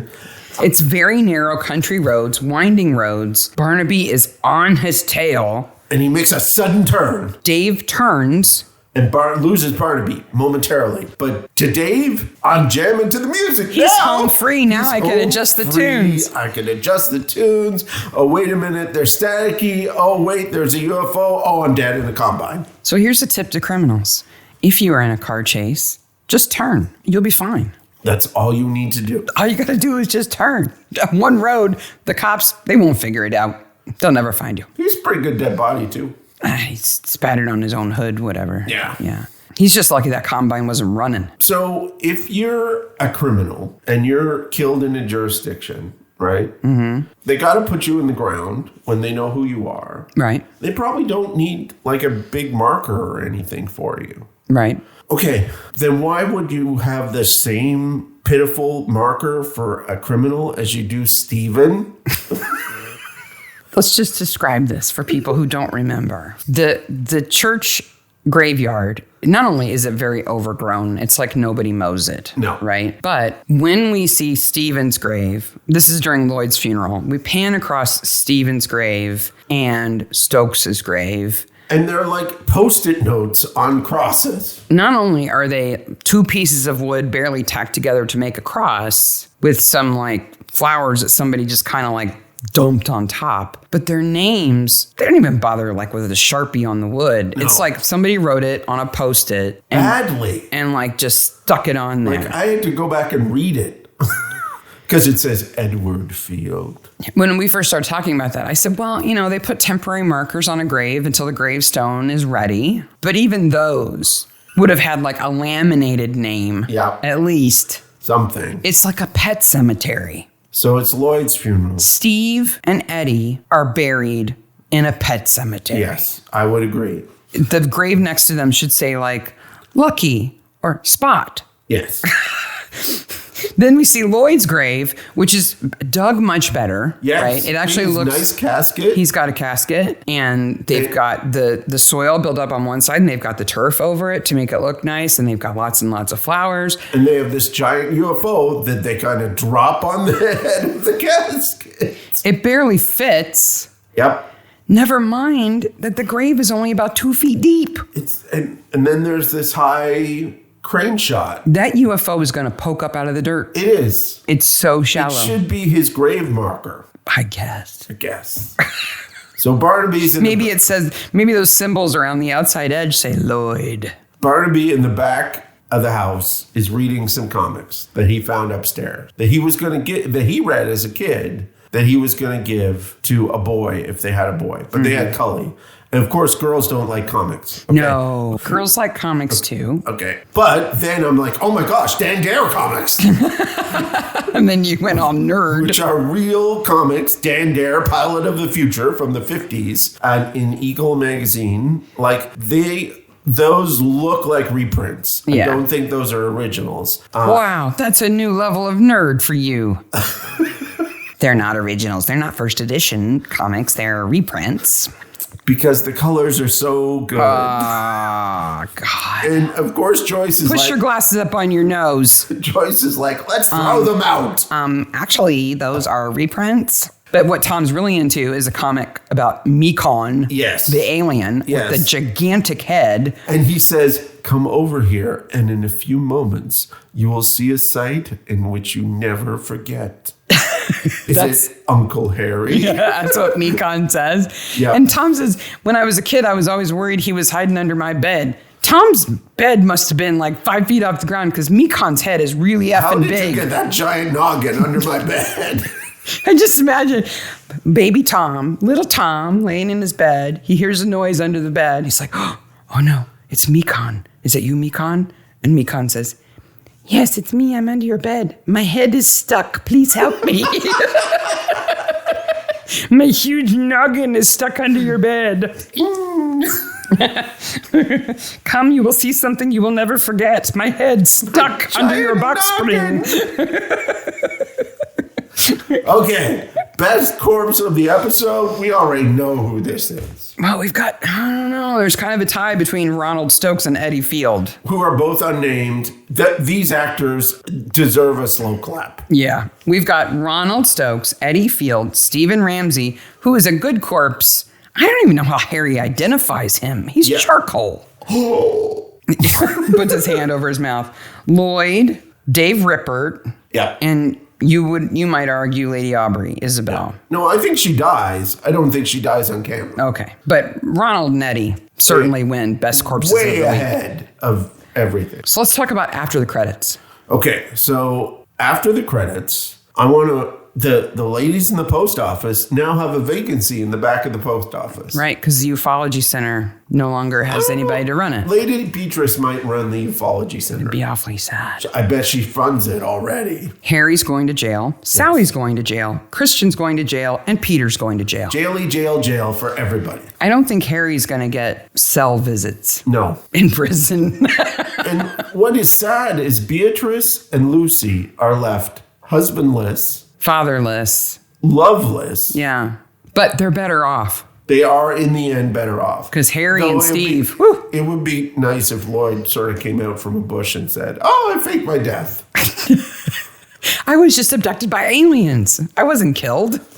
It wasn't And then me. they could all live in the house together. But Lloyd is dead. Yeah, so well, it's that's life, unfortunate. right? So. So Beatrice is going to have to pull it together on her own. But yeah, like the cells in the Costa Nick are full. Yes. Harry, Sally, Christian, Peter, they're all They're to all the up pokey. there. If Peter hadn't come from Scotland, he might have got away with it. Yeah. He It's came really Isabel causing crap yet again. yet again. Yeah. Because if Isabel had chosen between them instead of having them fight, Peter would have never sent assassins after Christian. Never. So Ronald Stokes would not have died in their house. Nope. So Lloyd would have not had to create the crop circle and put the body in it, which means that when Eddie Field died, Dave Rippert wouldn't have had a crop circle to put a dead body in. And it means that Stephen Ramsey, he would still be dead. Well, no, Sir Harry wouldn't have an excuse to electrocute him. He'd kill him some other way. Yeah, he probably would have killed him some other way. I And have a Lloyd question. wouldn't be dead because they wouldn't be on the run because the cops wouldn't even be in town. Yeah. It's It's all Isabel's fault. all Isabel's fault. For a dying lady, she makes problems. She's very selfish. Or at least she was when she was younger. Agreed. At her grim picnic. Well, she's selfish too. Come see me, Peter, so you could get arrested. Well, that's not too bad, though. You've been trying to kill my husband for years. I guess. Ah, well. So, Midsomer Maniacs on Twitter is at Midsomer Maniacs, and on Instagram is at Midsomer Maniacs. Now, wait a minute. What? That's not how we... Oh, well. Isabel's a jerk. That's how we end the episode? That's how we... How are we going to end the episode? So ends the most epic dead body acting episode of Midsomer. Absolutely. There's dead body acting in the rest of the series that never surpasses this. Never. And just bravo. Yes. Sheer bravery for an actor. Slow clap. Bravo. 39 seconds of nakedness, butt hair, and not a breath. So ends the Electric Vendetta. If you have a disagreement as to who the best corpse was, which I'm sorry, I'm going to go to the mat on this one. Or some other explanation of how Dave managed to create crop circles in an afternoon to put a body in. Or something about after the episode that we missed. Let us know. Absolutely. We are Midsomer Maniacs on Instagram and Twitter. Mm-hmm. And we're on Facebook groups, Midsomer Murders Official and Acorn TV Fans. Mm-hmm. You can get a hold of us on email at midsummermaniacs@gmail.com. And we are on all the podcast sites that you ever want to listen to. Please rate and review us if you can. It helps. It helps other people find us. Absolutely. So what's our next episode? The next episode is season 4, episode 4, Who Killed Cock Robin? And boy, let me tell you, episode of Coinky Dinks. So if you I want... just happened to be going along here. What do you know? So if you want to hear about the crazy coincidences in the next episode, we hope you'll tune in. So until then, see you later, Maniacs. Bye, Maniacs.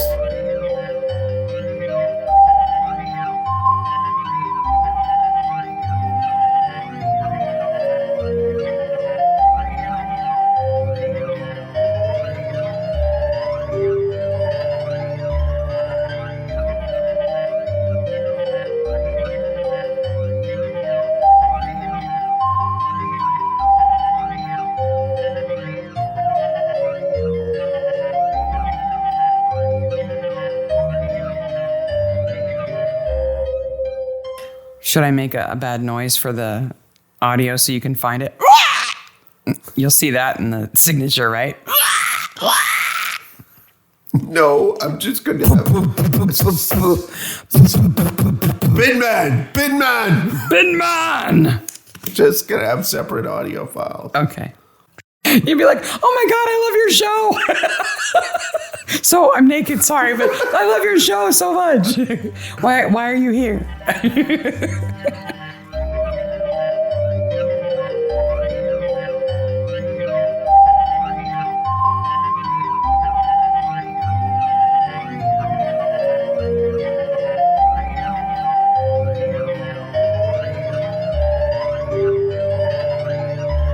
Welcome to Midsomer Maniacs. Hey, Maniacs. Today, this is episode 17 for us. 17? I can't believe we're at 17 already. And it's season 4, episode 4 of Midsomer Murder, better known as Who Killed Cock Robin. Just off the top, Midsomer Maniacs is a podcast dedicated to the ITV series Midsomer Murders. Each week we dig through an episode of the show, including the murders, the mayhem, and the loonies, and everything else that we love. You sound like such a DJ when you read that. I got the DJ voice out there. Hey! And just want to give you a warning that if the show is too much for your kids, the podcast probably is too. But if you let your kids watch the show, they'll probably enjoy the podcast. Well, I don't know if they'll enjoy it, but they can handle it. Yeah. I don't think there are many 12-year-olds who are like, ooh, can we listen to Midsomer Maniacs? I'm still kind of stunned that anyone is. Ooh, we can listen to Midsomer Maniacs. But we're really glad that you do. But we have said such amazing comments lately of just people saying the most absolute nicest things. And it definitely warms our hearts and makes it all worthwhile. Absolutely. Absolutely. It's so much more fun knowing that somebody's listening other than us. So this episode is filmed October 2000 and broadcast the 9th of September 2001 with 9.13 million viewers. Directed by David Tucker, and Jeremy Paul is the writer. Mm-hmm. So we start with the cold open. Oh boy. So first of all, I think we have to address this idea of who killed Cock Robin. So this is a reference to a poem, right, called Cock Robin, with a kind of lilting sing-songiness to it. Right. And there are all these different versions of course, yeah. And the one that they make reference to in here, I couldn't even really find a good reference for that, but it's obviously like a British nursery rhyme. Yeah, like Ring Around the Rosie. Exactly. Yeah, but it's a pretty cocky title. Yes. It's kind of very tongue-in-cheek, right? And especially when we find out what Robin was doing with his Cock Robin. He's certainly getting it around, yeah. So we start with a cold opening. We have got Dr. Burgess, Francesca, who's head of a riding school. Yeah, so this is a trope that we've found, and it is unattractive women who in British television shows are seen as completely attractive. And I'm not saying that Francesca is ugly. Okay? No. I'm not saying that.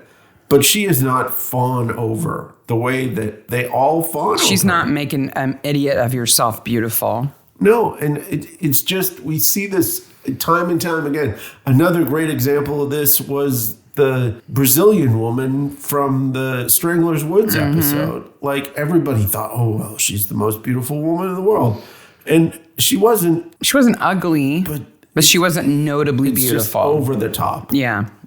But it adds some interest, right? And the doctor's quite in love with her. The doctor who shows up in a million things. Oh, he's in so many things. Most recently in Doc Martin. So Dr. Burgess is played by Ian McNeice, who, yes, you will know from Doc Martin. He's a long-running character in Doc Martin, and he's a really awesome character in Doc Martin. He's really fun. He was also in The Englishman Who Went Up a Hill and Came Down a Mountain. Oh, great movie. He's a major character there. He plays Churchill in Doctor Who. Yeah. He is Baron Harkonnen in Children of Dune. Yes, he is. In 2005. But the two roles that you might have forgotten are never known about. Okay. He was in Ace Ventura, Pet Detective. I have seen a lot of bad movies, and that is not one of them. He plays a major role in Ace Ventura. Okay. He was also in a movie called White Noise with Michael Keaton, where Michael Keaton plays a widower who thinks that he thinks he can contact his dead wife through like static transmissions, but They made a remake then of this, accidentally I think. finds aliens. Oh. Yeah. Oh. He plays an American in that should one, I watch think. that movie. Yeah. Okay. I remember thinking it was kind of weird and fun. But yeah, that's Ian McNeice. He's been in so many things. So Oliver, the doctor, he's kind of tipsy, and he says goodnight to Melvin, who we don't know who he is at this point in time. No. All we know that Francesca gets on top of him, which, yeah, okay, about that. Yeah. And Dr. Burgess is a little tipsy, to say the least. So he's driving home, Goes careening around in his car. and what does he see but a goat? That poor goat lives by that bridge. I think it's a stereotype. I think it's rather rude of them to leave Billy the goat tied up at the bridge. But he also runs over the Irishman. Yes. Yes, Sean O'Connell, who we don't know is Sean O'Connell. Right. yet. So we'll talk about him later. Because at first, I immediately see him. I go, oh, yeah. And why do you say that? So he's on a Canadian show called The Republic of Doyle, in which the theme song ends with, oh, yeah. So wherever he shows up, including just recently, what did we see him in? We saw him in... His name's Sean McGinley. He was also in Braveheart. He had a pretty Yes. big role in Braveheart. He was in Shetland recently. Yeah, he was in Shetland. And most notably, other than, oh yeah, his head is shaped like a light bulb. Yeah, his head... I remember you were marking on his He's head. a great actor. His head is shaped like a light bulb. Not a compact fluorescent. It's not squirrely like that. So this is 10 years before Republic of Doyle. But, of course, we didn't really know or recognize him when we watched Republic of Doyle. And No. then we saw this episode again. We're like, oh, yeah! It's like, hi, it's light bulb head guy. And I remember you talking about his giant light bulb head in Republic of Doyle. So he disappears out of view of the headlights. We assume that Dr. Burgess has hit him and knocked him into the ditch or something. But then, it's the car's conveniently towed away and everything's kind of swept under the carpet for the night, right? Before that, the doctor is Drooly McDroolerson in the car. Well, he's really drunk. He's has copious amounts of drool. I kept wanting to wipe the screen. Maybe it's because he sat there looking at Francesca for hours and it was just built up. Francesca. And Mary Moen, who's the sort of nosy neighbor here, turns her light on and looks and then turns it off and then looks again and then lights on and off. She obviously knows what's going on. And doesn't want them to know that she knows, which was a smart thing for her. The doctor goes to the pub and he talks to this guy named Bill. Bill the barkeep at the White Swan. The goat's name is also Bill. He's Billy the goat. Yes. And Frank Lightbourne comes to take the car away. Right. Yeah. And the doctor at this point is reasonable and says several times, we have to call the police. I think I hit somebody. They're like, no, you didn't hit anybody. We take care of our own here. No. Well, we know how Frank takes care of his own. Yeah. So it's all swept under the carpet, except for Bill in the pub can't stop talking because he picked up a phone and called Barnaby. Well, yeah. I mean, Burgess is conscious of the fact that he may have hurt somebody. And by the light of day, I think Bill says, you know what? Yeah, we got to look into this. And he calls Tom. He wants him to do it kind of under the radar, but he does call him. Well, no, Tom and Joyce are just going to a pub to have lunch. She's like, oh, is it that nice one with the good food? And he's like, no, it's the one with the chips. Crisps. So I guess And the this good is beer. a working lunch. Poor Joyce. Poor Joyce. And then she just sits at a table out by the pond for an hour by herself eating chips. So we find out the Irishman's a horse whisperer, that Bill has rented him the cottage, but really doesn't know all that much about him. Maybe you should know a little more about somebody before you rent a place to them. Well, and it's hard to decide how long the Irishman has been staying in that cottage, too. You get the sense that he's kind of new to town. And yet, when they go in the cottage, the desk is just full of his correspondence as if he's lived there for years. Literally, he's quite at home. Yeah. So that's what happened. Tom goes around. He sees that he's been reading Black Beauty because he's a horse guy. Get it?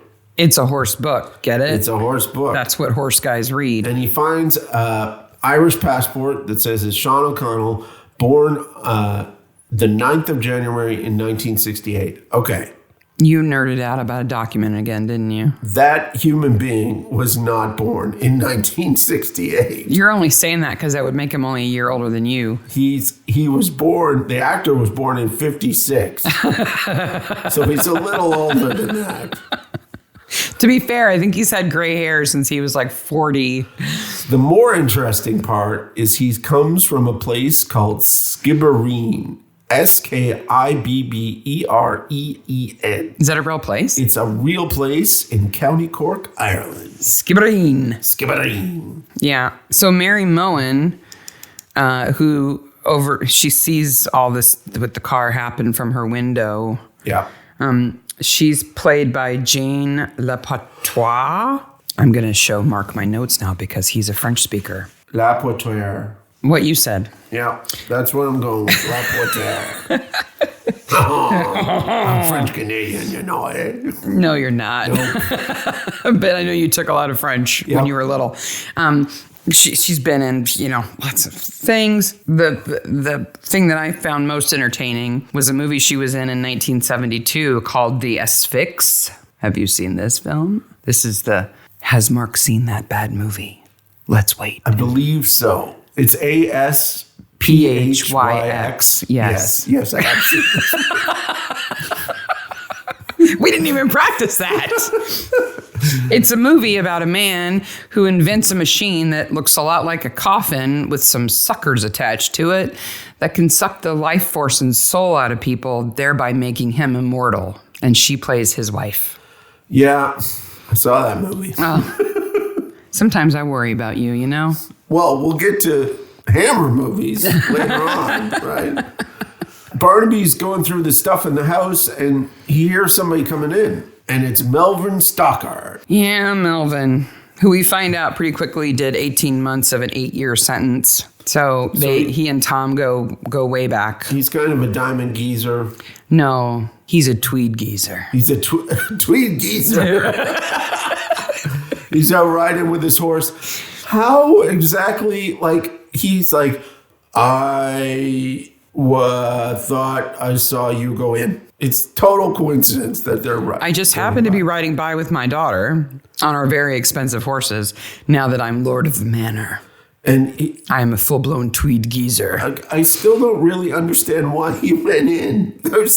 There's some problematic situations. He has this thing about being responsible for the entire village. So he's showing up where he needs to be, sort of. And taking care of things that are none of his business, but he feels responsible for. So maybe he sees a stranger going into the house and he knows it's not the Irishman. And so he's like, hey, who's going in that house? He put the roof on the church. He's on the parish council. He saved the mobile library and the bus service. About that roof. Okay. There are a lot of dumb, useless characters in this show. Mm-hmm. But that vicar is dumb. And he does not need to be in this episode at all. He shows up in 2 scenes, one of which he runs away. Yes. He's not part of the criminal conspiracy. He doesn't contribute anything meaningful. All he does is say hi to Melvin here and then go for drinks and run away like a little boy. I think his job here is to give Melvin some respectability. Yes, he has helped with the church, and now we all think he's a good person and not a Tweed geezer. I absolutely agree. They don't need the vicar for that. No. That guy needed a job and somebody found it for him. Well, he plays a vicar in another episode of Midsomer, too. Oh, he does? But a different vicar. A different vicar. Yeah, he's a different vicar. Well, he has a vicary look to him. He does. He has a vicar face. He's also in the other episode is The Straw Woman. Oh, okay. His name's Jonathan Hackett, by the way. Let me tell you about Melvin. Melvin. Okay, so tell us about Melvin. I'm sorry, I'm laughing because I know what's in my notes. Okay. His name's Larry Lamb. Yeah. He's been in a lot of things, all the typical character actor things. Yes. I fell into this black hole of the things that he's credited as self. Okay. Okay. So not. So this is when you do a documentary. You do a narrator. You're a host for show, something like that. Like I bet you almost all of Jimmy Carr's IMDb pages are as self. Right. Yeah. He did a your Jimmy Carr laugh. He did a series with his son where they went on bike rides. Oh. So kind of like Tony Robinson's Walks Across Britain, but this was riding bikes with his son. Oh, that's nice. Kind of fit for his age. But in 2016, he was on I'm a Celebrity, Get Me Out of Here. Okay, so this is a British reality show in which they place celebrities in, usually it's all tropical, right? It's like Survivor, but with celebrities. Yes. And a bit more awkward. Yes. He made it 18 weeks. Wow, he's a tough bugger. And when he got voted off the island or whatever the mechanism is, everybody said that he was almost too nice. He was really nice to everybody, Lamb was, but he snored really loud. And so they had to get rid of somebody, and they were like, sorry, Larry, none of us can sleep. You have to go. That's embarrassing. Wow. Poor Larry. Probably snores like our dog. He seems like an all-around kind of nice guy. Yeah, he plays a right kind of jerk in this. Maybe a reformed jerk, I'm not sure. But he's certainly power-hungry and lording it over everybody because he's got money. So the last place they go by is the well. And they're pulling these bikes out of a well. Okay, British people. Yeah. Okay. Explain this. Explain this. I have a bike. Maybe the tire's flat. Maybe the chain broke. Down the well it goes. So you two have seen other references to bikes and wells. Absolutely. It wasn't just me. No, it's... Because I Googled all over the place trying to find an explanation for why there are bikes and wells. Well, I've got a theory. Okay. Stunt riding. That's quite the stunt ride. Really bad stunt riding. I'll go around and around and around. Oh, and no, then I can't get out. And then I'll jump the well. Oh, my bike fell in the well. My bike fell in the well. Well, you know, you got something kind of big like a bike and it's broken and you can't fix it. Yeah. What are you going to do with it? Throw it down the well. Throw it in a hole. Okay, I have a question. Again, this is spoilers, right? I have a question is becoming your so, by the way. Just throwing you off completely.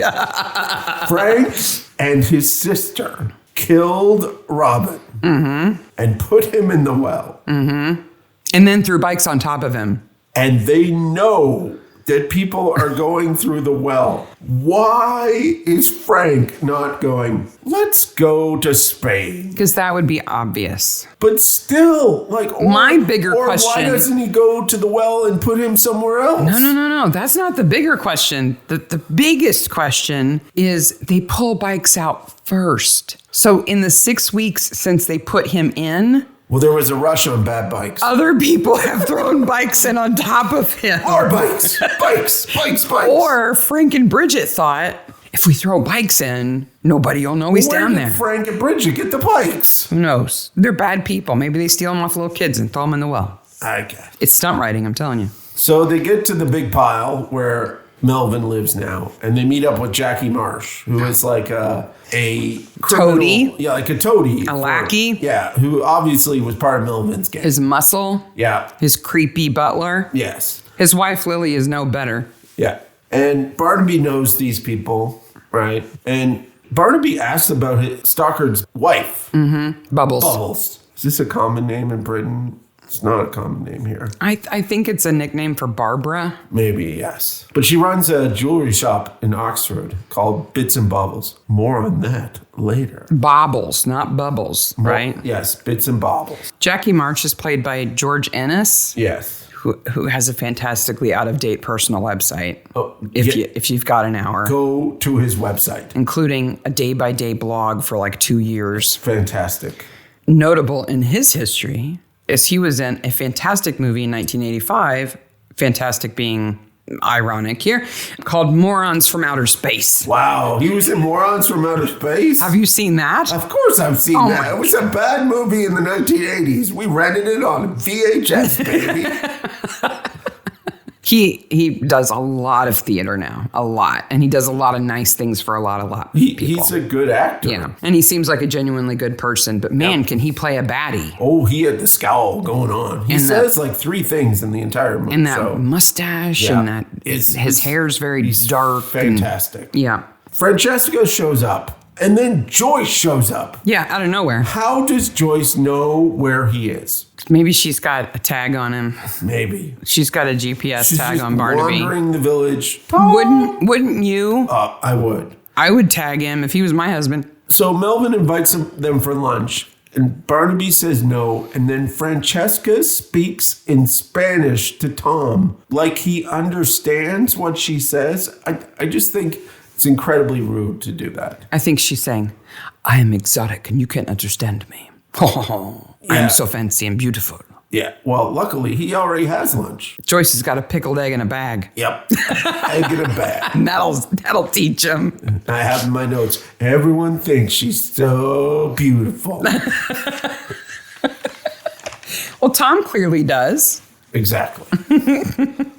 So Troy's going to show up and they're going to look at this crime scene. So Joyce goes off home by herself. Yeah. And Tom goes to see what the car looks like and sees the doctor and Frank. And the doctor's like, will I be charged? And Tom's like, possibly. I don't know yet. Right. Because they don't know what's happened to the Irishman. He goes to see Mary because he realizes that she must have seen what happened. And she has a Nureyev picture. Yeah. So he is... And she can still put her palms on the floor. A famous ballet dancer. Yeah. Like he's Russian. He kind of put, in the 80s, he kind of put the Bolshoi ballet on the map. Mm-hmm. Right. And yes, she can still touch the ground with her palms. And Tom claps like an old person. Like with kind of curvy hands. It's weird. She's so edgy and nervous and tense and kind of scatterbrained, and I don't know if she's scatterbrained because she's so scared or if she's scared because she's scatterbrained. I'm always getting her and the woman from who's in the train car in the episode all mixed up because they're kind of the same person, right? They're that very edgy, weird, nervous. Yeah. So, meanwhile, Troy's digging around over next to Billy the Goat and finds a bloody rag. So now they know somebody was hurt. Well, he also talks to Francesca for absolutely no reason at all. Oh, look how beautiful she is. Whatever. It's not that she's not beautiful. It's the reaction of everybody and the show that puts her in this situation constantly of, oh, she's just so gorgeous. Oh, whatever. No. They go to the writing school. And speaking of, I feel so mean in this episode. I've already said one guy's head looks like a light bulb. My note says she works with horses because they have the same teeth. So maybe Francesca is not the most beautiful. We find out that Melvin is an investor in Francesca's fancy riding school. He's got his hand in every pie. And she said that he spent the night. Mm-hmm. Well, he's separated from Bubbles. It's raining. Suddenly, it just starts to rain in the next scene. You are so obsessed with this rain. Like pouring rain. There's no shot of like thundery skies or nothing. Does there have to be? Why can't it just rain? It is Britain. It rains. Yeah, but every other scene before this, it's just normal and then sudden downpour. It makes the scene in the pub feel more insular and kind of crowded and closed in. I guess. Then they go outside and it's bone dry. You say it's not bone dry, but it's bone dry. The cars are wet. They at least sprayed a hose on them. Put a hose on them. All right. Well, then they did that. We find out in the pub that Julie and Chris are engaged. Julie is Melvin's daughter, and Chris is the son of a local farmer. And the lead singer of Dream Academy. You think he looks like him. He looks a bit like him. They're getting married in a couple of weeks. And Dad is upset. Yeah. Because I don't think Dad is anything but upset this entire show. Joe Megson is just grumpy personified. And he's a jerk. Like, he is just... It's no wonder his wife wants to leave him and his son wants to get married and get out. He's not pleasant. Absolutely. He drives that tractor around like he's king of the farm. Like he's going to run people down. Noel Wallace-Croft. Is she going to learn to cook? Not for you, old man. Whatever. Noel Wallace-Croft is his best man. He's Chris's friend. Yep. He's played by a guy named Noah Huntley, who's also in The Sleeper Under the Hill in 2011. And again, I fell down the hole of the self credits. Okay. Noah Huntley narrated this awesome show called Date My Porn Star. What? Date My Porn Star. It features two British porn stars who travel to America to find out how American porn stars live. What? I'm not making it up. What network? This is not a BBC show. I'm not making it up. Okay, but what network in the UK? I don't know what network it was on. I hope it was an ITV show. It's kind of like Come Dine With Me, but with porn stars. Come porn with me. And overseas. Yes. Yeah. Okay. But Noah he just narrates it. I'll put a link to that show in the show notes, but whatever. That's just bizarre. Date my porn star, please. Everybody's happy about this marriage except for the old guy.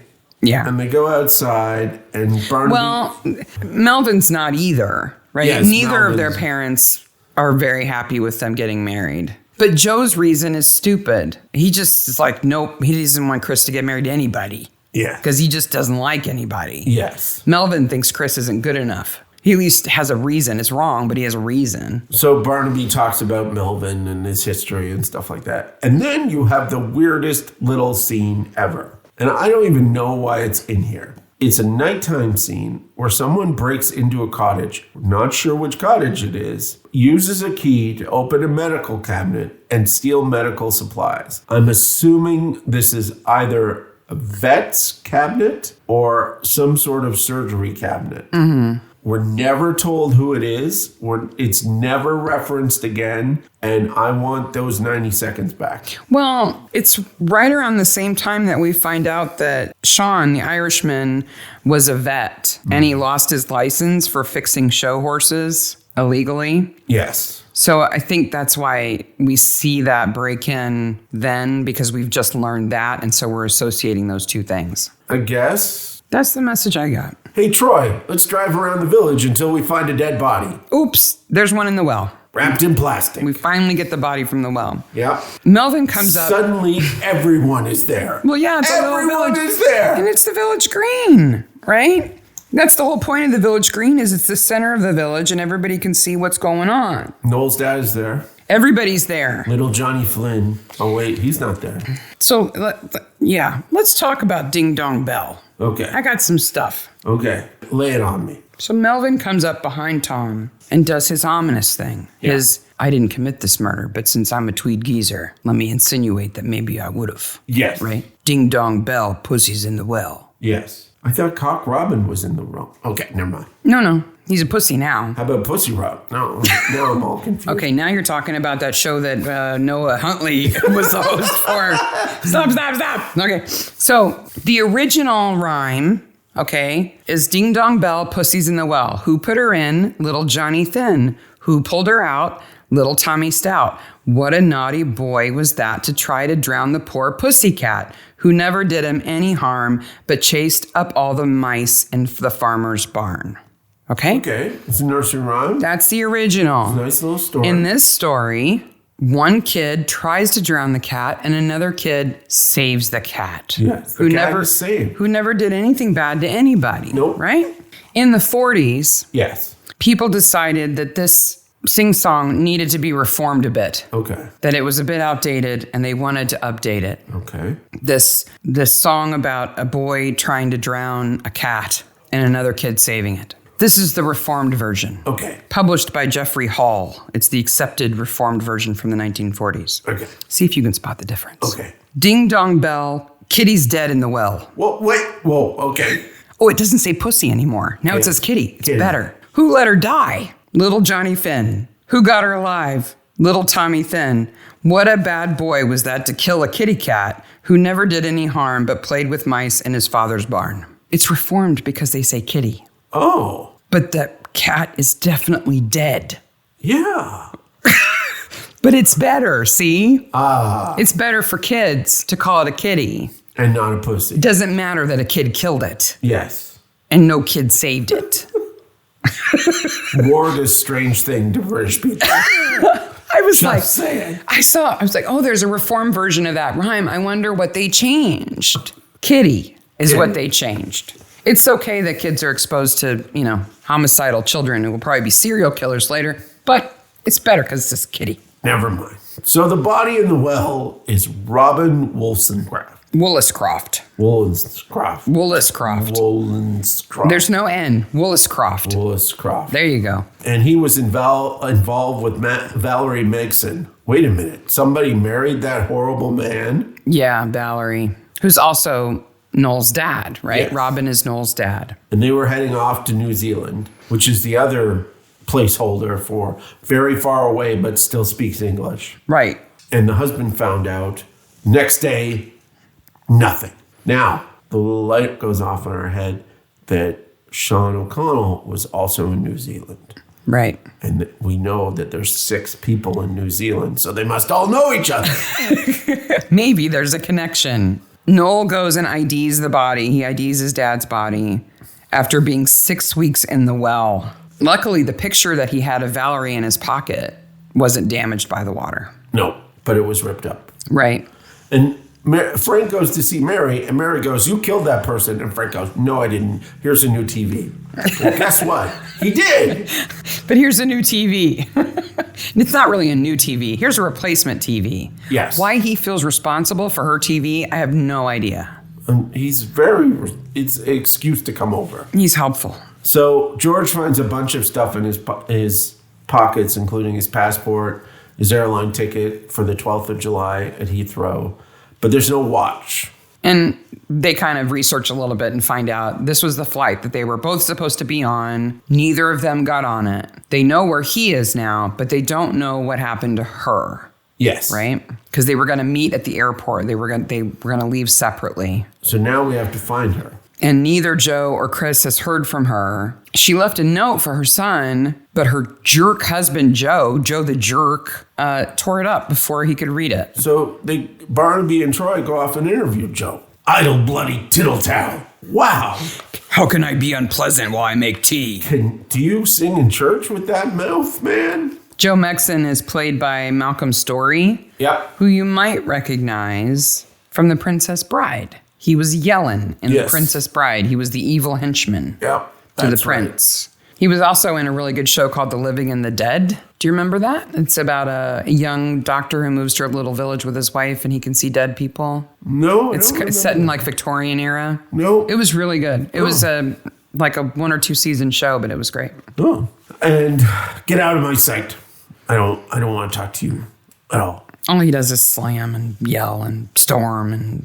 So Julie gets in the car with Barnaby and Troy.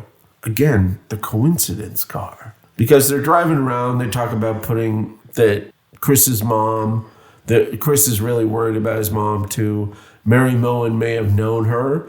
And then they go by the well again, because everybody has to go by the well. And Bridget is so upset after killing her husband that she's bringing flowers. And we find out that Bridget and Frank are brother and sister. Bridget's all drama. Big drama. She gets in the car and after putting down the flowers at the well and just bangs on the window. Yeah. Like, let's get out of here. Well, she sees the cops coming. Mary has a visitor, and it's Melvin. He's come to take an envelope that's been pushed through her mailbox that has her name on it. Which we never get referenced again. Yeah, we do. We find out what it was. What was it? It's the watch. Frank put the watch in the envelope and addressed it to her because she would know that it was Robin's watch and it's a threat. It's look what happened to them. I did not put that together, but now it makes complete sense. That watch is quite the hot potato. It is a hot potato. It's going to get passed around a lot. And this is our little secret, just like the goat. Mary. That goat has some good agent. It gets a lot of screen time. It does more than Jackie does. More than Jackie, and certainly more than the Vicar. Mary and Valerie were friends, but she hasn't heard from her. She acts really panicky when they ask her about Valerie, and that's why, because she's received this basically death threat in the form of a watch. Yeah. So they want to go talk to Francesca again. I don't understand, Troy. I hate this part so much. Okay, so Barnaby just says, go round back. Now, I know I'm a dude, okay? But when I shower, I shut the bedroom door and the bathroom door, okay? Even when you're in the bathroom. You put 2 doors between you and anybody who shouldn't see you naked. Yes. First of all, the back door is open. Troy goes waltzing through the back door. Now, we could tell there was a shower noise. Like, she might as well be in the shower singing, swimming in the bathtub, Rubber ducky. or something like clearly she's in the shower. But Troy goes, I need to investigate this further. So he goes into the bathroom and we get gratuitous Francesca butt shot. What is he thinking? That woman has every right to take a shower in her own home with whatever doors open she wants to, and expect a cop to not just appear. Absolutely. And then he's like shocked. He's like, well, excuse me, kind of face. I have a note that says she freaks out, as she should. Yeah. I would freak out if Troy was suddenly in my bathroom. You'd be like, oh my God, I love your show. So I'm naked, sorry, but I love your show so much. Why are you here? It's so weird. I don't know what they were trying to do there. I don't think it was supposed to be, well, Troy thinks she's so beautiful, he wants to see her naked. I don't think that's it. He's not a prurient. He's not that kind of guy. But the whole scene is completely useless. It's completely unnecessary. Whatever. And then she's uppity in her robe. Yes, Mary Moen gets some interesting mail. Poop. Her dog's name is Scuff, and he's so cute. Scuff. He's a dorky. You can't touch me, you beast. Then they go to see Bridget. She's so high-strung and crazy. She's very worried about her fish. Yeah. And sudden alcohol. She blatantly lies about everything. Her son's like, that's not true. That's not true. She's like, why do you contradict me? Because you're lying, Mom. I'm going to drink now. Like, what do you know? There's this bottle right behind my pillow that I happen to be sitting on. I was at my yoga class. The next day, it was empty. Straight to the booze. Bridget's played by Linda Marlowe. Okay. She was in Tinker Tailor Soldier Spy. Okay. She was really good in that. Yep. And she was also in a show that we really loved called Jekyll. Yes. With James Nesbitt back in 2007. A show that ended abruptly and too soon. Yes, I would agree. I would say you should watch it. It's a great show. It really is a great show. But they clearly thought they were going to have another season. Because the last 90 seconds is such a cliffhanger. The last 90 seconds of, I think, the second season. Yes. You're like, what? What? You're so into it. And then just, what? But James Nesbitt is incredible in that show. James Nesbitt. He's so good. Anyway, that's Bridget. Noel asks the cops, he asked, did Joe Megson kill my dad? Yeah. But he also tells them that he gave him some money. That Noel says Robin gave Frank money. Yeah. What he actually gave him was a car. Yes. That he sold for money. That helped Frank out. And so now we know that Frank is deep in debt. Yep. And that Robin gave him a car because he was going to New Zealand and he wouldn't need it. Exactly. So Robin was actually nice to Frank. And then Frank repaid him. By killing him. 2 bonks on the head. With a giant wrench. Then we find out that Julie maybe knows where the Irishman is. Because they kind of picked him up and put him in the barn to take care of him. With some whiskey. And some hay. Did you tell your father? Oh, no. No. Yeah, they did. Yeah, they did. And meanwhile, Jackie's behind him. Half the scenes, he's just in the background lurking. And then halfway through the episode, Joyce does a recap of the body count. Yeah. She wants to buy Cully some jewelry for her birthday. Let's go to Bits and Bobbles. Cully is relegated to being not even a character who shows up, but just one talked about. Yeah. One who has a birthday coming up. And Tom knows the place in Oxford to get some jewelry. And it's Bits and Baubles. Owned by Melvin's wife, Bubbles. Now. Who's trying to divorce him. Boy, did I go down a hole here. Yeah. So I was like, okay, well, obviously they put that Bits and Baubles sign clearly on that building, right? Which would be 20 Broad Street, Oxford, right? So I looked it up. So what's there? What's actually there? What I actually, well, so I didn't know what street it was on, but the two stores next to it, which were Stamp of Oxford and Flags and Old College Store. So are those real stores? Stamp of Oxford is not there anymore. Okay. I'll talk to him. But Flags of Flags, the Old College Store, is there. And I found that address.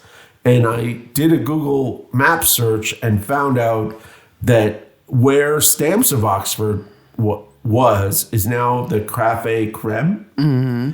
And where Bits and Baubles is in the story is now a place called Broad Canvas Arts and Craft Supplies.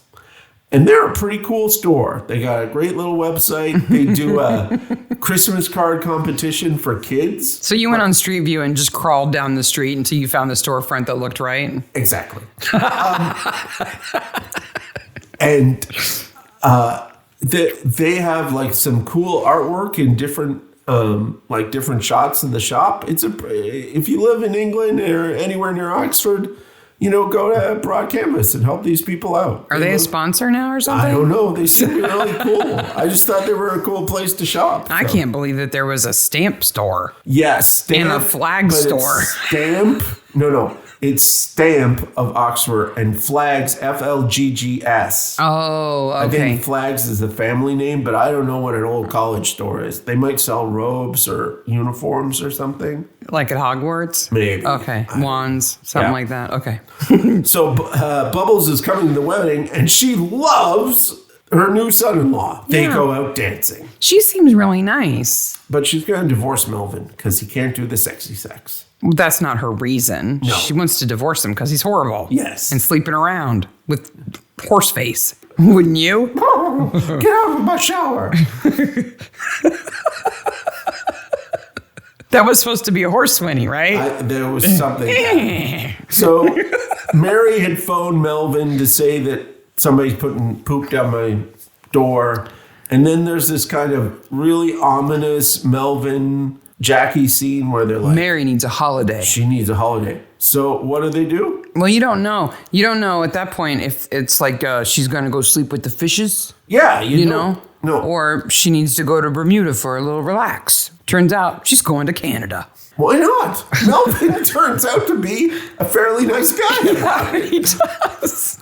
Well, he's got his own motives, right? Oh, he does. For sending her away. He does. And, we don't know what time of year it is, but he's sending her to Canada. So Barnaby goes to talk to Melvin, and he says, I've spoken with Bubbles, which may be the best line of the episode. And Melvin's like, oh, well, I guess you know that I can't have the sexy sex. But he goes, there's many ways of pleasing a woman. Didn't you know? That was really uncomfortable for me. It was extremely uncomfortable. And I think Tom was uncomfortable, too. By the way, why don't you come to my party? Which isn't actually a party. It's more a convince Tom to do this thing. Yeah, it's more like a whodunit party. Like a murder mystery party, but it's real. So then they get in the car and they talk about the car, Robin's car. Mm-hmm. Now, this probably went by so fast that most of you didn't even pay attention to this. But we are who we are. And I watched this scene like 5 times trying to figure out who they were talking about, who owned the car, who sold the car, how much the money was in debt. It really doesn't matter. Robin gave Frank the car and then somebody gave him some more money.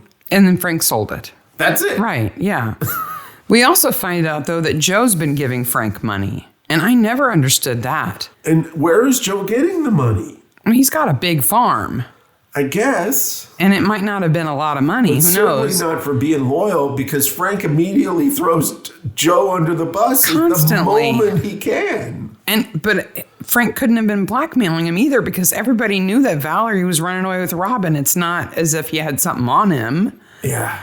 It's just weird. Yeah, I don't understand that one. So Tom and Joyce show up at the party. And Joyce is like, oh, you could afford this and a lovely senorita. And Tom goes, now behave. I felt bad for Joyce because I think this is genuinely the kind of event that she's excited to go to. Like, it's like a party at a pretty house and she gets to wear a nice outfit and meet nice people. And then it turns out it's just an interrogation scene. Well, luckily, Troy in a uniform are hiding in the bushes. Really badly. It's like when a little kid covers their eyes and thinks you can't see them. That's what Troy's doing in the bushes. It's totally like that. So they go inside, and the first thought I have is, oh yeah, the doctor's in this show. Yeah, we haven't seen Burgess for forever. Oh wait, there's the vicar. Yeah.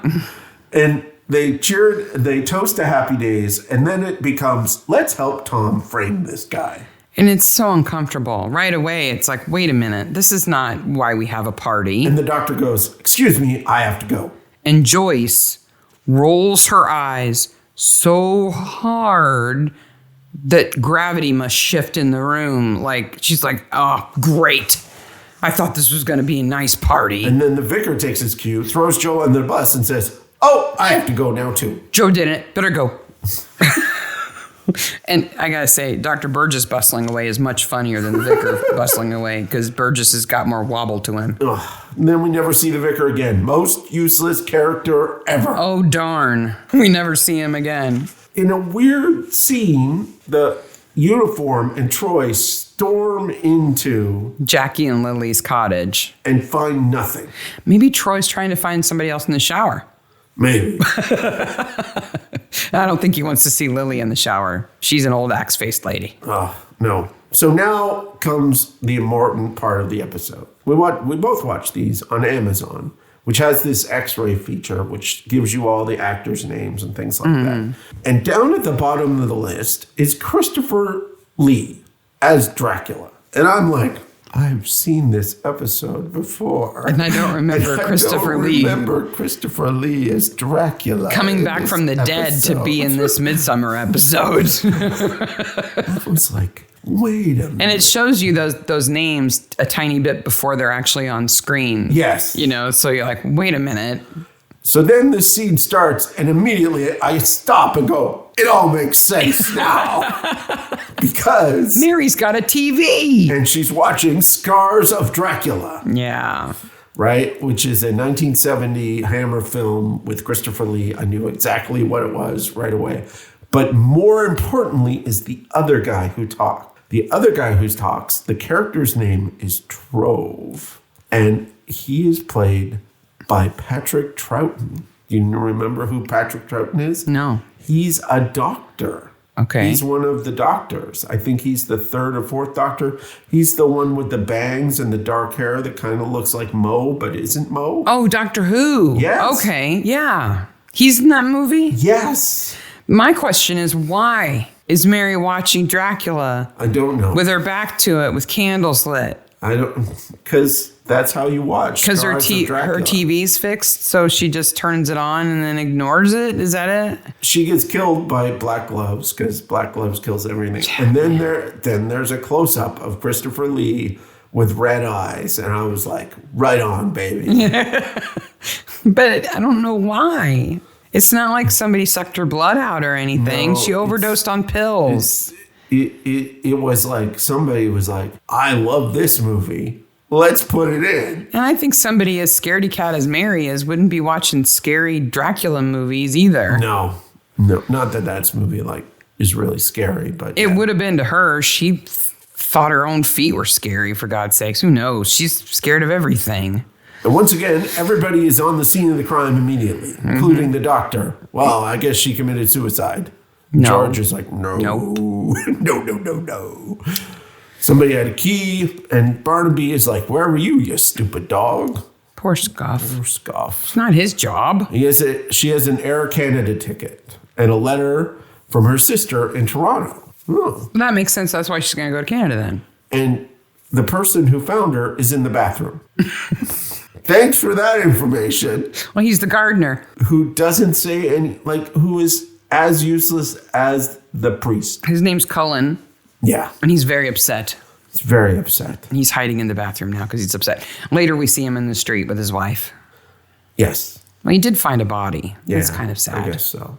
Barnaby goes off to the manor house to confront Melvin with the ticket. Now, this ticket is an Air Canada ticket, and there are Air Canada tags that are contemporary with that time and that logo. Okay? I'm shocked that you looked really closely at this airline ticket, Mark. Familiar with these tickets, okay? Because I saw them a lot. This is back when you were going to fly, you had to buy your ticket in advance because you had to get it in the mail. Yes. And if you lost it, you were just out of luck. But this ticket is not to Canada. No. No. First of all, it says across the top, specimen ticket not valid for transportation. Well, that's better than that credit card a few episodes ago. It also says on it, test ticket. And it is for a trip from Brussels to Amsterdam. Oh, does Air Canada go between those two places? I don't believe so. I don't think so. Well, I don't think you were supposed to look that closely at that ticket. I guess. They didn't know about you. Yes.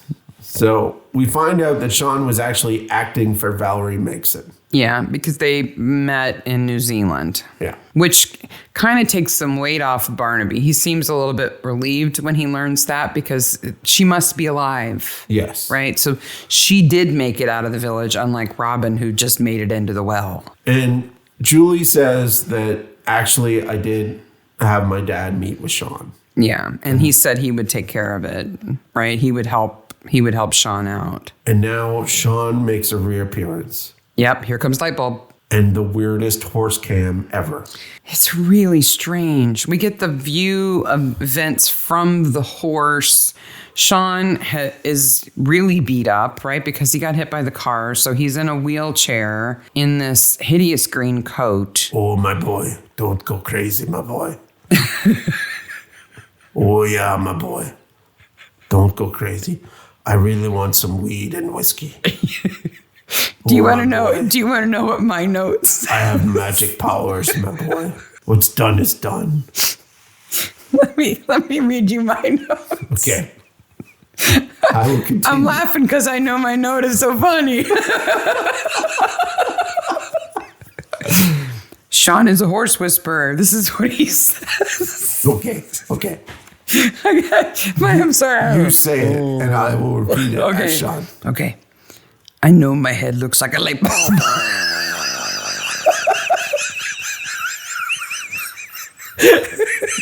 Okay, your wee horse. I know my noggin looks like a giant light bulb. But listen. You better jump. You better jump. You better jump real high. Real high. Or they'll put you in the Tesco's lasagna.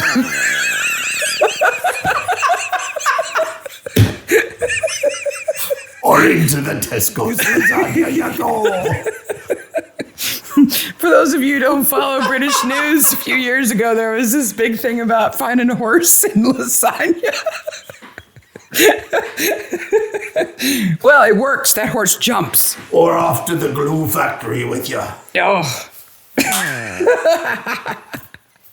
We amuse ourselves so much. Oh, I hope it's half as funny to everybody else. Oh, wait. It's time for another extreme close-up. Listen to the light bulb. Jump high for the Arab guy. I speak from the wheelchair. Yes. He makes a whole $1,000 for that gig. Don't go nuts yet. Don't go nuts yet, wee horsey. Now, You'll be bound for Tesco. I thought this whole time, until they get into the arena, I thought Melvin was raising race horses. Yeah. And race horses are super valuable if they're good. They're wee jumpers. He's like a dressage horse, like a jumping horse. You can do it. And not like running and jump. I mean, I guess he could compete in speed jumping, right? I know they have those kind of events. It's an Olympic sport, what they do. I know, but those are not the horses that like millions and millions of dollars are paid for because they can win all these races. The horse is only $300K. It's hardly worth the Arabian prince coming over and flying that horse back to wherever he's from. I gotta say, in a show that is pretty good about not being racist, that was really racist. With the sheik? Yeah. And if that horse is that ticked off in the wagon, how are they going to get him on a plane? Well, as soon you get on the plane or it's the Tesco's. You liked my joke. I did it all for the horses. And then Tom wants to take Sean out of there because he thinks Melvin's kind of using him. And Melvin practically threatens his life in front of Tom. Well, I'd hate for you to leave. Something, bad might happen to you. He goes into his Tweed geezer thing, right? Plus, I got a big bag of pot for you. Yeah. And he's like, oh, okay, I'll stay. It's all right. It's cool. So they follow the doctor into the middle of a field to do an interrogation. Yeah, talk about gangsters. This scene... It was very Peaky Blinders. It was kind of Peaky Blinders, kind of Seven, like... What's in the box? Widows and orphans. And I think it's because Burgess is so dramatic. Yeah. He's so weak and drooly that he drops to his knees. They don't shove him to his knees or anything. He just collapses. And we find that Joe has the watch. It's been planted at his house. That watch is magical. And then the weird scene. Okay. I know you first thought that this episode was full of strange coincidences that were kind of convenient, right? But I also think it's full of unnecessary scenes. And this is one of them. The breaking into the vet place is unnecessary. Every single moment that the vicar is on scene is unnecessary. This scene with Frank and Bridget is borderline incestuous, which brings up a question that doesn't need to be It's there. all Badger's Drift, right? Yeah. So Frank is polishing up the doctor's car. He's made the repairs. Bridget shows up in this big fur coat, kind of insinuating there's not much underneath it, with a bottle of booze. And she says, I've come to play. And she goes, no one can see us. I was like, ew. I was really worried when they recreated the climb later on that they were going to do a big old lip smack there. And I was going to be like, whoa, this is not Badger's Drift. The only purpose for this scene is to show that they are actually close. And they could have done it in 1,000 different ways that aren't this. That does not imply incestuous bonking. Yeah. That he's actually not even up for. Yeah. He doesn't even, he doesn't want to do it. I don't even know what she wants to do. It's just so weird. I don't want to think about it. Let's move on. Okay. Dr. Burgess is at the cop shop. And he has an address. Right. In New Zealand. Yeah. Now, I'm this kind of guy. Mm-hmm. So it's 9 o'clock in Midsomer, which means 9 a.m. on Monday morning. 10 p.m. on that night. In New Zealand. I really didn't realize, and this is something I found out this week, how close New Zealand is to the dateline. Yeah. It's really close. Yeah. I thought it was much further away. Well, it doesn't matter because Valerie can teleport. Okay. Because they call her and then she appears. I also looked at how long it takes to fly from Auckland to either Gatwick or Heathrow. I looked at them both, and it's a 35-hour flight. Man. 35 hours. Okay? So it's got to be at least 2 days later. Has to be 2 days later. And that's assuming she got on the next flight. Yeah. With no layovers. That one layover. There's no nonstop flight. Yeah, but Auckland. like the shortest layover possible is what I'm saying. And you know where they lay over? No. Los Angeles. What? That is the quickest way for them to go. Oh, we gotta look at a globe. It's like they go 3/4 the way around the world. They fly from Auckland to Los Angeles to London. I'm never going to New Zealand. You are never going to New Zealand. I hate flights. We won't go in a boat. We won't go on a plane, and we can't drive there. If we could just use Valerie's teleporter, we'd be there real fast. Mom, is that you? Dude, it's your mother, who you thought was dead. Yeah, it is a nice scene, though. They stretch it out a bit. I guess. So we know once they start talking to Valerie, we know that she and Robin had arranged to go to the airport separately. Yes. Right? So they could get away. They were going to meet there and fly to New Zealand together. She goes to the airport and he's not there. So then she gets a message. She gets paged and gets a message that's supposed to be from Robin. Yes. Saying that he's going to miss on the next flight. He's going to miss that flight. He's going to take the next one because, they have one every 6 hours or something. Apparently. No, it's the next day. She goes to stay in a hotel because she doesn't want to fly without him. If it's a 35-hour flight, it cannot be cheap. No. Okay. But this is in the old days when airlines were realistic. It was $1,835 when I looked at it. They're reasonable back then, though. Yeah. If you said, I don't want to take this flight, I want to take tomorrow's, they would go, okay, we'll just transfer your ticket. That's fine. We're not overbooked by 20 people. No. Anyway, I'm not bitter about flying. So Dr. Range. She stays overnight in the hotel because she'd prefer to fly with him, but he still doesn't show up. Yeah. Who sends the message from Robin to the airport? Frank.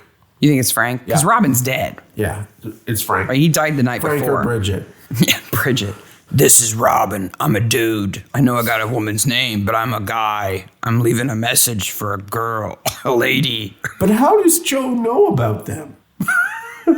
I think everybody sort of knows. Well, there's this flashback scene where they're après tryst. Mm-hmm.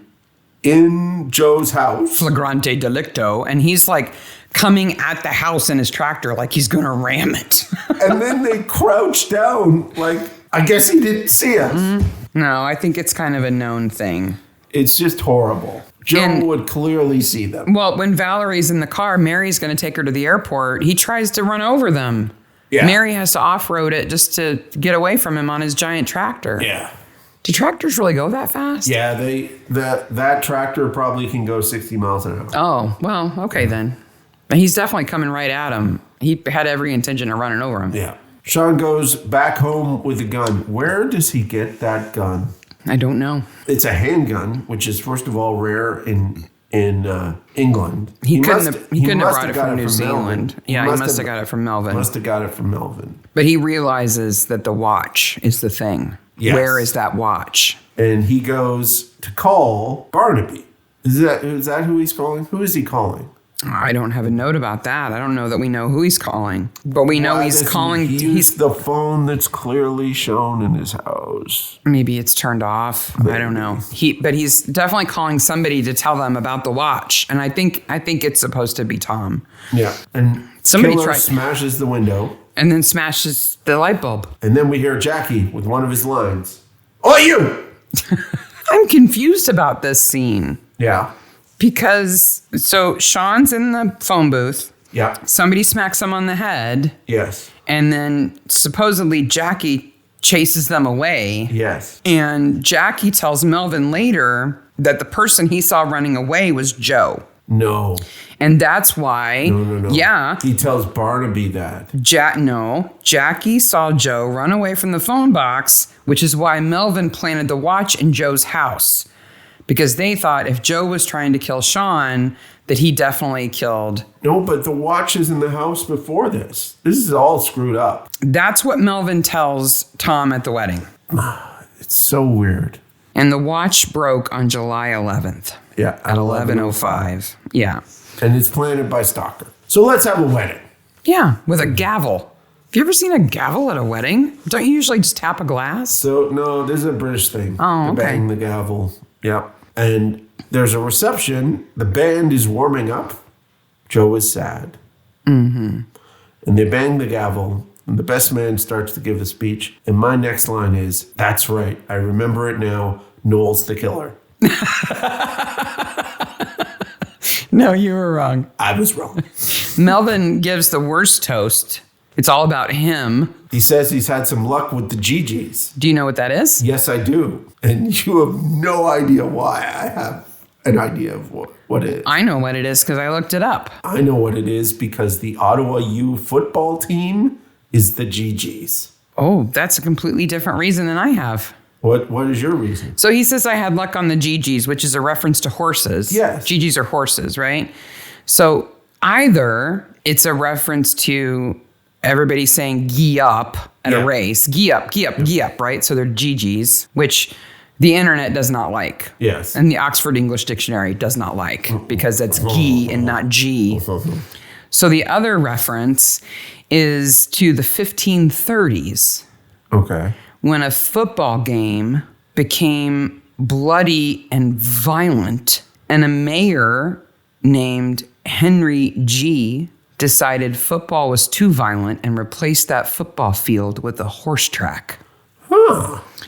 And banned football on Shrove Tuesday of 1533. Isn't that interesting that both of our stories revolved around football? Yeah. But Yeah, that's what the Ottawa U team mascot. It's a horse. And they're called the GGs. Yeah. His name was Henry G. That football game is quite the story. Oh, yeah. You should look it up. Wow, is it violent? I've heard reference to that football game before. Then we have this scene where Barnaby gathers all the suspects He can together. sure ruin a wedding, can't he? Yeah. But every wedding you go to nowadays, if there's a professional photographer, there's this big window of time between the ceremony and the reception because they have to take all the official photos of the bride and groom and all that stuff. And the attendees are all sitting around twiddling their thumbs. But this is the window between dinner and dancing Yes. because they do it in a separate tent, which I've never seen either. That weird band is in the other tent. So a tiny little part here is Bubbles tells Melvin to shut up, and Francesca kind of goes, Francesca's kind of like, yeah, he should shut up. I don't get the sense that Francesca's an idiot.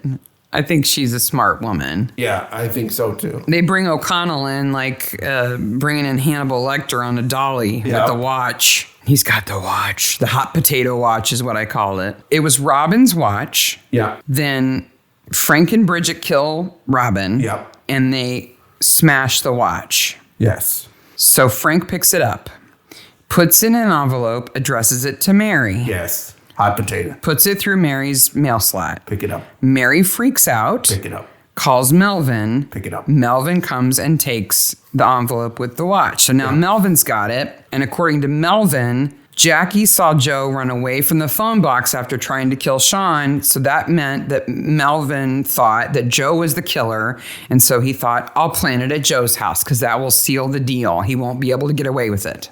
It's weird. Bottom line is Frank killed Robin. And then killed Mary. For Bridget. Yes. As a favor to Bridget. Because she gave him some money. Because he was leaving her and running away and she wouldn't have it. So they knew that he was going to bring the car by. So they're waiting for him. Here's Robin doing this nice thing, giving Frank this car to help him get out of debt. And Frank repays him by bashing him on the head and killing him. There's this weird thing at the end where they're like, we're all family now. And there's this reference to I only have two, or who am I sorry for? Or Joyce says, well, Melvin has 3 women. He loves them in his own way. And Tom goes, well, lucky me, I only have 2. Yeah. Because it's Bubbles and Francesca and Julie. Okay. And he has Cully and Joyce. And then the episode ends. Yeah. So we've got 2 corpses, Robin and Mary. Who's better? I gotta say, Robin is probably better. Yeah, he's got the fake skin on him and everything. And there's are those maggots? It's implied they're maggots. I don't know if they were maggots. I thought it was like flaky skin. Yeah, when you've been underwater, your skin starts to fluff off. He's got bike imprints on his face. He's got Really, he deserves all the attention because he was under the bikes for 6 weeks. Yeah, in that tarp. Yeah. If Bridget is wealthy enough to help Frank, why didn't she help him out before? If Frank is the actual killer, why does he act like the killer right away and Mary's like, you're the killer? No, here's a TV. I did want to watch Scars of Dracula. After this episode, what happens? So we have to assume that Frank and Bridget are both going to go to jail. So that leaves Noel on his own. But he's a grown man. He'll be okay. Man. He seems to be, nice. For someone who is falsely accused by me as the killer. Whose mom is clearly a nutcase and whose dad was leaving. And he was the first one to say, you're a nutcase, Mom. Yeah, absolutely. Yeah. So he's going to be on his own. Melvin's going to go to jail for a short sentence for trying to frame perverting Joan. the course of justice. Yeah. Right? If he's going to go to jail, I don't know what's going to happen with his estate, and I don't know what's going to happen with his investment in the writing school. I don't think he's going to go to jail. I think he'll get time served. Like he'll get probation or something. Yeah. It's a pretty weak. I think Bubbles is going to get her divorced, though. I think Bubbles get the divorce. And Julie gets her nice husband. And I think Burgess gets away with drunk driving. Yeah. And hitting Sean. And I don't think they're going to press charges on him. and the goat's still tied to the bridge. Chris and Julie are happy. Maybe they could live in Mary Moen's cottage. Maybe Billy the goat could go live with Joe. Maybe. They could hang out together because he's all alone. Poor Joe. Let me get my tractor and drive angry. No, not poor Joe. He's made his bed. He can lie in it, right? Yep. So who did you think was the best corpse of that episode? What did you think was the most interesting coinky dink? And anything else that we've talked about in this episode? What do you think, Sean? Have was you really been to whispering? Have you been to that shop in Oxford? If we get somebody taking a picture of them in front of that shop in Oxford, I will be pleased as punch. It's a fun episode. Yeah. It's got a lot of little crazy references. It's got a lot of twisty turnies. For all his just silliness, I love the Doctor. I love the character. I love that actor. Yeah. I hate the Vicar. Doesn't need to We be know. We know you hate the there. Doesn't Vicar. need to be there at all. Melvin is a complex character. Is he reformed? Is he not He reformed? is. Like when he says, I think Mary needs to go on a vacation, he gets her a vacation. Yeah. He's actually going to send her somewhere And nice. Jackie's like, yeah, I got her a first class ticket. Yeah. I think we should book her a facial when she gets there or something. Brussels. Yeah. It's hard for me to believe that somebody who's a simple village mechanic, as Frankie is, could pull one over on Melvin, because he really does. He does. And he and Bridget completely fool this Tweed geezer who's been like a kingpin. And I would think Jackie would see right through Frankie. And Frank is the worst kind of person. Everyone he talks to, he throws up people under the bus constantly. I would like to see Jackie and Frank fight. Yeah. I think Jackie would win. Yeah. Frank would get his butt kicked. I think Lily would show up and beat him up for Jackie, yeah. Yeah. Oh, it's a fun episode. So. Who killed Cock Robin? Frank did. Yep. We are Midsomer Maniacs at Midsomer Maniacs on Twitter and at Midsomer Maniacs on Instagram, as well as being on the Facebook group for Midsomer official Facebook group, and as well as at today. I know this will be weird and out of time, but Patty Smythe, the famous punk musician from New York City, sent the official Midsomer group a whole bunch of pictures of her watching Midsomer. Apparently, she's a huge fan. You know what, Patty? I got a podcast for you. That's fun. And we're also on the Acorn TV fan group, which is also a fantastically run group, and the subreddit on Reddit for Midsomer Murders. And what's our next episode going to be? Our next episode is season 4, episode 5, which is Dark Autumn, which has probably the second best cold opening. Yeah, it's a good one. It's Yeah. a good one. All right. Until then, bye, Maniacs. Bye, Maniacs.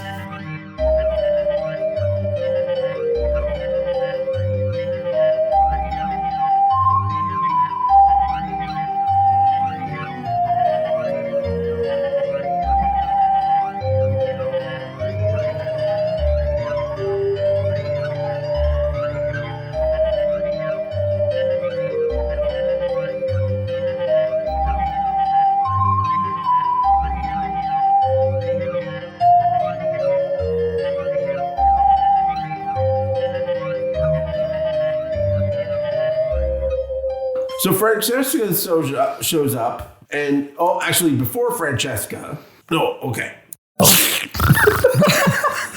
Oh, wait a minute! I heard music on a boot box.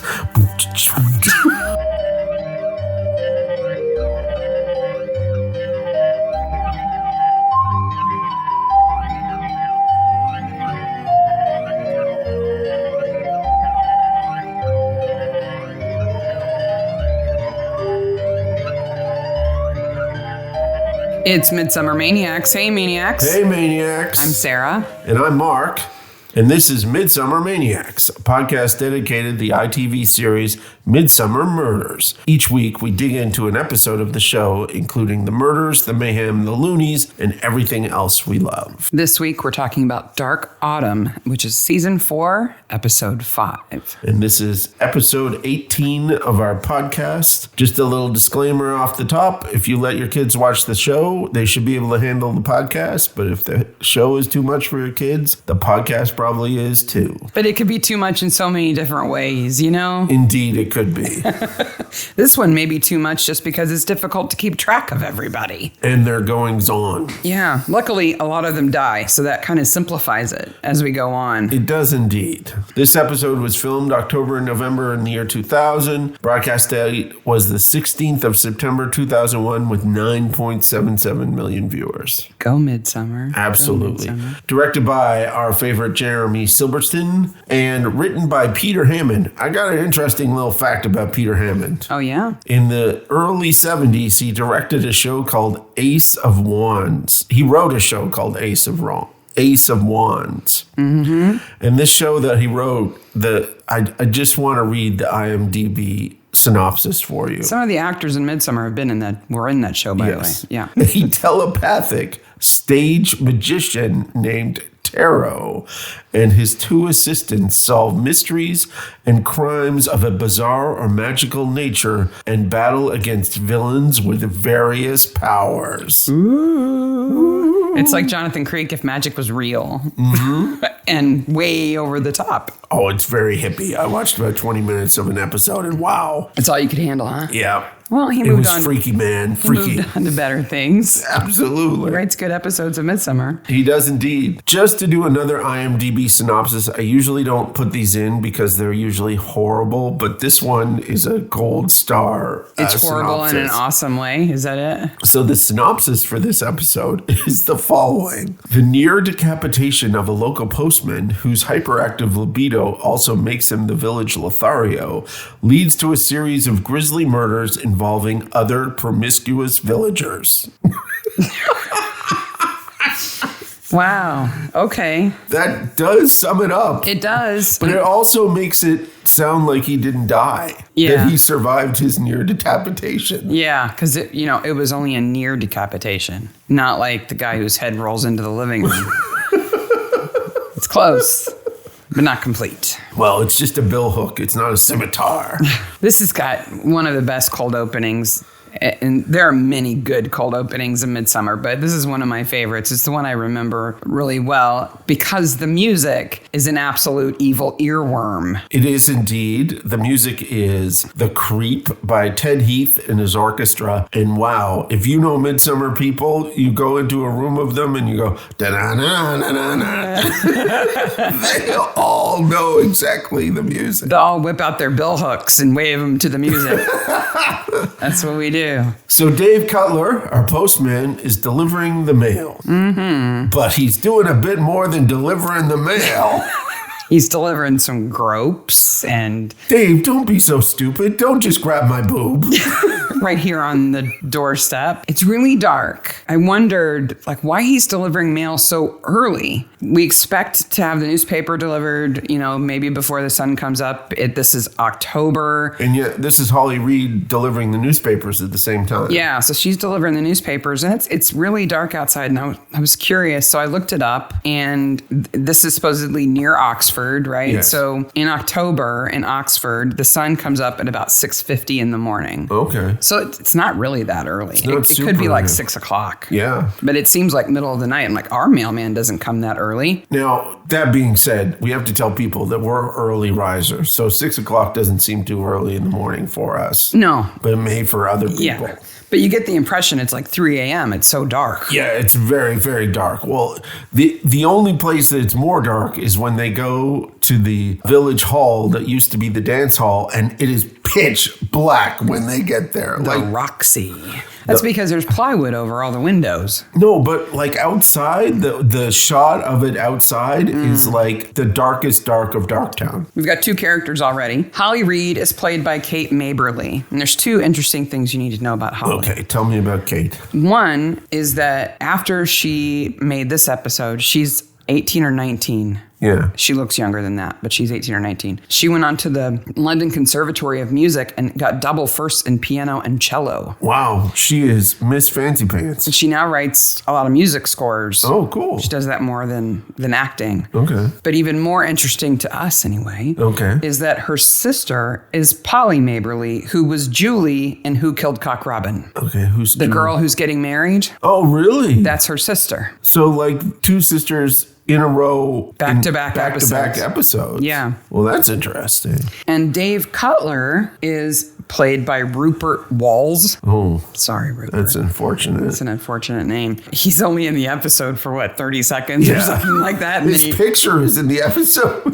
His apartment is in the episode longer than he him. is, yeah. But he had another role to play in Midsomer. He was a third assistant director for 5 different episodes, including this one. So they were like, oh, the guy who was supposed to play Dave didn't show up. Hey. You're handsome. Get in there. Get in there. Does this uniform fit you? Can you carry this bag? Yep. Can you get it sliced off? Your head sliced off with a bill hook? Nearly. Yeah, he doesn't have a lot of acting credits. I think he's primarily a director. But what would a third assistant director do? So that person does either 2 jobs, right? They either help the second AD with setting up the camera and stuff like that, or when the second AD does B-roll or shoots off-site without the actors, they're the backup for that person. Okay, because it sort of sounded like the assistant to the assistant to the assistant to the assistant. It kind of is, but it's still got director in the name, so in a film crew, that holds a lot of weight. Yeah. When I was in publishing, everybody was an editor. Yes. So there was like environmental editors. I was a janitor, you know. So I wasn't sure how deep directors really go. So this cold open is kind of, again, like a horror. It's like a slasher movie. Yeah. Right? Because it has the whole bladed weapon, like the reveal of the weapon is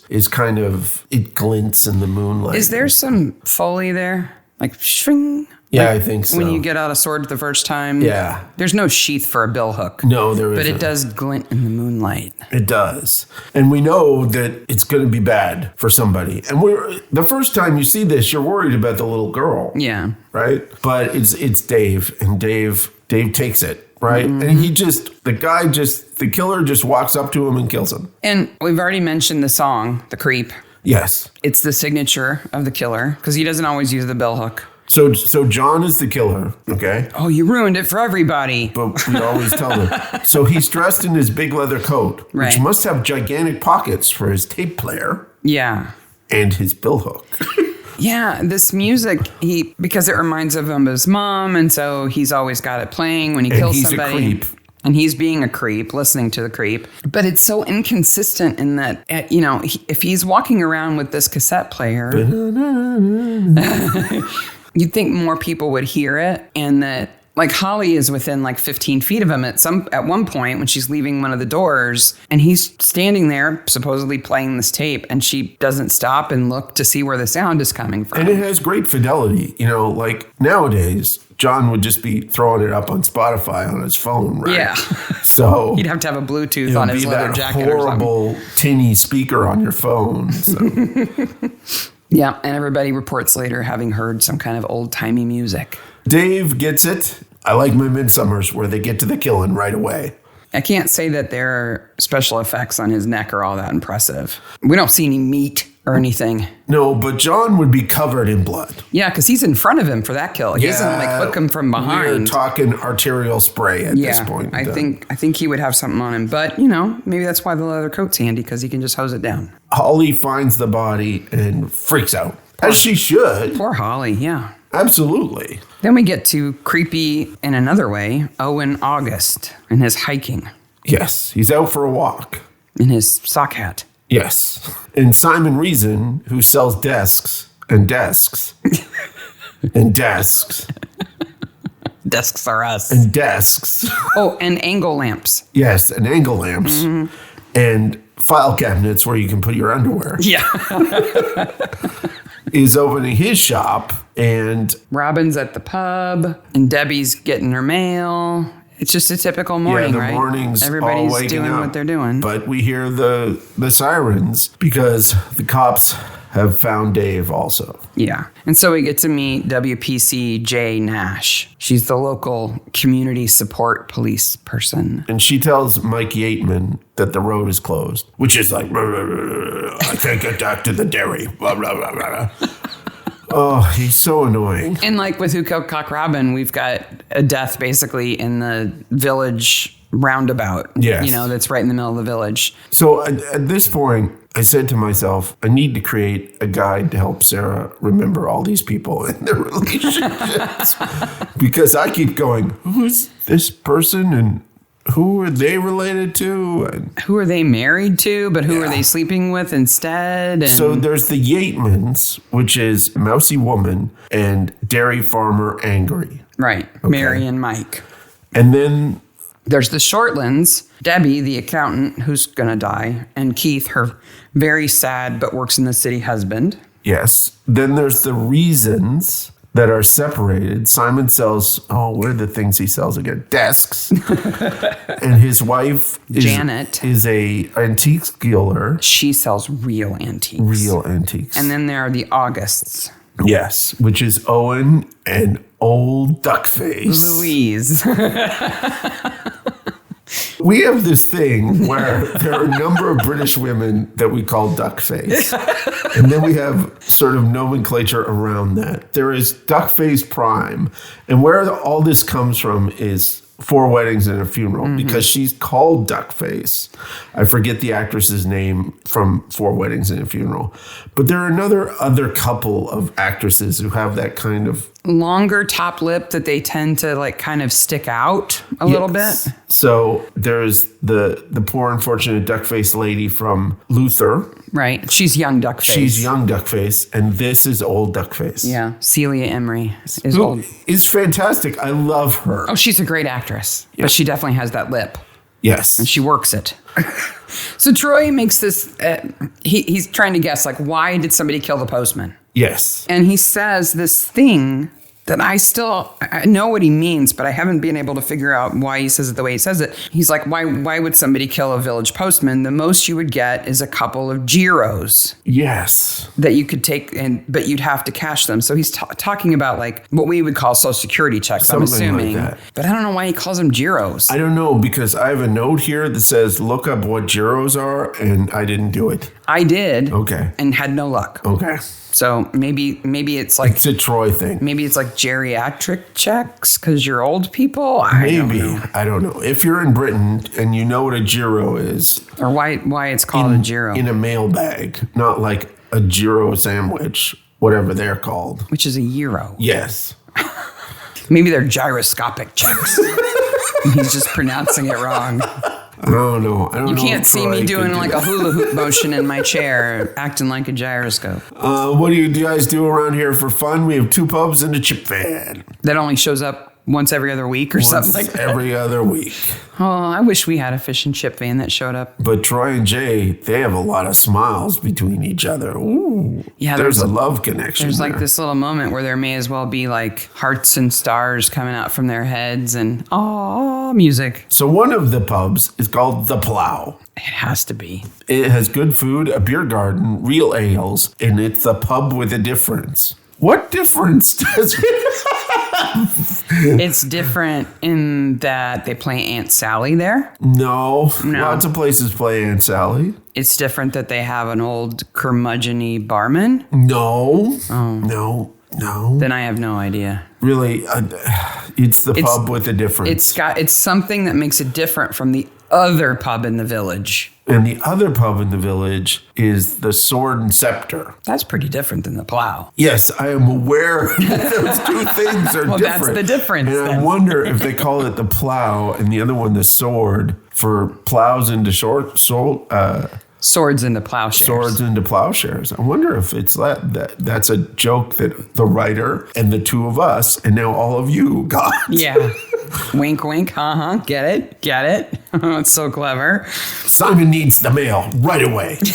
He's desperate for a check because the tax man's after him. Because apparently he's not paying VAT on his desks. Yes. But John Field and Barbara Judd have no idea what he's talking about. Now, John Field. Killer. I wonder if he's related to the Field from the last episode. 2 episodes from the UFO episode. No. Okay. But the actor, Robert Glenister, is related to somebody important. And who is that? Philip Glenister, who is DCI Gene Hunt in Life on Mars. Gene Genie. Gene Genie. He is Gene Genie's brother. Okay, that makes sense because he has a Gene Genie vibe to him. Yeah. Now, if you haven't watched Life on Mars, you have no idea what we were talking about. But Life on Mars it runs 2-3 seasons. Yeah, it's set in the 60s. This guy goes back in time and is a cop, but none of that matters. The Gene Genie is like the coolest cop who ever existed. He's like White Shaft. He's awesome. White Shaft with T. Yeah, and they even call him Gene Genie. And there's that awesome sketch comedy that makes fun of Midsomer where Gene Genie comes in and solves the crime on YouTube. Yeah, and it's just, Gene Genie in Midsomer. Yeah, it made me think of that. Plus, he was formerly married to Amanda Redman, who plays D.S. Pullman on New Tricks. Oh, okay. She's the blonde who's like the one person who's always in New Tricks. Okay. Yeah. And they're married? Oh, okay. They used to be. They're no longer married. Oh, well, that's a shame. Yeah, he's Gene Genie's brother. That must be an interesting gathering. Yeah. You know, Christmas. No, I'm the brother with the bad teeth. He's the cool one. Like, that would be the conversation. My note here is, should John's face not be covered in blood? He's fast to wash it off, I guess. And then we have Aid, who is, okay. The last episode, I talked about the useless vicar. Aid is the useless farmer, angry guy. Is he a farmer? I don't know what he actually does. He's like a gamekeeper. Yeah, but not for anybody. He makes that damn fence all episode. But on the side of a hill, and he's not fencing in anything. So those fences, there's a whole kind of thing around these fences. I forget the exact name of them. I'll have to look it up. They're like split reed fences. Split reed fences. And they're usually created when you're really poor and you want to put your animals in a spot. Right. And keep them there. Yeah. But Aid has no animals. No, a dog. He has a dog. And he doesn't appear to have a home because he only goes to the pub. But he's got a big old billhook. And if he's Owen's gamekeeper, if he actually works for Owen, he doesn't want to keep his job. No, he doesn't. Because he curses him out, disrespects him, treats him pretty crappy. Not like Owen is his boss. Yeah, absolutely. But he does have several billhooks, one of which goes missing. Dun, dun, dun. Mary is really upset. Oh, yeah. Because she really liked her Dave. husband tells her Dave is dead. He knows that she's had an affair with him, but he told her to stop, so she did. That it was done. And she's been behaving. Yeah, since. Whatever. And then Simon's got 8 hours before he goes to tax prison, and Debbie's his only hope. Debbie, you gotta save me. Owen I find his character complex and troubling. Owen? Yeah. See, okay, Owen's a creep. Okay, he does creepy things, but I kind of like him. I can't decide. I kind of do. But he should have been told what was going on in the village. Wow. He's not walking around on his property. He's getting on his high horse on his property. Yeah, he comes home and it's like, what's going on in the village? And Louise tells him, and he's like, well, I should have been told. How does that make me look? And then she says, oh, poor David. And he goes, well, as you remember, it was Dave, except on special occasions. Like, being murdered isn't a special occasion. Well, apparently having sex with Louise is. I think if you can call somebody by their full name on any day, the day they're murdered is one of them. I would think so, but the police are not really impressed by Owen's OBE. No, they don't care about that. No. He wants everybody to care about it. And then all these old dudes are at the bar, right? Yeah. It seems too early in the morning for them to all be at the bar. They're all at the bar. There's a lot of bar work done early in the morning here. And he wasn't a very honorable man. He liked other men's women too much. Well, Ben, the guy behind the bar, is ticked. Yes. Because now they don't have a full Aunt Sally team. So Aunt Sally. Aunt Sally. What did I say? No, you said it right. All You right. said Aunt Sally. Aunt Sally is a game that these pubs play. I didn't go into a deep hole for Aunt Sally. I went into a deep hole about finding out how much it would take for us to set up an Aunt Sally thing in the backyard. Bitch.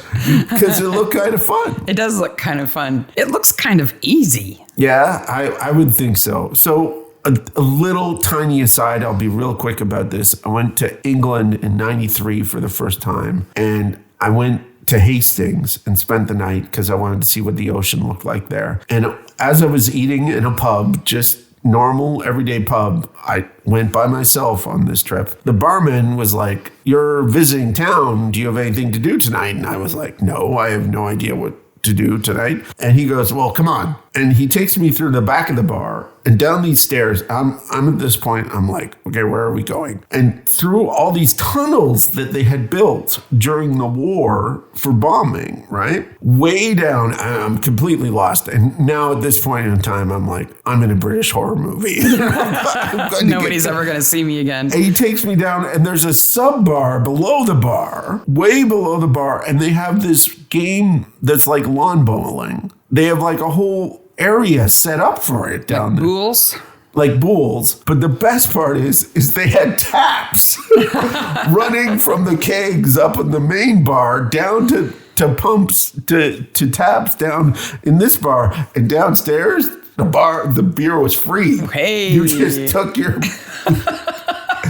And I sat there and played games with these people all night. They asked me all these questions. It was But they didn't wonderful. have an Aunt Sally pitch down there. No, Huh? but they were the most wonderful, loving people I had met on my whole trip. So That is not the situation with the Aunt Sally No. at the plow. it is a cutthroat game at Yeah. the plow. And Owen runs it with an iron fist. And unfortunately, David Cutler was our best player. Oh no, drats. My marriage has always been safe. Weird, but safe, Yeah, whatever you want to call safe. I guess. Tom goes to see Holly to get her version of what she saw that morning, and she is the snottiest child in existence. I just want to give her a Kleenex and say, blow your nose. Who has more goop coming out of their face? The doctor in the car after the car crash or this child? Holly. I think Yeah. so. Oh, wait a minute. I heard music on a boot box. Yeah. My note just says, she's so snotty. They want to move a mobile incident room in, and Jay advises Tom and Troy that the people around won't take to it, right? So I think, on one hand, I think people who have something to say won't. In such a small village, they won't want other people to see that they're going to talk to the police. I guess that's right? one argument, yeah. And the other one is this kind of backwoods, small village, banjo. Well, they won't take kindly to strangers in mobile incident rooms Or around mobile here. libraries, apparently. Yeah, they don't even like They've mobile. got those fancy books. Yeah, I wouldn't want anybody to see me going into the mobile library. The shame. Oh my gosh. Find us a building. Yeah. So they go to the Roxy. Meanwhile, Owen's listening to his version of music, Oh, which is his wife having sex with Dave. Now, he's so weird. Louise is a trooper here because she had to record that stuff on her own in a studio somewhere. Yeah. And she's a trooper. She's an actor. That's what they do. She's absolutely. I hope the guy recording that audio and her had a giant laugh the whole day. Yeah. I hope they had a great time. Or maybe she just already had some recordings and she just handed them over. Yes. Oh, here, we don't need to record that. I got some. Bob Cutler, your name is now Dave. Yeah. And then it's suddenly dark. How does it get so dark so fast? We go from a murder that happens before sunrise, and now it's dark. Okay, I'm going to go over this a couple of times in this episode. Okay. But Dave Cutler got killed, let's say 6 a.m. this morning in a small village. Yes. Now, I've had an affair with Dave. Called Goodman's Land, by the Right. way. That's the village that we're in. I've had an affair with Dave. And I know Simon wants to get his frickin' papers. Right. But I just got a phone call that was funny old music. And I've locked the door because I'm scared. So now I'm going to go outside. Yeah, and I'm not going to walk along the road because that's blocked off because of Dave's murder. So I'll just take a shortcut through the woods. Like, why does she leave the house? Why couldn't she call Simon and go, get over here and get your own damn stuff? That's what I would have been doing. And Simon would have been like, okay, and driven over. He would have been right there. And then why does her coat look like a bathrobe? I do not know. But luckily, Here comes the creep. That almost sound, when you sing it, it sounds like the Dick Van Dyke Show theme song. So in the meantime, Barnaby has left the darkness that is the Roxy and its disco ball. Why is the disco ball still there? I don't know. And he's upstairs going through records, including 1955's When You Lose the One You Love by Dave Whitfield with Montavani's Orchestra. Did you listen to this music? I may have. Just a little bit? Just a little. What I love most about the hall is that instead of an exit sign, it says way out. Way out. Above the door. Way out. It could just say out. Yep. But it says way out. Speaking of hippie movies. Meanwhile, Debbie gets killed. It's far out, dude. It's way out. And Debbie gets killed pretty violently. Yeah. Though, I don't know why she, like, at the sound of that music, she just drops all her papers. No, but I think she trips because it's muddy and she's wearing a robe. Okay. I have a new name for our killer, though. The Upbeat Jazz Music Killer. Ah. Because that's what the titles called it. Oh, yeah. Upbeat jazz music plays. Yes. The Upbeat Jazz Music Killer, the killer with a soundtrack. But it's not a good one. Simon's looking for Debbie, right? He's desperate for his paperwork. Maybe I should have said this earlier. So there's a weird relationship between Barbara Judd, well, the actress who plays Barbara Judd in the pub. Fantastic. She's Marion McLaughlin is her tons name. of things that we like. And Simon, who's played by Nikki Henson. They are both in another episode of Midsomer, the same episode. They seek him here in 07. Okay. Playing different people. Okay. So they come back. And that's the French Revolution filming episode. Yes. Yes. They're both in that one again. So they have a little reunion. No, that's nice. Maybe they know each other professionally. It adds to the confusion of this episode, though, to know that not only are some of these people in other Midsommers, but they're in them together. I have to assume in those situations, they hire one of them and they're like, do you know somebody who could do this? And they're like, oh, yeah, I know this guy. He can do that. Yeah. So. Or it's been 5 years since he was on an episode, so now we can hire him again. Exactly. Because it's been long enough. I wonder, and I'm going to have to do this now. Oh, I've cursed myself. You just created a database. What is the closest in which two people and one person has played two different characters? I may have that answer. Oh. Today. You may have that answer. But not that yet. Isn't Mrs. What's her name? No, not her. And in way more episodes, too. Oh, okay. Well, I'm eager to find out about that. Yeah. So in the incident hall, we see that Jay is really looking at Dave's picture, mostly because she's like kissing it. Like, I miss you, Dave. I don't know that he's all that good looking. I mean, when you see his, he's not hideous, but he's not like, hey, hunka. We talked about this last week that, you know, in a small village, our standards of beauty are not what British television shows. Well, and in a little village, right? You've only got so many people to choose from.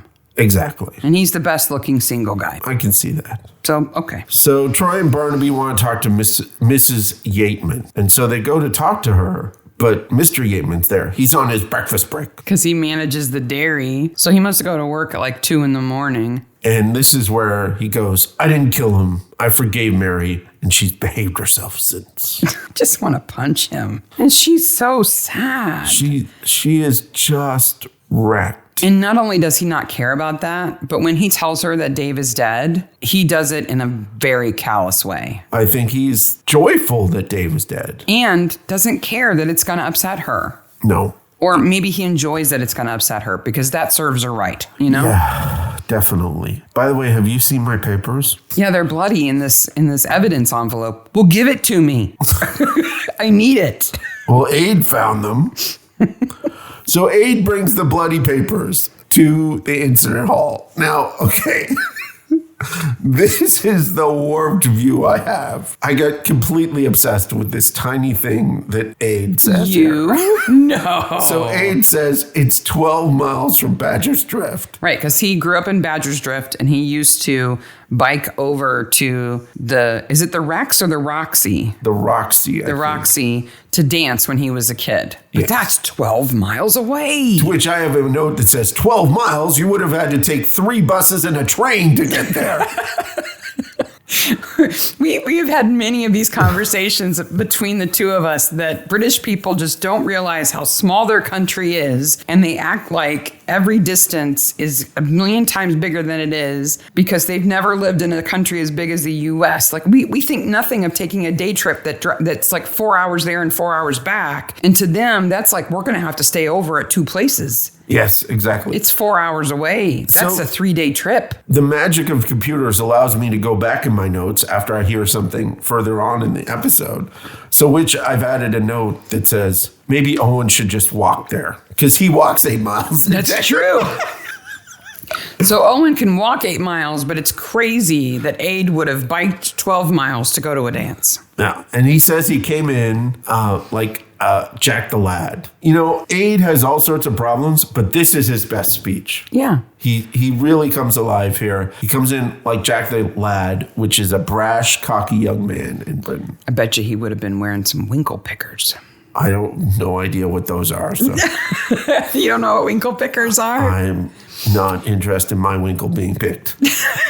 A winkle is a snail. Winkle pickers are men's shoes from the 60s that have very long, pointy toes. Oh, those. The Beatles used to wear them a lot. Yeah, those are winkle pickers. Okay. It would be hard to ride a bike in winkle pickers, I think. It would be. It'd be but, challenging. you know, he just put his little cuff, his things for his pants and his coat, and he was in like Jack the Lad.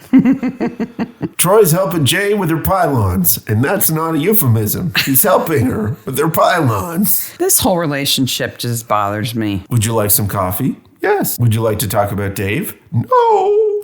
They have dinner and, like, he buys her a present and they seem to really like each other. And then she does that stupid thing that people do in movies and TV shows and goes, I really like you and I think we could have a future together, but no, I can't. Okay, because Troy is a catch at this point in time. Absolutely. He dresses nice. He's intelligent. He has a good, solid job with a nice boss. And he's a policeman, so he would understand her job. And no one in England has handguns, so he's not in danger. No, but she's not going to have it. Whatever. No. Stupid Jay. Though, I got to tell you, I don't think I'd like it if he had a long-term girlfriend. I don't think it would have worked. Well, remember, he had a wife. He's married in the books. Yeah. They go back to the plow, and they talk about... No, wait a minute. Which pub is which? Sorry. John and Barbara work at the Sword. At the Sword. They go back to the Sword, and Barnaby talks to John. Like he's an informant or something. They really don't know how to write John when he isn't killing people. Yeah, he's just weird. Yeah. Well, but that kind of lines up. He used to work in the city. He's been here 3 years. Then what exactly is the inciting incident of this killing? Oh, I have so many notes about why. But he tells Tom that he saw Mike and Dave have a fight. Yes. Right? So Dave was upset that, Mike was upset that Dave was sleeping with Mary. Mm-hmm. And so they had a fight. And after that, Mike laid it down to Mary too. And she's been behaving since, right? Yeah. So now, Mike's got a motive to kill Dave. And then Keith comes home from wherever he's been doing his job and goes to Jay and says that Debbie's missing. Yes. Because though Aid found the bloody paperwork, it must have blown pretty far away from where her body is. But I think his dog would have smelled her and found her. But he's a bad gamekeeper, groundskeeper, fence maker guy. But luckily, they have the dog handler. That's his name in the credits. Yeah, and they find the dog. They find the body, Debbie's body, and George appears out of nowhere. George. You know who hasn't appeared yet? Collie. Joyce. The forgotten fourth season. Neither of them are in the fourth season all that much. Yeah, hardly at all. And in my memory, I felt like if you'd asked me, I would have said that Collie was in the majority of episodes, and she's not. And she has been to this point. Yeah. But fourth season, Cully who? Yeah, they talk about her. She's not there. She's just somebody they talk about. Near Debbie's body, they find a bloody kitchen knife from the Festival of Britain in 1951. Yes. So did you look up the Festival of Britain? I knew what it was. Okay. It's not the murder weapon. But It's a national exhibition and fair that reached millions of visitors through the UK in the summer of 1951. Now, the thing that's interesting to me about the Festival of Britain is they had this thing called the Sky Lawn. Okay. It was a futuristic-looking, slender, vertical cigar-shaped steel structure located by the Thames in London that gives the illusion of floating above the ground. It was weird looking. It's like a big cigar-shaped UFO. And how do you spell it? Skylon. Oh, like a skylon. I thought you meant Skylawn, Lawn. No, not I was lawn. like, oh, it's like grass in the sky. No. No wonder you were looking at me Like, they had floating turf and you're impressed. I don't know what that means. No, and this thing was huge. And you could see it from all over the city. But it wasn't a building. It was like a sculpture or I something? would have loved to see it. Put Skylon in your search and you will see some interesting pictures. Huh. So this is the Festival of Britain was kind of Like a World's rallying the Fair. country after the end of World War II, Yeah. right? To kind of lift the spirits and Mentioned that they were probably off rations by that point. and celebrate their country. But that knife wasn't sharp enough and clearly placed there. Why?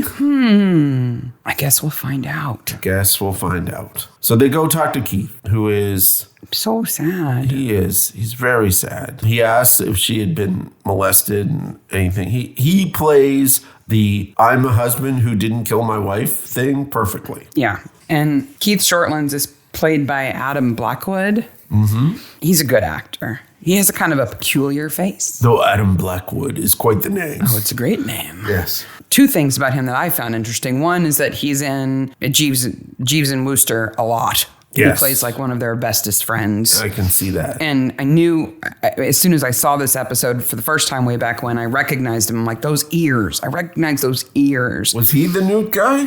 No, he's Okay. he's not the Newt guy in Jeeves and Wooster. But speaking of his awesome Adam Blackwood name, Yes. he is the voice of James Bond in all of the video games. Oh, really? Yeah. Oh, that's interesting. Which doesn't, when you think like of this. including GoldenEye, the famous Yeah. James Bond game of all time? Yeah. Oh, that's cool. Yeah. But you to look at him, you wouldn't think super secret agent. No, you wouldn't. With giant ears. But he can do the voice. Q, can you change these ears into a weapon? But he can do voices. Adam Blackwood. So then they have a part which is clearly, we're going to explain Aunt Sally to the people who watch this show, not from Britain.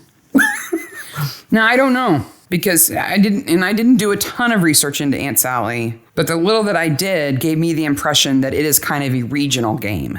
It is certainly an Oxfordshire game. It would be as if we went to Oregon and said, hey, do you play cornhole? They would go, what? But if you're in the Midwest, everybody knows exactly what that is. It's a weird thing. It's with bean bags.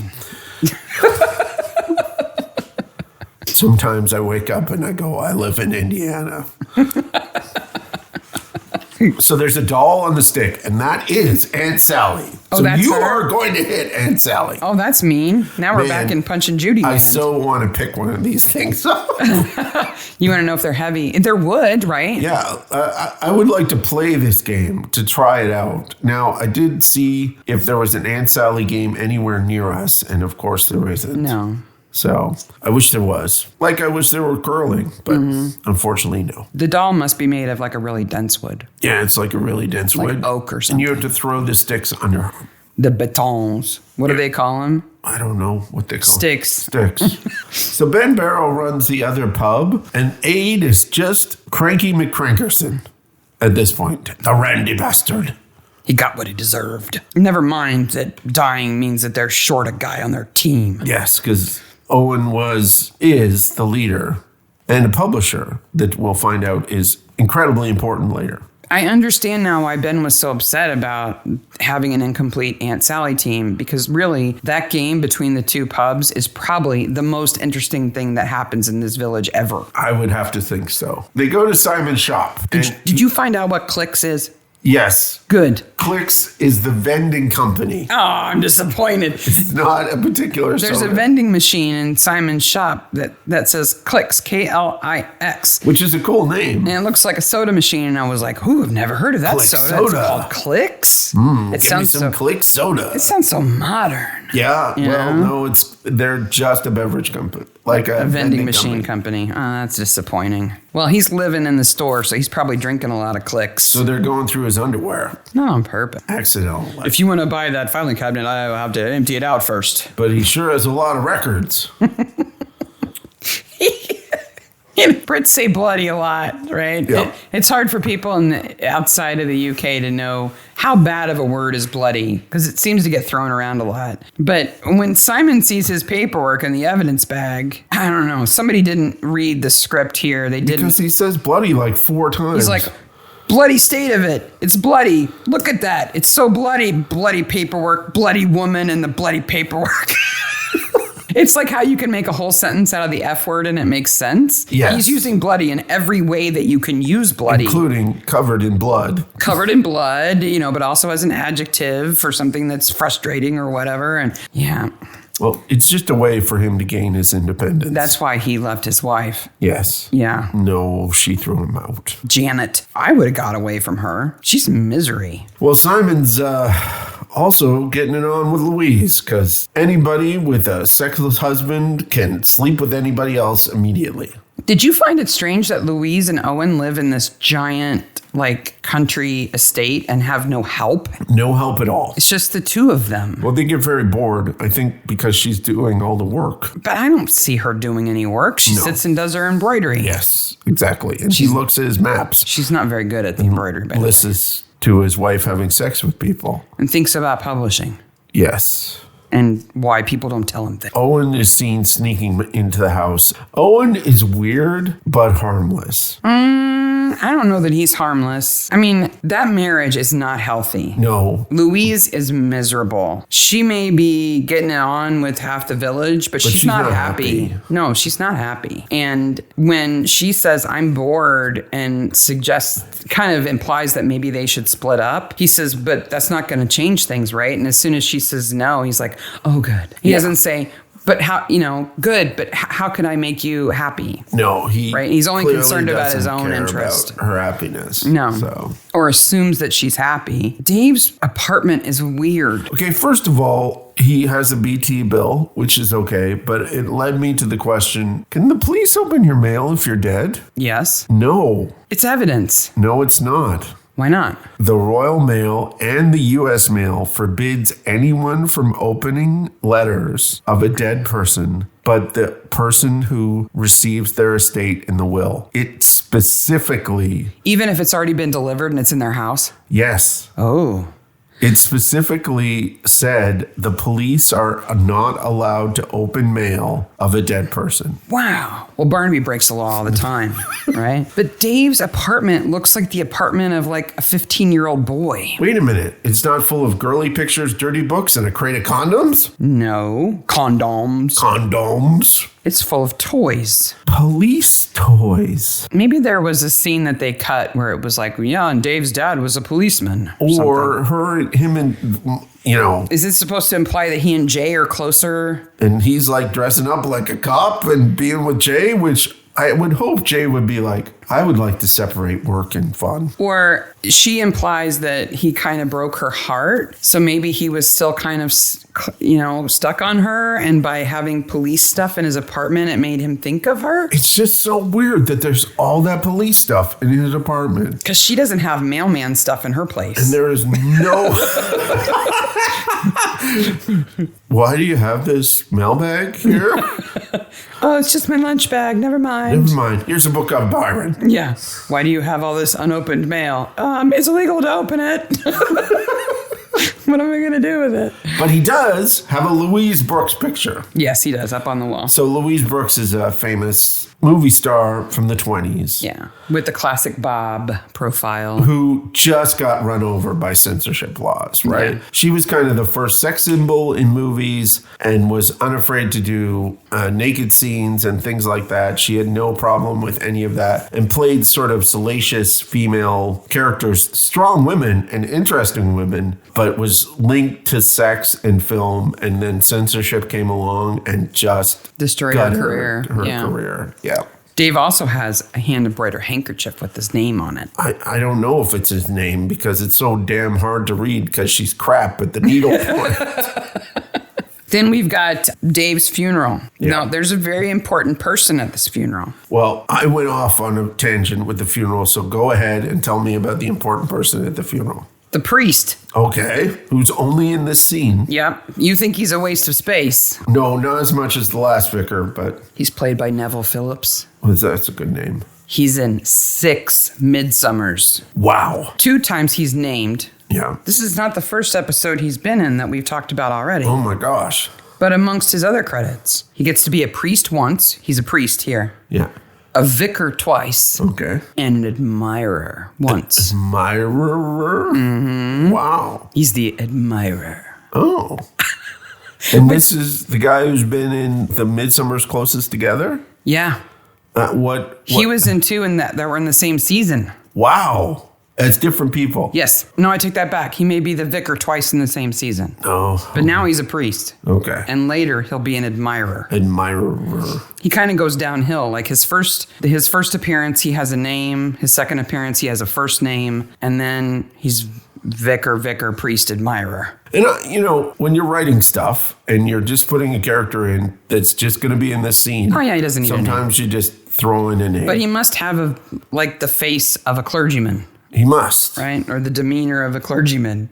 But when I was taking notes, I thought, okay, so we've actually talked about him before because he's been in an earlier episode. And then I got to thinking about the fact that Barbara and Simon are in another episode. Yes. And I had this sudden fear that at some point, as we're going through these episodes, we're going to get to the point where there are no new actors to talk about because they've all been in Midsommers before. Later episodes, there's certainly, there might be 1 or 2 new actors, but everybody else has already been in one, and we've talked about them already before. I don't think we'll ever get we're there. out of new people to talk about. So you were fixated on the priest at the funeral, and I was fixated on the plate. The plate that is on the front of Dave Cutler's casket. The plate that clearly says that he was born 4/11/1968 and that he died on the 28th of October 2000. Because record scratch. It's the 28th of October when he dies. Wait a minute. So that means that the day after is the 29th, and this day that they're having the funeral is now the 30th. Where the hell is the Halloween in this episode? Because it's a Halloween episode. We don't like Halloween around here or mobile libraries. Nope. There's no Halloween mentioned. It's not talked about. Nothing.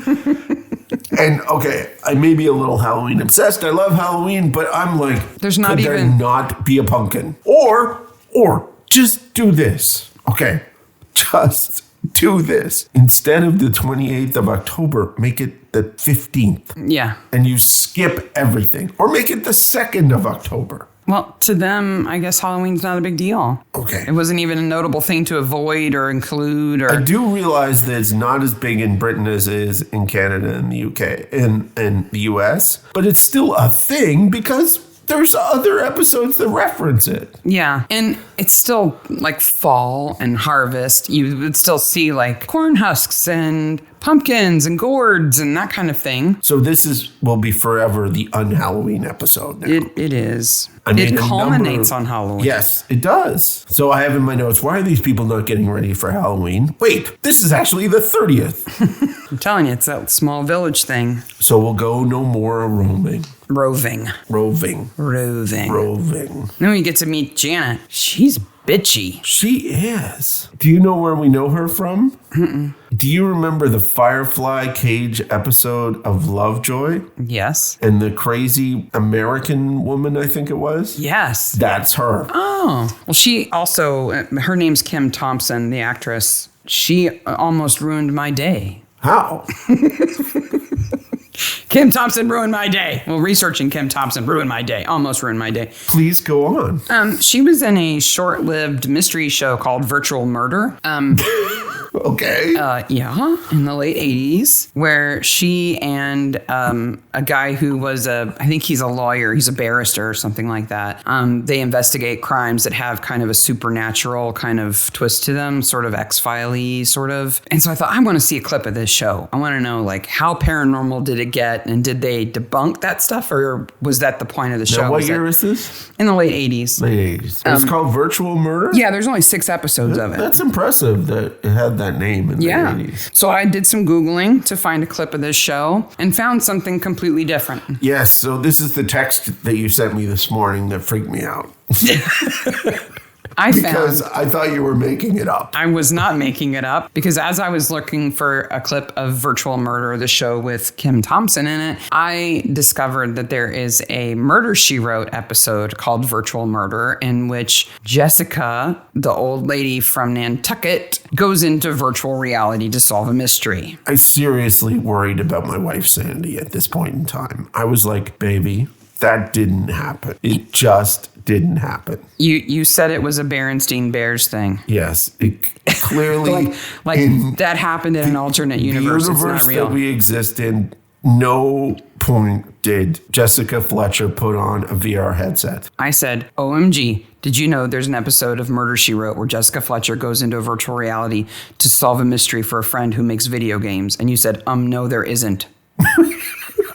And I said, 1993 episode called A Virtual Murder. You said, that's a Berenstein Bear fake level thing. I said, I just watched a clip. And then you said, OMG. Headset and everything. ZOMG. And then I sent you the clip and you just said the F word. Yeah.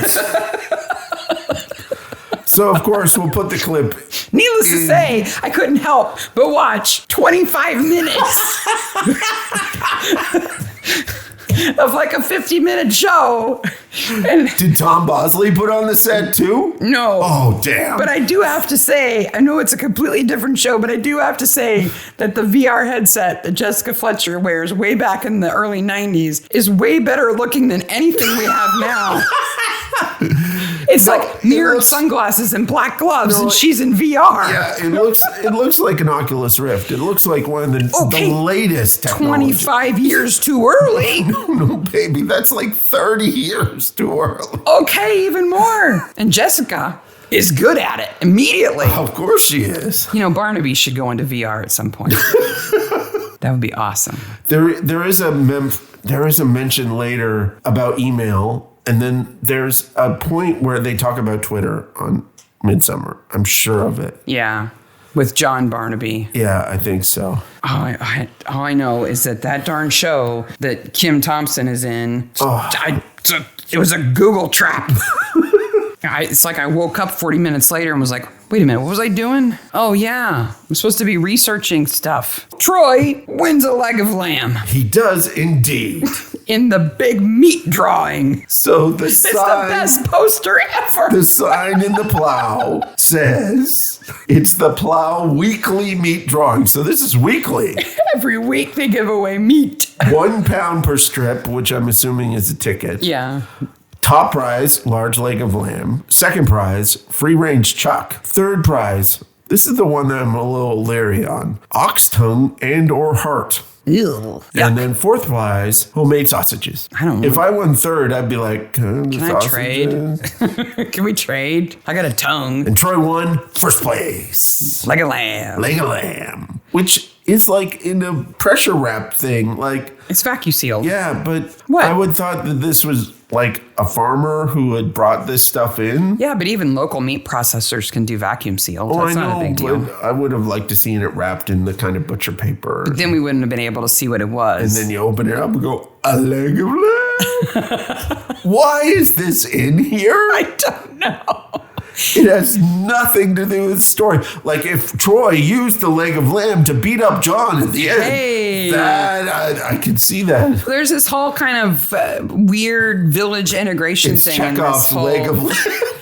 In this whole episode, you get the sense of like Tom and Troy kind of integrating into the village so they can suss out what's going on because it's a very closed space, right? I guess so. So Troy is kind of falling in love with Jay, and they're at the pub and they go to play the Aunt Sally. And I even wondered at one point whether they were staying there instead of going home because Troy changes clothes between day and night.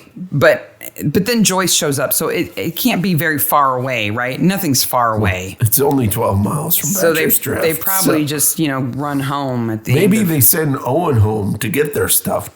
and he just walks it. Yeah. Yeah, and gets their stuff, maybe. The next morning, Barnaby watches as Yateman drives away and sneaks in and talks to the wife. He was his usual boob-grabbing self.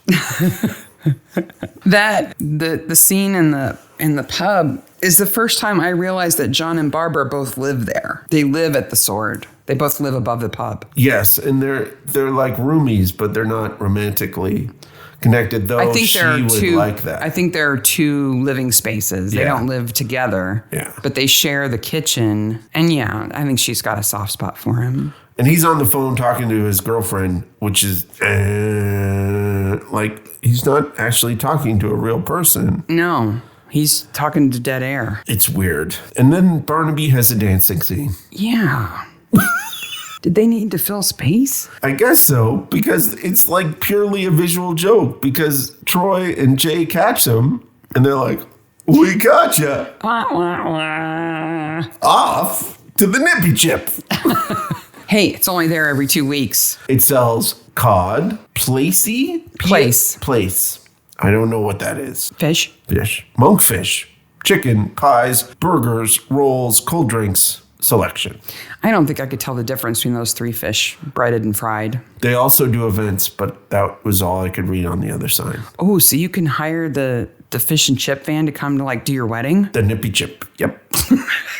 But Troy bought her flowers. He did, so they could get fish and chips. They take it home and eat it on plates. Yeah, they do, which is fine. They live right there.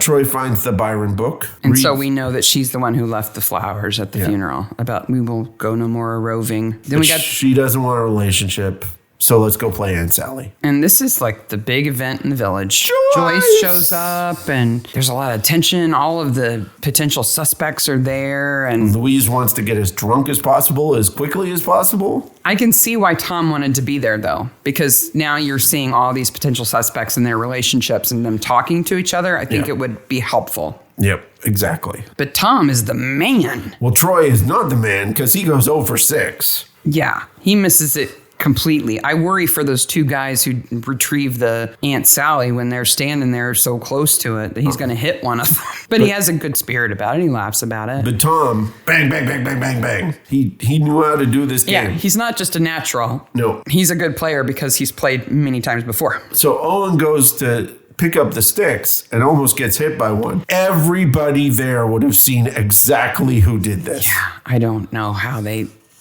if they thought the audience will understand that everybody would have seen it, and so nobody's going to say anything because they all would have thrown it, or we're actually supposed to believe that nobody saw who threw it. Well, clearly it's Aid who threw it, and he completely throws Owen under the bus. Yeah, he says that you stole a billhook. And you hated him, so you killed Dave Cutler. Yeah. Because he doesn't know what's really going on. And Louise is just drunker and drunker and drunker. Well, she takes Simon outside to let him down easy. On a bench. So it's 1:30 in the morning. My next note is all in capital letters, which is, it's Halloween. You said the F word out loud. You're going to beep yourself. Yes. There. And she goes, why? It's 1:30 in the morning. Why would you go to back to the store to see the police? The police want to see me at my store. What? They want to buy a desk. I need a desk. Stat. So he goes, and now the record player he's got, that's a better sound system than John's boombox, cassette player. And I have to say, thumbs up to the sound guys, because the sound is better when it comes off the record player. They can it when it's from the cassette player. So it sounds better. So it does sound better. But Simon doesn't know how to dodge. No, he failed his dexterity check also. That desk is, 15 feet in the air, and he can see it coming and has time to say, oh no. Yeah. In that time, take a step back. Yep. And is John up there on that shelf? Yes. Way up there on that shelf. Waiting in his coat. But I just wonder, like, how do you get leverage on a shelf that high to push without like rocking? I mean, I'm sure they're very stable. You don't put big stuff on big shelves like that if they're going to wobble around. But I don't know how he exists without a forklift. Like, how do you get that down? Like, normal every day. How do you get it up there in the first place? I want that desk up there 3 levels up. Yeah. How does he get it down? He must have one. He must have a forklift. Because he got it up there in the first place. My comment is, I guess Simon got rolled over by a rolled up desk. You know, he could have even taken a step forward. He could have. That would have dodged it equally. And the leg area would have made it clear him. Yep. The morning of Halloween. Sometimes I walk 8 miles. Well, then you could go between Badger's Drift and the damn Roxy. I just keep noting, what does Aid do?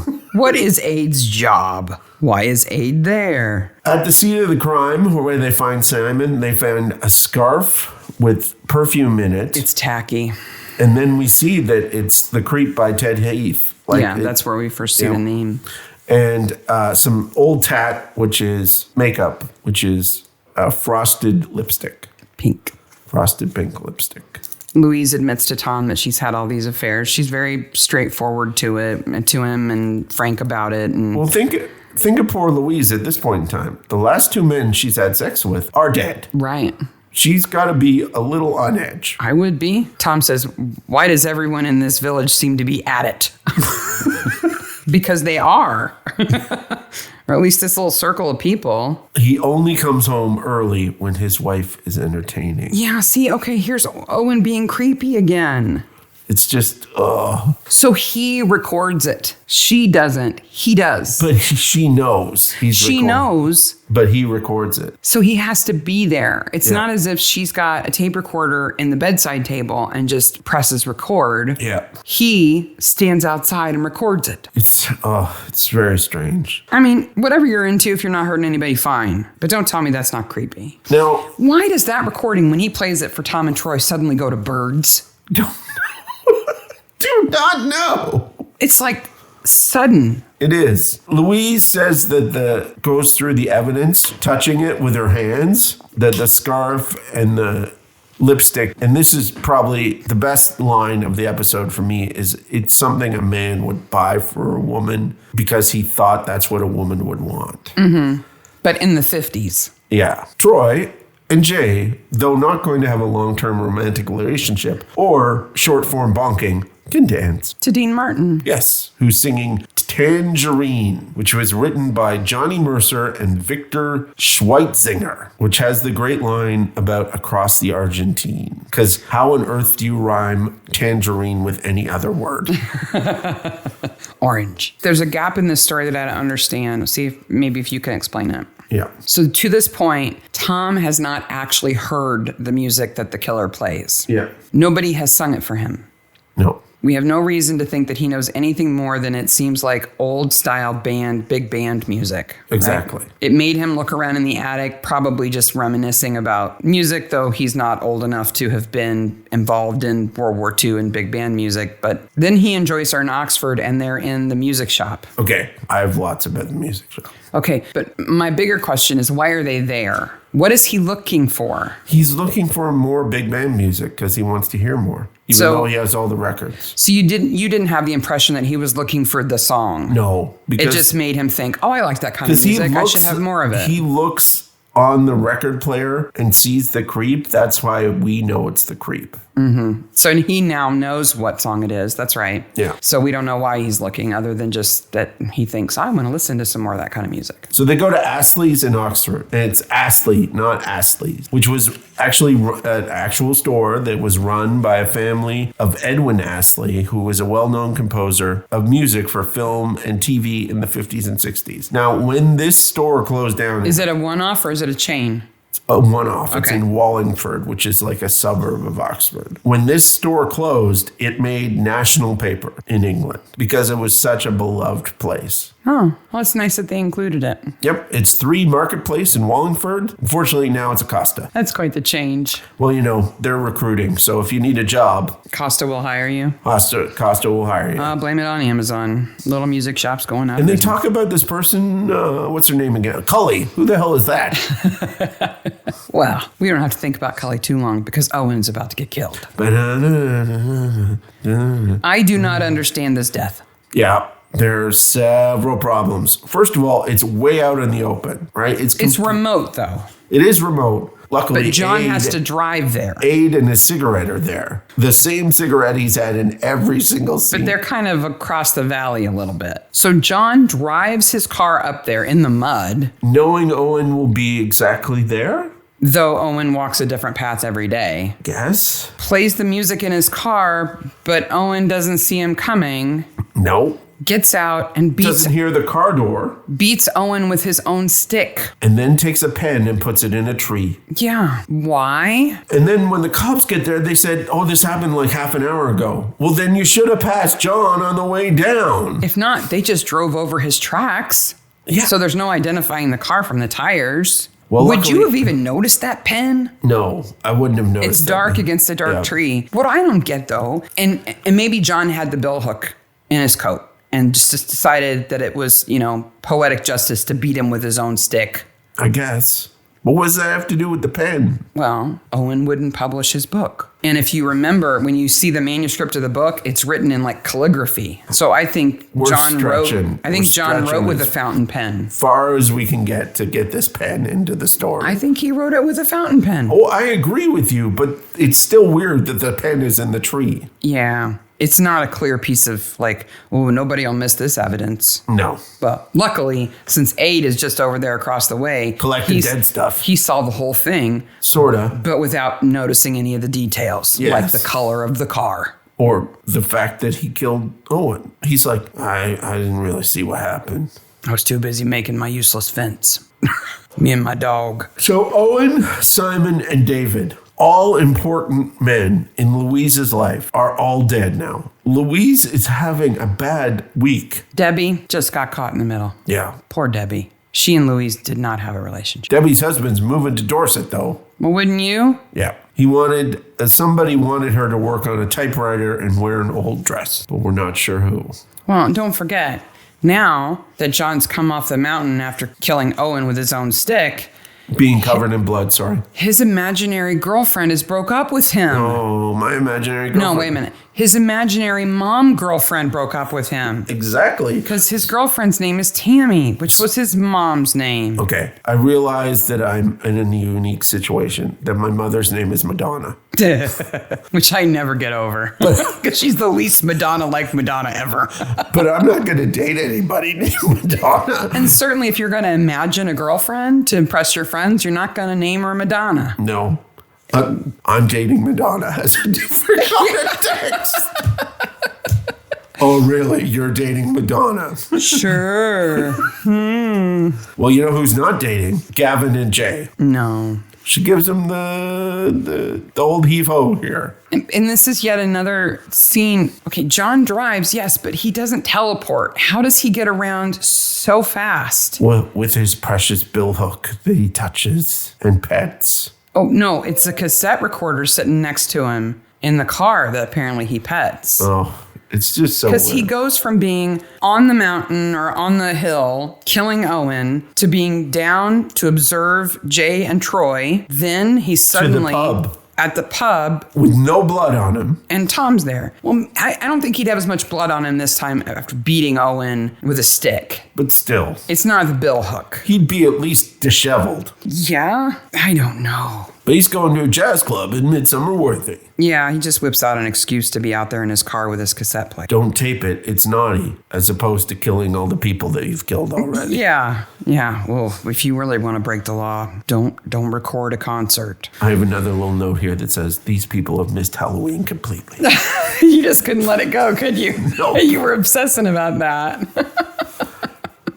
Barbara says John needs cheering up. That whole thing about Tammy comes out that she's never called there. And then Dave is suddenly a suspect out of nowhere. Not Dave, John. John, sorry. John is suddenly a suspect out of nowhere. I realize they're running late in the episode, but all of a sudden it's John.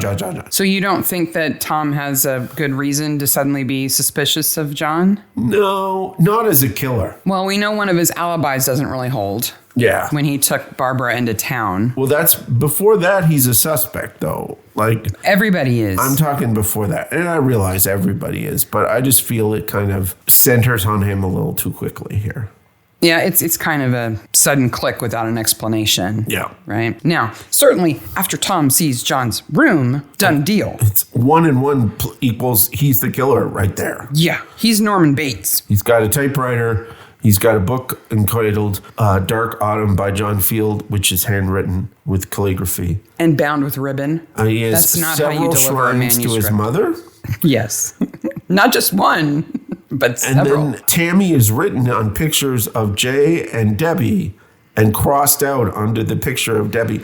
Like, this is not a healthy person. And Barnaby's like, this may put John in the frame. Meanwhile, Jay's got some kind of mysterious phone call saying, I have evidence. Meet me at the Roxy. Come dance with my billhook. She's like, oh, okay. I'll be there. Yeah. So his mom, let's just cut to the chase here, okay? His mom's name was Tammy. She was a single mother. She had to support him. We get the impression that not only was she like a hostess at a dance hall, but she was probably a prostitute. Barnaby says she's a prostitute. She died. She lost her looks and she died. Yeah. John blames himself because she did what she had to do to raise him. Yeah.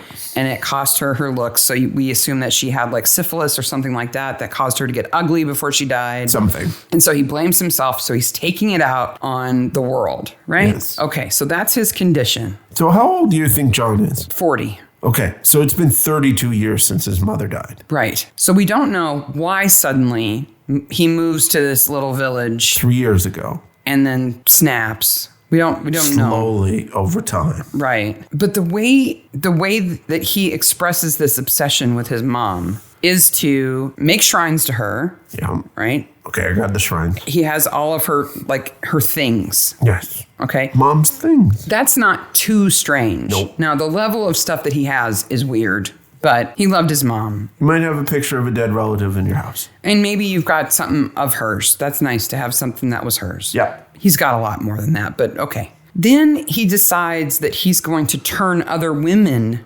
into his mother. And he tries, right? So he tries with Debbie. He wants her to type on his typewriter, and he wants her to wear a dress that was probably his mom's. Yeah. Well, she wouldn't do it. How did he get that dress, by the way?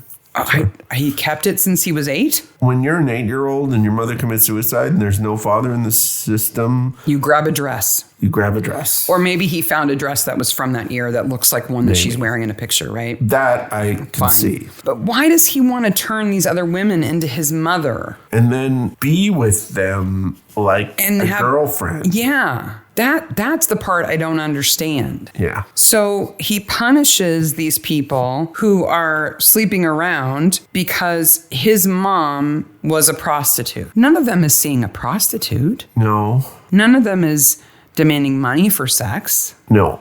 So he's just now the morality enforcer? The best I can think of is that this thing with Debbie and Dave is new, and that Dave dumped Jay because of this. So John's upset because he liked Debbie and Yes. she was seeing Dave Yes. So that's a reason to kill Dave, okay? for stealing his Tammy. It's a reason to kill Debbie because she cheated on him, right? It's not a reason to kill Simon. Simon has no reason to die in this episode. No, he dies because he wouldn't sell John the desk, Okay. the but author's desk that he That's thought all- he needed to have. that happened a while ago because Owen has a lot of shit on that desk. So this happened a while ago. So why didn't he kill him then? John says he killed David for preying on women. He kills Debbie for not wearing the dress. He kills Simon for being an adulterer and not selling him the desk, and Owen for rejecting his manuscript. But why did he not kill Simon and Owen earlier? I don't know. That's Why what I didn't he can't understand. Kill Dave earlier. There's no inciting incident in this that makes any sense. We are going extra far to try to figure this out. Right. If we could add to this story and we could say, John recently found his mother's diary. Where she said, this is my life and these are and my kid ruined my life or something. Or no, these men that I pinned my hopes on were cheating on their wives and dumped me and abused me and something like that. Then maybe a brain that's not right might say, oh, well, then all these other people are like the men who hurt my mother. Or even just be crazy and give him a real girlfriend, not named Tammy, and have her dump him. Right. Even that, the heartbreak of another woman leaving him. Because that's the plot of a future Midsomer. But no. I don't want to give it away because there's spoilers here. But there is at least one other Midsomer in which a killer goes on a killing spree because he got dumped by a woman who said she was going to marry him. But so he manufactures that. His fake imaginary girlfriend dumps him. Why is he manufacturing pain for himself? Maybe he needs a reason. But he's already killed people before that happens. But still, 3 years. There's no slow decline into madness or anything. No, he's like normal killer, normal killer, normal killer. Yeah. In the same hour. He tries to kill Jay and Troy gives him a good thumping. Jay is pretty good too. Yep. And then they interview him there and he spills the beans about everything. So then they go outside and Troy says, I bought her a book of Byron poems. So now we know who is Arovan. We already knew that because the book was in her place. And then the episode ends. The end. Did you have to end it real quick? Meanwhile, Cully's in the background going, I came all the way from France to be in my scene. And everybody else is checking out wardrobe for the next Midsomer that they're in. It ends way too quickly, and the killer has no actual motivation other than being crazy. Maybe that song made him crazy. He's the creeper. The creep. He is the creep. So, best corpse, we've got Dave, Debbie, Owen, and Simon. I'm going to go, I like Debbie. She's got her mouth open. She's got some blood on her. She's not bad. Do we actually see Simon, or we just see part of Simon?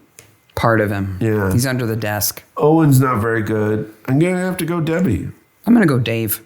Dave? He's the original. And he's got a postman's uniform on. Yeah. And he's nearly decapitated. You don't see any meat, but of course meat would... Take it beyond the rating.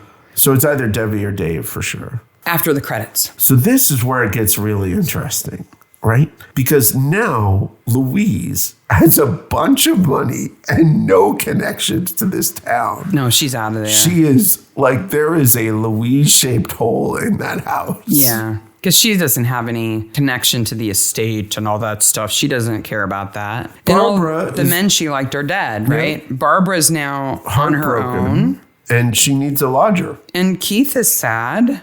He's already moving on, but he's sad. I thought about after the episode, and I thought a lot about the Yatemans, because Mary is still stuck being married to that idiot. Mike. It's just... Her life doesn't change. There's no justice for Mary. No. All she wanted was some fun in her life after being married to the asshole. Now, I'm not condoning infidelity in any stretch of the imagination, but if there was a woman who needed some fun in her life, it was her. Yeah.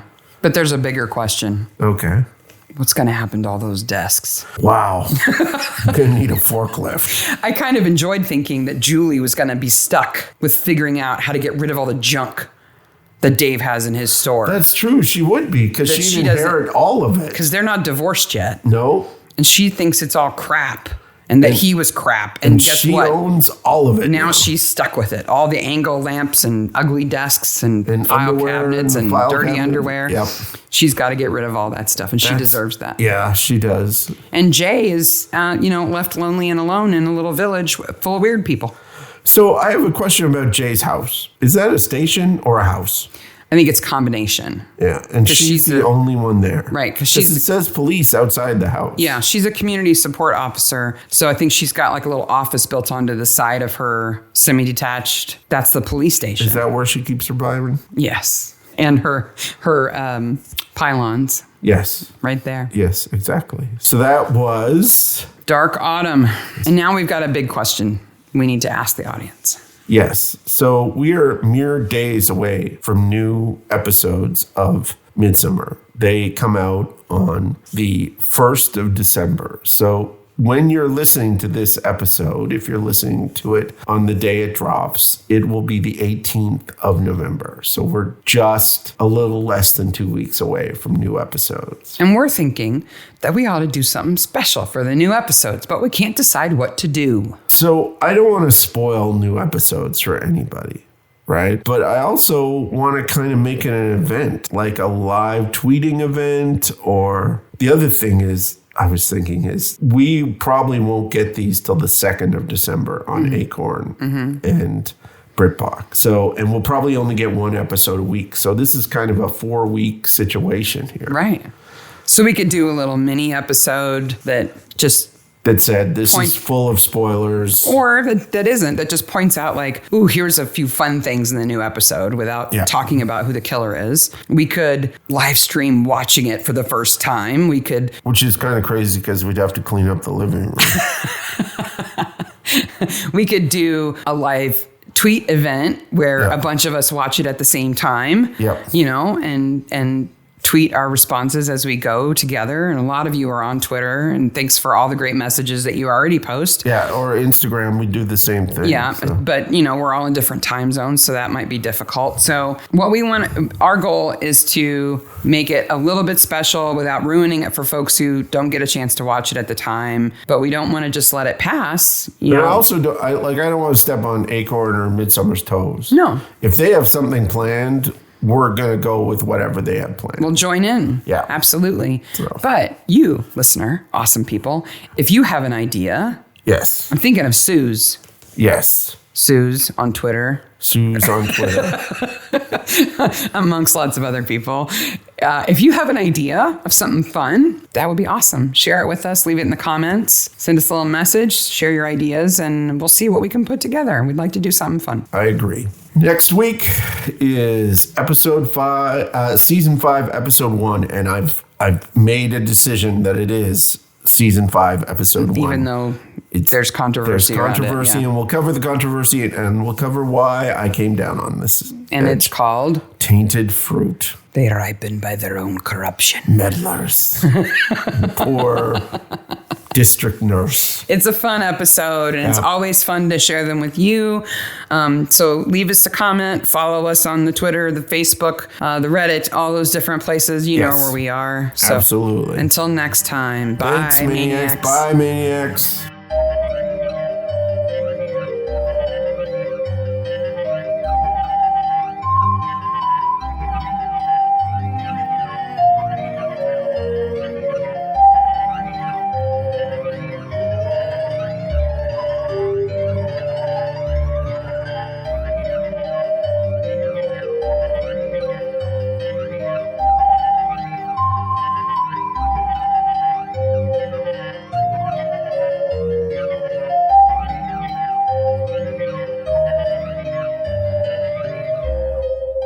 A telepathic stage musician named Taro. Start again. He's not a musician. Okay. A telegraphic stage. No, he's not telegraphic either. Okay. Third time's a charm. And Georgina's like, okay. Ooh. That's my lip pouty sound. Ooh.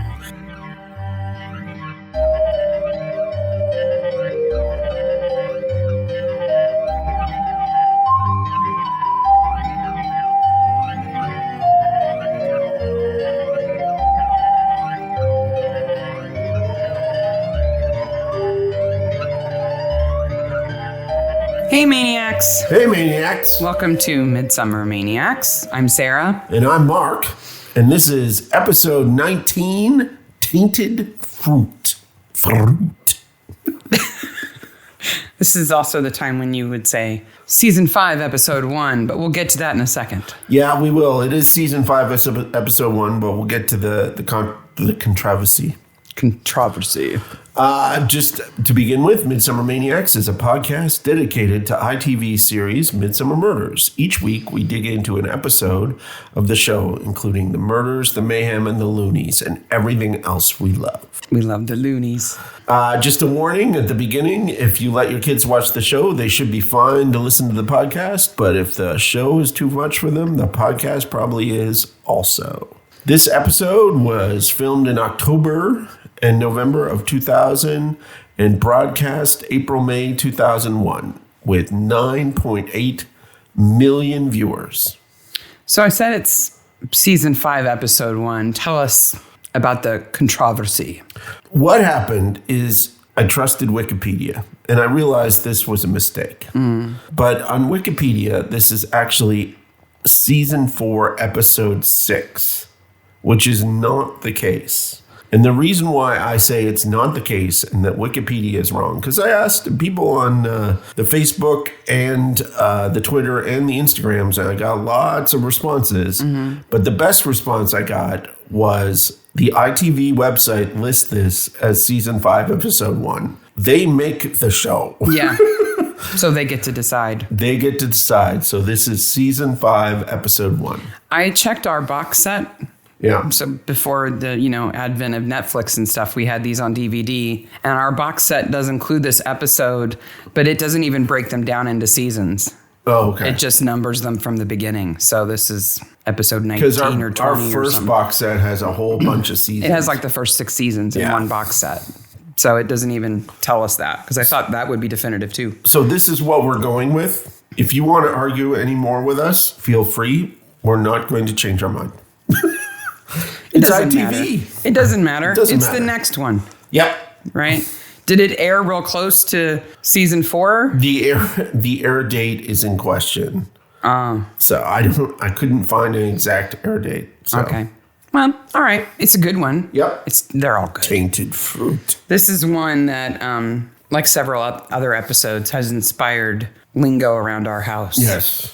It's frequent that we say something like, they ripen by their own corruption. Whenever ripening or corruption is mentioned, it's usually followed by, they're ripened by their own corruption. Which in my mind, Barnaby said in an ominous way. But in reality, he goes, they ripen by their own corruption. Interesting. So what he's referring to, the tainted fruit in question, are meddlers. Meddlers. MEDLARS. Different from every episode prior to this. Yes. I would like to propose that this is a very literate episode. Okay. Because there is an overriding metaphor. You have to, here's an aside. I have a PhD in English. And 2 master's degrees in literature. 1, 2. I'm sorry. My brain is infected by this stuff, right? But in this episode, it really jumps out. So if you don't know anything about meddlers, which even people in the UK might not be familiar with meddlers, they are a fruit that grows on a tree. They were brought to Britain by the Romans. They were big in Rome and even in Greece. And they grow on trees, and they look a bit like a really dark brown apricot. Yeah, that's what I thought they were when I first saw them in the episode, like apricots. But there's a difference. Yes. On one end, there is a series of, because fruits grow from flowers, right? Yes. From the interior of a flower after it's pollinated. So on one end of the fruit, there are 5 or 6 kind of petally shapes that kind of flare out from the fruit. Okay. Which led the medieval writers to call them open arses. Oh. So when Chaucer mentions meddlers, he doesn't even say meddler. He just says it's an open arse. And the audience would have known what he was talking about. Are we sure that he's not talking about open arses? There's also reference to them being ripe and rotten. So it's open for, I guess you could argue it. We should talk to our medievalist friend about open arses. Well, as somebody who can still recite the opening prologue to the Canterbury Tales when I've had a few drinks, I think I qualify to say that he's talking about the fruit. Okay. Shakespeare referenced it many times. He talks about meddlers. Excellent. Because they are this awesome metaphor. Right? Okay. And they're a metaphor for a couple of things that are completely relevant to this episode. Okay, lay the metaphors on me. Though I will say, before I lay the metaphors on you, that they are said to taste like apple butter when they're actually ready to eat. Oh, okay. With a little bit of cinnamon and vanilla. And they grow in U.S. zones 5 to 7. So we could grow meddlers here in Indiana if we could keep any plant alive in our yard. Baby, we can't grow wisteria. I know. Maybe we could grow meddlers, though. It tries to attack. What we need to do is grow a meddler near the wisteria, and they can fight. Yes. See who could win. Which is more British and who could win. the metaphor thing. So there is this corruption making them sweet, right? And when it comes to fruit that need frost to ripen, because that's what meddlers do. They stay unripe until they freeze first. And then when the frost hits them, that kind of starts to degrade the interior because it crystallizes and then it thaws. Okay. And it's called bledding. Oh. BLE. So you're bledding at your open arse. TTED. They're bledded, not corrupt. Okay. I don't know. I think you might need to go to the doctor if you're bledded out your corrupt open arse. Yeah, I know. But it tastes like apple butter. It's so wrong. Anyway, the metaphor thing, let's get back to that, okay? Yes. All right, because we're going to see this over and over in this episode, and I find it really interesting because I think the writer was doing something really smart. Okay, cool. So there's a few different ways that meddlers are referenced. So yes, they are rotten and yet sweet, right? So there's this kind of like something that is bad is tempting you. Yes. Okay, so there's that kind of metaphor. Yeah. Then there's an idea that it's the fleetingness of the prime of life. Okay. So you have to get old to get wise and actually be at your best. Oh, I can see that. But then you die. Yeah. Right? So there's Just when you get it all going. Yeah. There's this fleeting period of your life where you are at peak. Yeah. And then you're done. So we've got characters who certainly rot. Yep. We've got characters who are tempted by things that are rotten but seemingly sweet. Yes. And we've got characters who are older and in their prime, be it ever so brief. The writers here were very smart. They use this one metaphor in several different ways. This is David Hoskins who wrote this. He's written a bunch of these episodes. He's at home sipping his tea going, finally, somebody noticed. Thanks for listening, Dave. Yeah. But it's clear throughout the whole story, even though meddlers are only mentioned a couple of times, either the ER meddler or the AR meddler, like you're being a meddler or here's a fruit called a meddler. Either way, that metaphor was in his mind the whole time he was writing this. Well, that's fantastic. So we'll see it pop up. So I kind of wanted to prime That's ourselves. great art. I like that. Okay, so let's talk cold opening. Okay, it's a dark and rainy night. I know. Neil's got a graveyard right outside his front door. He does. That's kind of dark and stormy, isn't it? Especially when you're old and sick. I would be like, I need to move somewhere else. Right across the street into the graveyard, it turns out. It right? doesn't have holes in the roof. Now, the nurse Sally Rickworth is there to help him, which is nice. And Sherry and Hugo Balcom. Okay.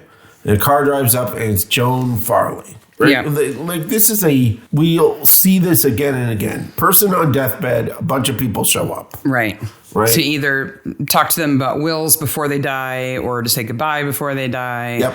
Now, what I want to talk about with this cold open is up to a certain point in this cold opening, it's sad. And then the music changes and we get a turn. And I love how the writing, the acting, and the music all work together here. Because Joan is looking at Neil and we're looking at the back of her head and she's sad. But then she turns to the camera. So there's a physical turn.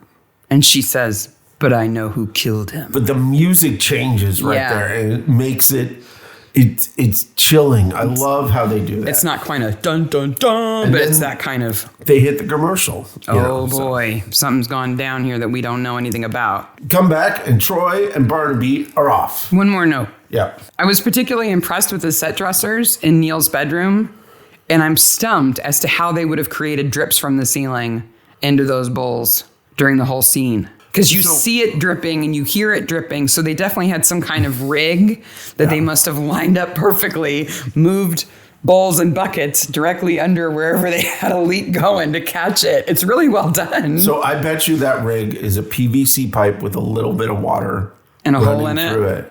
And a hole in it. Yeah, it probably is something along that the simple. Top, along where the lights are. Yeah. But to have that near the lights? Well, in the old days, these are stupid hot lights too. Yeah. Right? But it's raining outside, which they probably just waited for a night when it was raining to do the outside scenes. Big deal, right? But yes and no.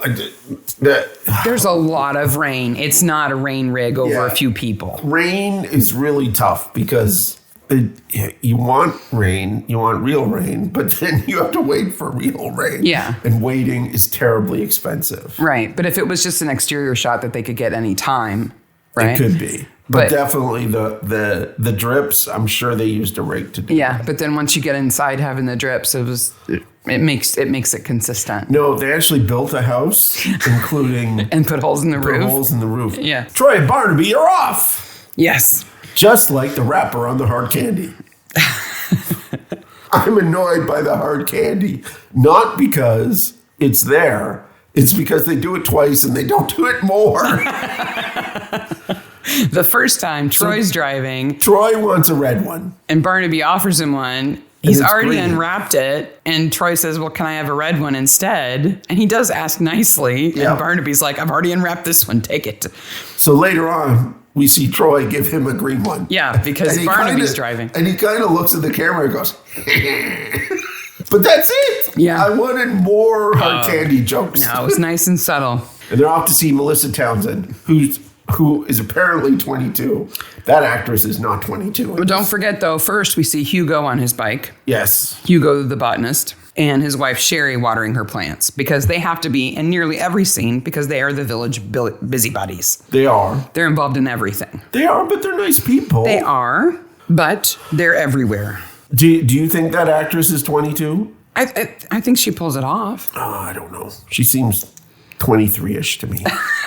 23 and a quarter. I think she's fine. So she owns the property where the old man died. Because her dad has given it to her to teach her responsibility. And so Melissa Townsend. But before we get to the house, Troy almost kills Freddie. Yes, Freddie. So Troy Frederick runs Benteen Brown. Frederick Benteen Brown off the road. Or Freddie. He's got a compound name, so you know he's important. He has an ascot and a fast car, so you know he's important. He's got a Porsche. He's got an attitude, so you know he's important. He's at least self-important. And he gets out of that car and he is going to rip them a new one. Until Barnaby does one of his things. And he's like, oh, you're a police. Well, who can I complain to? How about you just drive more carefully? And what I love, and in the bizarre world that is my brain, I sometimes do things like, I'm going to write a book about leadership based on Barnaby. He's a great boss. He is a great boss. He doesn't threaten him. No, and he sticks up for Troy until Freddie leaves. That's right. And then he gives Troy the business. Right. He's not rude to Freddie. Nope. He's matter of fact. So Frederick Benteen Brown is played by Miles Richardson. Mm-hmm. And I thought, I've never seen him anywhere. This is like a one part bit. Maybe he's a stage actor or whatever. He's tall. His dad is Ian Richardson. That name's familiar. He is the lead in the British version of House of Cards. Yeah. As soon as you see him, you go, that's where he gets his nose. Oh, okay. Right? Yeah. He looks a lot like his dad. His dad was also in Dark City. Oh, okay. He's one of the guys in the black leather that controls how the world works. Yeah. If you've ever seen Dark City. It's a good movie. He almost looks like a Hellraiser character almost. But the interesting thing about Miles is that he has a friend, David Seckham, who's a director. Okay. And they must be really close friends because David Seckham is known for making short films. Okay. And Miles is in every single one of them. They're buddies. A long series of them. Yeah, they're buddies. With very interesting subjects. Okay. Would you like to know? Lay it on me. Just the titles. Okay. Proctologist. Proctologist 2. The Bitter End. A Visit to the Chaplain. The Chaplain 2. And more. It was the Proctologist. And at first I saw Proctologist 2. And I was like, okay, is this artsy and there's no one? Oh, no, there's a one. He's in 2 movies called Proctologist that have something to do with balloon animals. I'm not going to go into the details. Excellent. But he's done some really funny work. He's very funny. He's not funny in this. Yes. But he's definitely comedic. Okay. That's Miles Richards. Okay. Or Freddie Benteen Brown. So they get to the house, and Melissa has received some notes. Blackmail, or no, they're threatening letters, right? With the old cutting the letters out of the newspaper and then gluing them to the page composition. Mm-hmm. Telling her that she's responsible for Neil's death and that she'll be put down just like an animal. Yep. And if Neil dies before the roof is fixed, you'll follow him close behind. But somebody's watching from the bushes. We're never... this annoys me. It's got to be the killer because the black gloves are there. Which killer? Georgina. Georgina has no reason to be attacking her at this point in time. I know, but who is it then? I think it's Joan, but it's stupid that it's Joan, so they dropped it.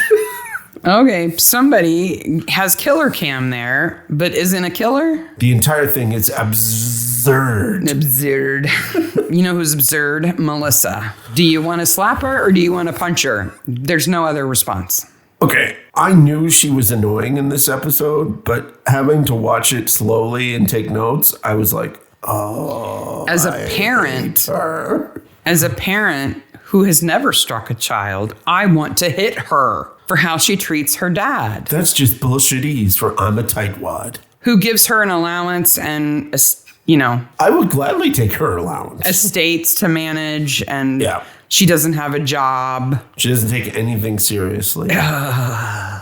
And then just totally rips on her father in front of people. Yeah, it's just right out. If her father has an Italian girlfriend, there's no problem with that. Let him. Maybe he enjoys spending time with her. She's so snooty. Archie Townsend, her dad, is played by Terrence Harvey, who you might have recognized because he is the lead protagonist in From Hell. He's Benjamin Kidney. From Hell is the 2001 movie that has Johnny Depp in it. It's about Jack the Ripper, and Benjamin Kidney, the character that he plays, is the lead of like the police secret agent special that's right. office who's like hiding who's actually doing the killings. That's a character not in the comic. He's a very bad dude in that movie. Yeah. In this, he's a kind dad who sees exactly who his daughter is. He's a little unobservant, and we'll go into that, but... Yes, but he's under no illusion who his daughter is. No, he's not. Right. And he comes when the telephone rings, all the way from the backyard. Yeah. So we know now where Freddie was going in such a hurry, right? He was off to Sally's to propose to her. Yes. Sally, the council nurse, the visiting home health nurse, who is not a killer. No, she's not. But she gets framed 10 times for Tuesday. She does. By everybody. Everybody wants to frame her. And that's one of the turns of the episode. Is supposedly this event, this series of events, has turned Sally into a conniving person.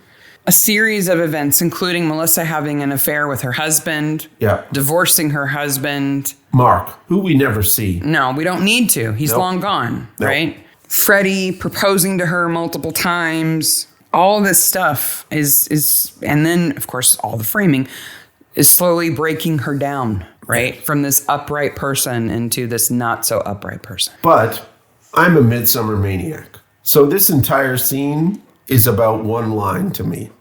And that is? I have to be in Geneva for supper. So. Why? Because it gets under your skin that Europeans can go from one country to another in an afternoon and we can't? Yes. But I'm wondering what time it is. Okay. Because they go over to see what's her name in the morning, I'm assuming. Melissa. So they met up in the Nick. Though she's got a glass of wine. They met up at the Nick and then went over to Melissa's. Now, she has a glass of wine at her house. So I would assume it's afternoon. So it's afternoon. Okay. So then some time has passed. They have a tea.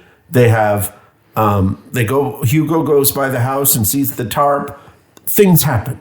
Okay. So let's say 3 o'clock. Okay. If I'm in England, in Oxfordshire, at 3 o'clock, it's probably 5 or 6 in Geneva. Okay.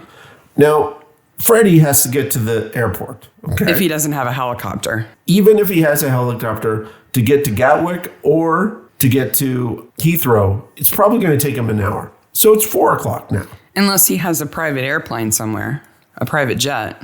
Even then. He's very rich. So then, let's say he drives 40 minutes to his private airfield. Okay, it's not in town. Malum, by the way, is the name of the town. It's said once in the episode. Yeah. So now it's getting 7 or 8-ish in Switzerland. He is not going to make supper. I don't know. Rich people eat supper really late. They eat supper at like 9 o'clock. I don't care. He's not going to make it there for supper. I think it's just something he says to appear important and like a jet setter. I think so. And then he touches Melissa's bottom. He slaps Melissa on the ass. Which, she didn't ask for that. In front of the woman that you've just proposed to. I don't like Melissa, but she didn't ask for that. I'm sorry. I support anybody hitting her. If that makes me a meddler, okay, I'm rotten. That's fine. Melissa tells her not to go to the tennis club which means she's definitely going. No. Sally tells Melissa not to go. Yeah, sorry. Sally tells Melissa not to go, which just guarantees that she's gonna go. And they have a fight about it. Fine. Whatever. And then she acts 18. Well, she acts 12. Yeah. Right. And then Joan's breaking into the vet to steal the medicine. I remembered at this point that Georgina is the killer. Mm-hmm. Which I was confused at this point because Georgina would have a key to the vet's office. She's married to the vet. She clearly obviously does because later on she steals the stuff from the vet's office. She steals the same medications and syringes, right? So I have this note of, why is Georgina breaking into her place in which she probably has a key? Because, Mark, it's not Georgina, it's Joan. That's right. You're wrong again. You just remembered it wrong. That's okay. Speaking of snobby people that you want to hit, Georgina and Rafe. Yeah. He's so nice. He's the village vet. He's very kind. He doesn't even take payment from that one man. He shows kindness in that scene. He's genuinely nice. The dog that hates Troy likes Rafe. Yeah. But his wife? Whew. How could he marry her? I don't understand how he married her. She is so awful. And the only thing that she good that she does in the entire episode is she helps a little girl learn how to ride a horse. But she gets paid to, and she's only doing it to impress Lord and Lady Hislop. Now, I actually think this is our first aptly named pub. What's it called? The Horseshoes. Oh, that's relevant. They make a reference to it, and she does horse stuff. That's as close as we get. We never see the pub. But that's what it's called. But I think it may be our first aptly named pub. Now, later on, there's a total trope of how the pub is part of the episode, the name. Mm-hmm. But now I think I think maybe they did it the first time here, and then they went, hey, let's do that again. Maybe we could connect the name of the pub to the plot. That would be kind of clever. Give that man a meddler. Yep. Georgina Canning is played by Eleanor David. The interesting thing that she's done in her past is she played the wife in Pink Floyd's The Wall. Mm-hmm. She played Bob Geldof's wife. He played Pink. Yes, the rock musician. Yeah, and Rafe Canning is played by John McGlynn, who is the second vet's assistant in All Creatures Great and Small. So he's like the second biggest character in 3 seasons of All Creatures Great and Small. I knew I recognized him from somewhere. That's where you know him from. Oh, so it's a tennis duo. Social clubs are a bad idea in Midsomer. They are very bad. And especially when you can't afford a parking lot. Yeah, what is up with that? These people are so uppity and fancy and self-important, and they park in the grass. Yeah. Not even in gravel, like a pebble gravel, Nope. like a proper house would have. No, it's just bark in the grass. Wherever. This dude has a character in it that I totally don't know why he's there. Derek, the pig farmer. Derek, the pig farmer. He's there to be Adam's pawn. He is, and it shows characterization of Adam, and it shows characterization of Georgina, but that's his purpose. I almost would have rather had a scene where Joan was saying, well, I was up at Melissa's house today in the bushes creeping around with black gloves on. rather than Derek.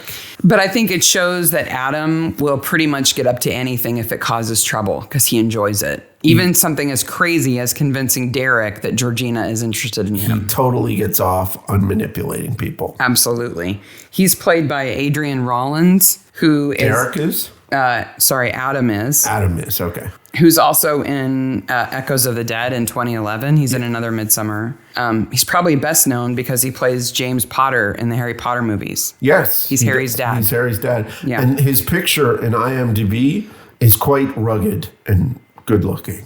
Yes. And Liz, his wife, who's also there at the party. Who, at first I was like, is that his wife or his girlfriend or his sister? I couldn't remember their relationship. And for a while, you don't know. And then it's like, oh, yeah, it's his wife. Especially because when he sees Melissa, he kisses her on the lips. Yeah. Which makes you think, wait a minute. I thought that he was married to that lady. Anyway, but then you come to understand that that's just these people are creeps to each other, right? Yes. So Liz Keene is played by Sarah Mare Thomas. And she's been in lots of stuff. But the one that really got me is she was in this show from 83 to 85 called Behind the Bike Sheds. Behind the Bike Sheds. Yes. This is the beginning of a joke. Oh, boy. It gets interesting. It's this kind of slapstick teenage kids show about a bunch of misfit kids at a private school that are always acting goofy. It's kind of like Saved by the Bell. Okay. But UK. Yes. But the character she plays is called Trolley Molly. Trolley Molly. She's a lunch lady. Okay. Who always pushes a cart around. Okay. But the weirdest thing about this show that relates to her character is that in the boiler room of this school, there is a former student named Fanshawe. Okay. Who was damaged by radioactivity. Okay. From the food. Okay. He's played by a puppet that is hideous. Okay. There will be pictures of the show. No, wait a minute. It gets better. Okay. He lives in the boiler room because he's so hideous now, and he doesn't age because he's so radioactively damaged. And he spends his time worshiping a school lunch. I cannot make this stuff up. So Melissa shows up and everything stops. Oh, because it's a show as soon as she walks in, right? Which is exactly what she wants. Yes. So she orders red wine, which first of all, the red wine in those glasses. No, it's a little too transparent. It's way too transparent. It may be a rosé at most. Yeah. And Joan just throws it on her dress. Now, I don't like Melissa. No. I'm not ready to get to the point of hitting her, but I don't like Melissa. But I think she handles this well. She does the best thing she could do. Yeah, she takes it off, which shocks everybody. Demands. Throws it at Joan and says, "Have it laundered." Yes. And then walks out. And takes Adam's jacket and leaves. Magical jacket. Hey, it hides her slip. Did you know Adam had a magical jacket? No, it's magical? It only covers her butt here. But by the time she gets to Sally's house, when she's drunk with Georgina, it's down to the ground. Oh, it becomes a trench coat? Yes. Impressive. It is impressive. I didn't notice that. And that's the other thing that I like about Melissa is she does go to Sally's house to probably apologize. And tries to save her from being framed by Georgina. Now, then she uses it as blackmail. True. So she's almost there, but... She's rotten, she's rotten, she's not rotten, she's rotten. Yeah. She's fully blooded. Sherry and Hugo are in their chairs and they hear the accident. Is it wrong that I saw them and I thought, that's us? Sitting in their chairs. Oh my God. I'm not Hugo. Oh, I can't be Hugo. I'm not ready to be Hugo yet. We get Killer Cam with a syringe. Syringe Killer Cam. And Sally is passed out in her car. Now, hold on, okay? Let's go through this. Who is holding that syringe? The killer. Who is? Georgina. Okay? Yeah. But she's, again, not being blackmailed yet. This is Joan filling the syringe and then changing her mind. So Joan broke in, filled the syringe, case the house and then stop. Yeah. Then changes her mind and then buries everything in the yard. Yeah, see, I have a problem with that. She's very upset. It's a red herring. I don't have a problem with her character stopping and doing that. I have a problem with us not knowing who this is here. And the writers and the creators of the show trying to make us think it's somebody else. Because it's a trope in Midsomer that the killer cam is the killer. Yeah. It's always the killer. It's never a trick. Yeah, but here it is. We've got 2 times we've got killer cam when it's not actually the killer. I love Sally's car. Sally's hanging out of that car. It's so cute. It's a Citroen CV. Yep. And they're adorable. Two little things, chevrons on the front. Yep. It's an adorable little car. You can't get them here, though. Hugo says he heard an accident, and the postman just gives up Sally Rickworth. I'm the postman. By the way, Sally's like radars down there. Yeah, if your car's been damaged, you should probably talk to Sally. That's the postman, played by Richard Clothier. He's also in Vixen's Run in 06, where he actually has a name. Yes, he's much more important. He becomes an actual character and not just a pointer. I think it's one of these things where they try him out and he shows up and he's good. He does a good job ratting out Sally, so they think they can put him in another episode. Yeah. But the constable who puts the breathalyzer in Sally's mouth and actually talks to her, no credit. I am the patron saint of the people who don't get credited in this show. It's just not fair. It isn't. Of course, Adam, being the nosy Parker that he is driving by, sees Sally being breathalyzed and arrested. And what does he do? Immediately jets off to Georgina and Rafe's writing school. So he can just tell people. But who gives him all the information? Gwen, who's in 2 scenes, and all she does is gossip. She fills in the blanks. That's what she does. Sure, her name should be Exposition Jen. Gwen. Exposition Gwen. Well, she does a good job. She does, but it's that kind of character who leans in and goes, and she's the killer. Oh, and here's a random piece of information. Well, see, Cully's not in these episodes. That's true. So we need somebody to just happen to know something useful. Cully Barnaby? That person doesn't exist anymore. Georgina is talking to Lord and Lady Hislop and teaching their daughter to ride. I got curious about Lord Hislop. Okay. Because it sounded like a familiar name. So I looked up to see if there was really a Lord Hislop. Yes. There was. Okay. But the lad... Was he a puppet in the basement too? No, he was not a radioactive puppet. But the last Lord Hislop did die in 1843 under a bit of scandal. Scandal? Yeah. There's a reason why that title kind of stopped. What happened? Some embezzling and the murder of 300 people who were kind of prisoners. Oops. Yeah.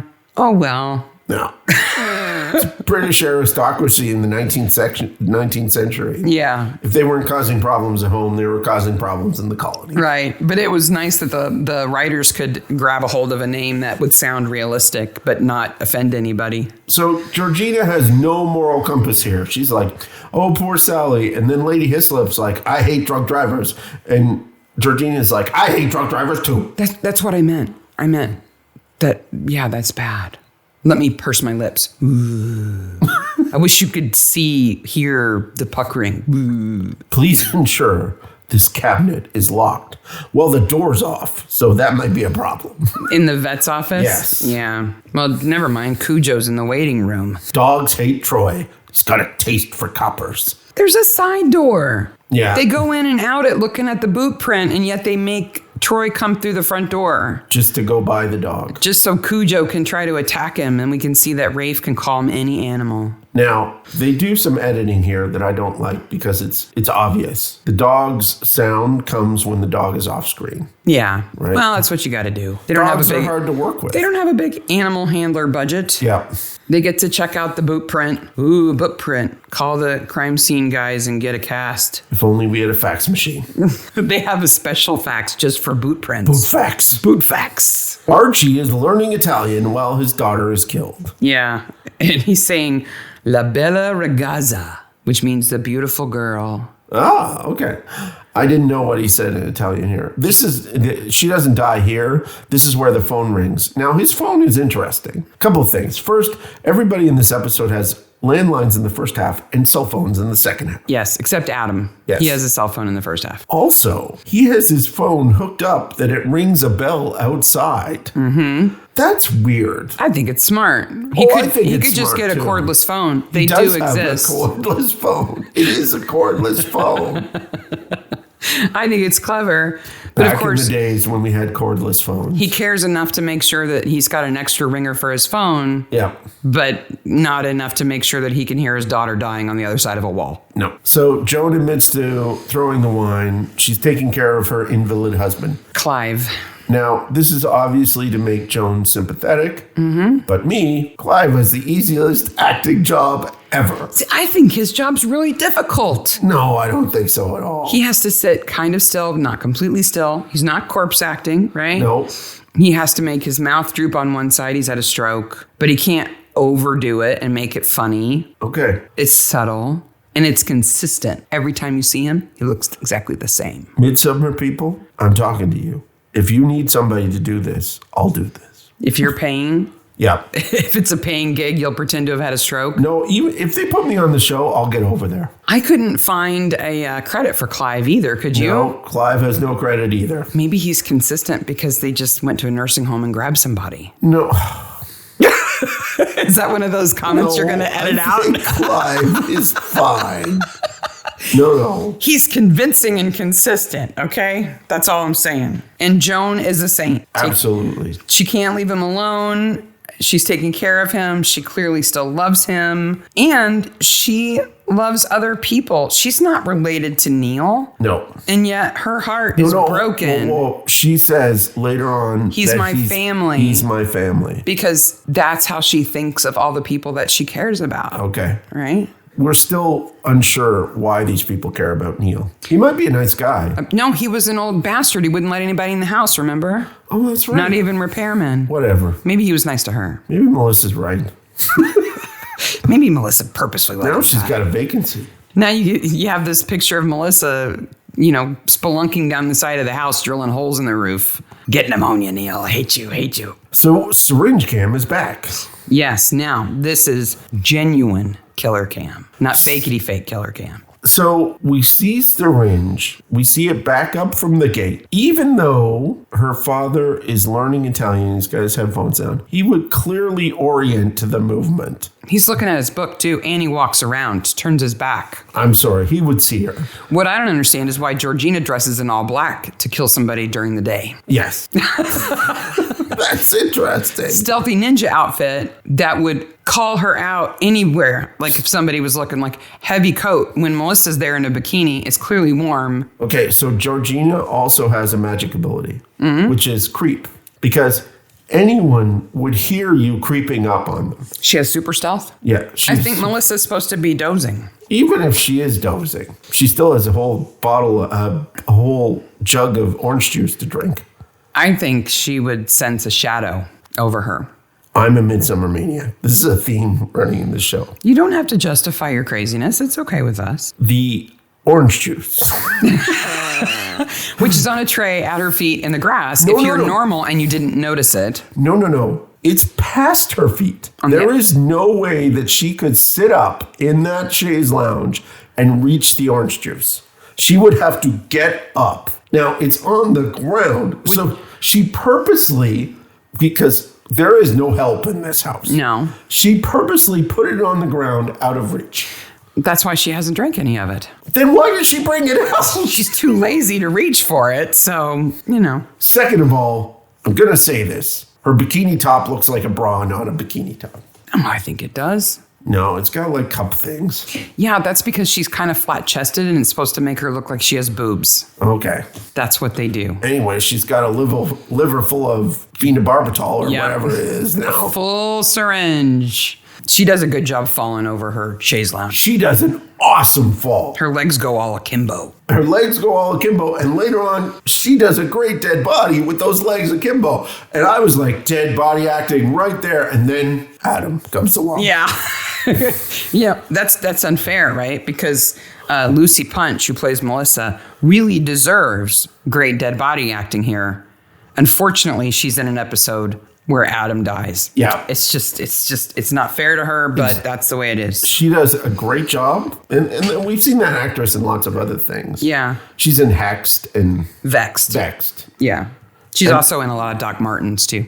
Yeah, and she's a great actress. Mm-hmm. And she does a great fall there. And it's clearly her. And she doesn't break her own neck. She's falling on soft grass and orange juice. Yeah. The WI does flower arranging, and it doesn't matter. On to the next scene. Yep, so she's dead. Anyway. The tennis players arrive. Well, we do get Gwen wheeling in from the side. By the way, I know some stuff. And then wheeling back out again, right? And Adam is just so horrible. By the way, I'm going to mention swinger parties. Yeah. Like, and let me see if I can get Georgina and Derek together. Wouldn't that be funny to watch? Ha, ha, ha. In front of Rafe, who is Georgina's husband. It's just... And they're at Melissa's house to play tennis with her. And they just start playing without her. Like, oh, she'll come along, whatever. Yeah. Which kind of shows you what kind of person she is and what kind of friends they are. So now the father is asleep. Yes. But his headphones are off, okay? How big is this estate? Because the sirens would have woken me up. Yeah. And wouldn't a constable have Looked searched for him? The place, right? No, I mean, like, George is already there. They've secured the scene and are doing tests and stuff before he wakes up. Would the tennis players not have gone and woken him up? Like, where's her dad? We got to go tell him. Yeah. Well, they're self-centered gits. Maybe Rafe would have, but the rest of them, I'm not surprised. Sally arrives in pure Midsomer lady freakout. And we're supposed to believe she's upset because she and Melissa have slept together. And I just don't buy it. I can go this far. I believe the actress playing Melissa and the actress playing Sally were in robes on a bed together and had a picture taken of them. Yeah. That is as far as I can believe that. Yeah. And in fact, you can see the camera in the picture. So they may have done this on their own. Are these people arranging flowers for their own homes, or are they doing church arrangements? No, they're just throwing flowers on the floor because they got to sweep them up. That's true, yeah. I hate you, flowers. Poor Gwen, she just has to push a broom and gossip, right? But this is where we find out from Sherry that Melissa had an affair with Sally's husband, and Sally's husband, and they got a divorce. Yeah, Melissa breaks up marriages. Yeah, she's trouble. She was trouble. Meanwhile, Rafe is cooking. He's a pretty good cook. He's serious. He knows how to cut vegetables properly. Yeah. And knows how to tell off his wife. Because he's taken Sally home with him because Sally is upset and he doesn't want her to be alone. She's, unconsolable. But then Georgina comes home and she's like, what's the commoner doing in our house? Let me pout my lips. Ooh. And Sally's like, well, if you don't want me here, I'm out of here. And Georgina's like, okay. Ooh. That's my lip pouty sound.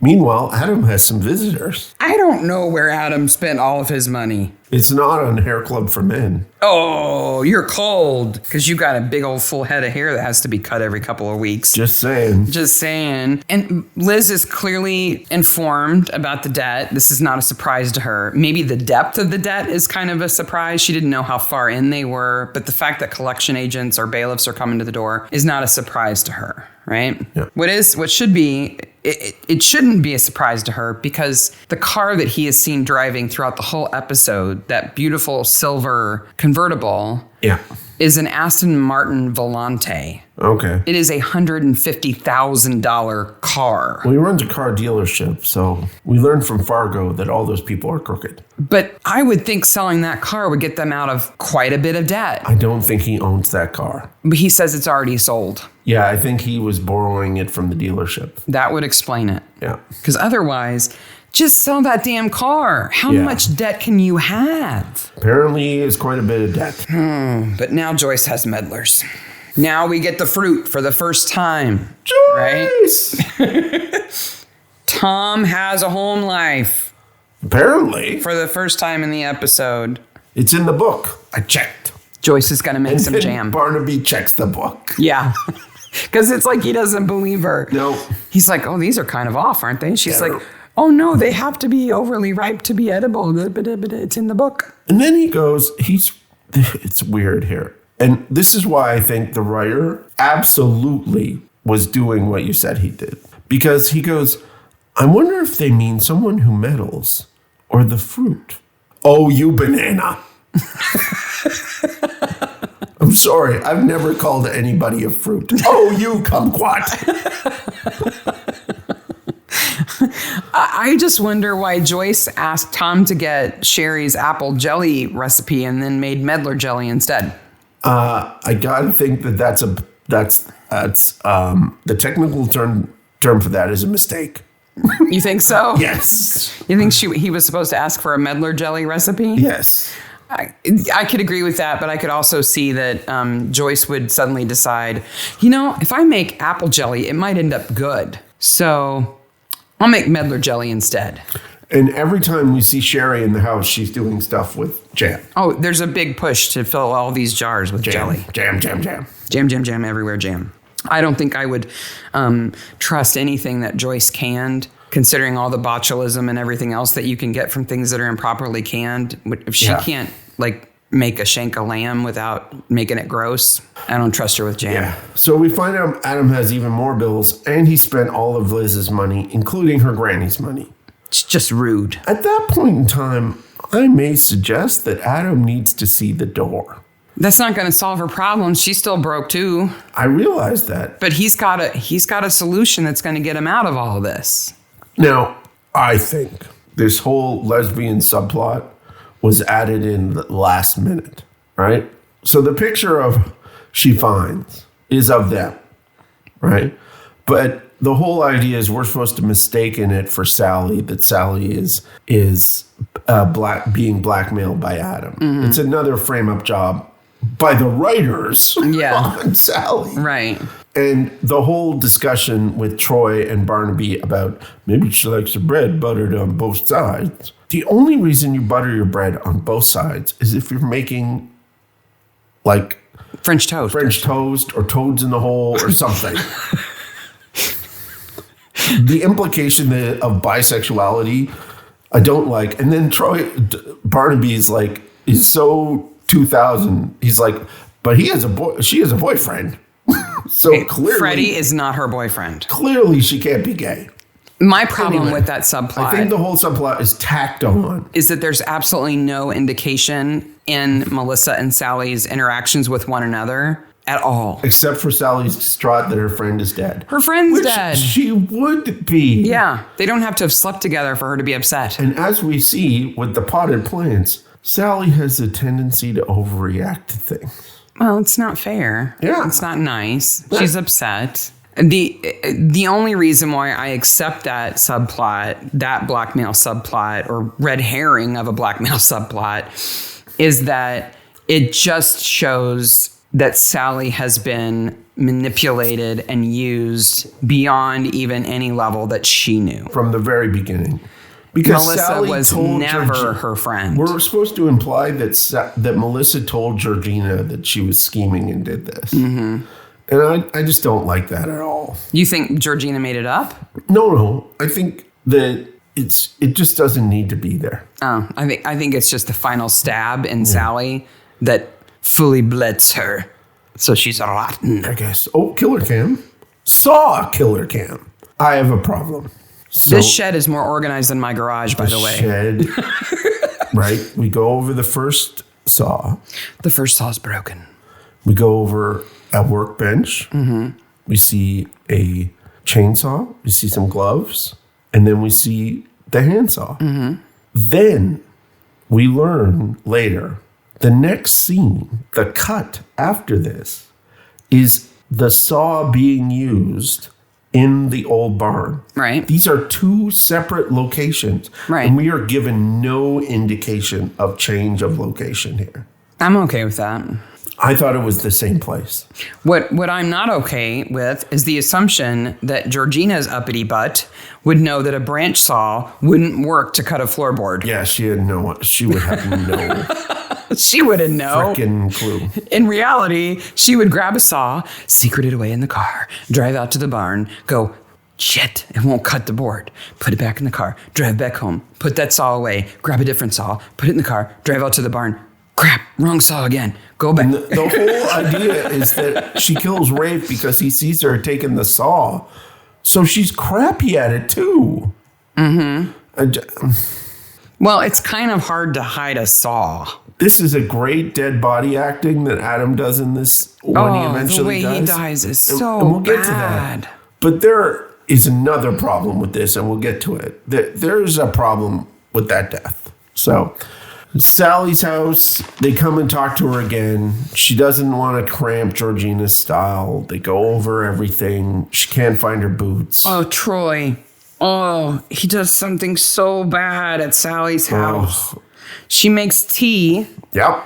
She brings the sugar bowl in. It has a spoon in it for the sugar. Troy spoons sugar into his cup, stirs his tea with the sugar spoon, and then puts it back in the bowl. The only thing... I would just kick him out of my house. Just get out. Get out. The only thing worse is if he stirred his tea with it, Put it in his mouth. and then put it back in the sugar bowl. Oh, he's an uncouth beast.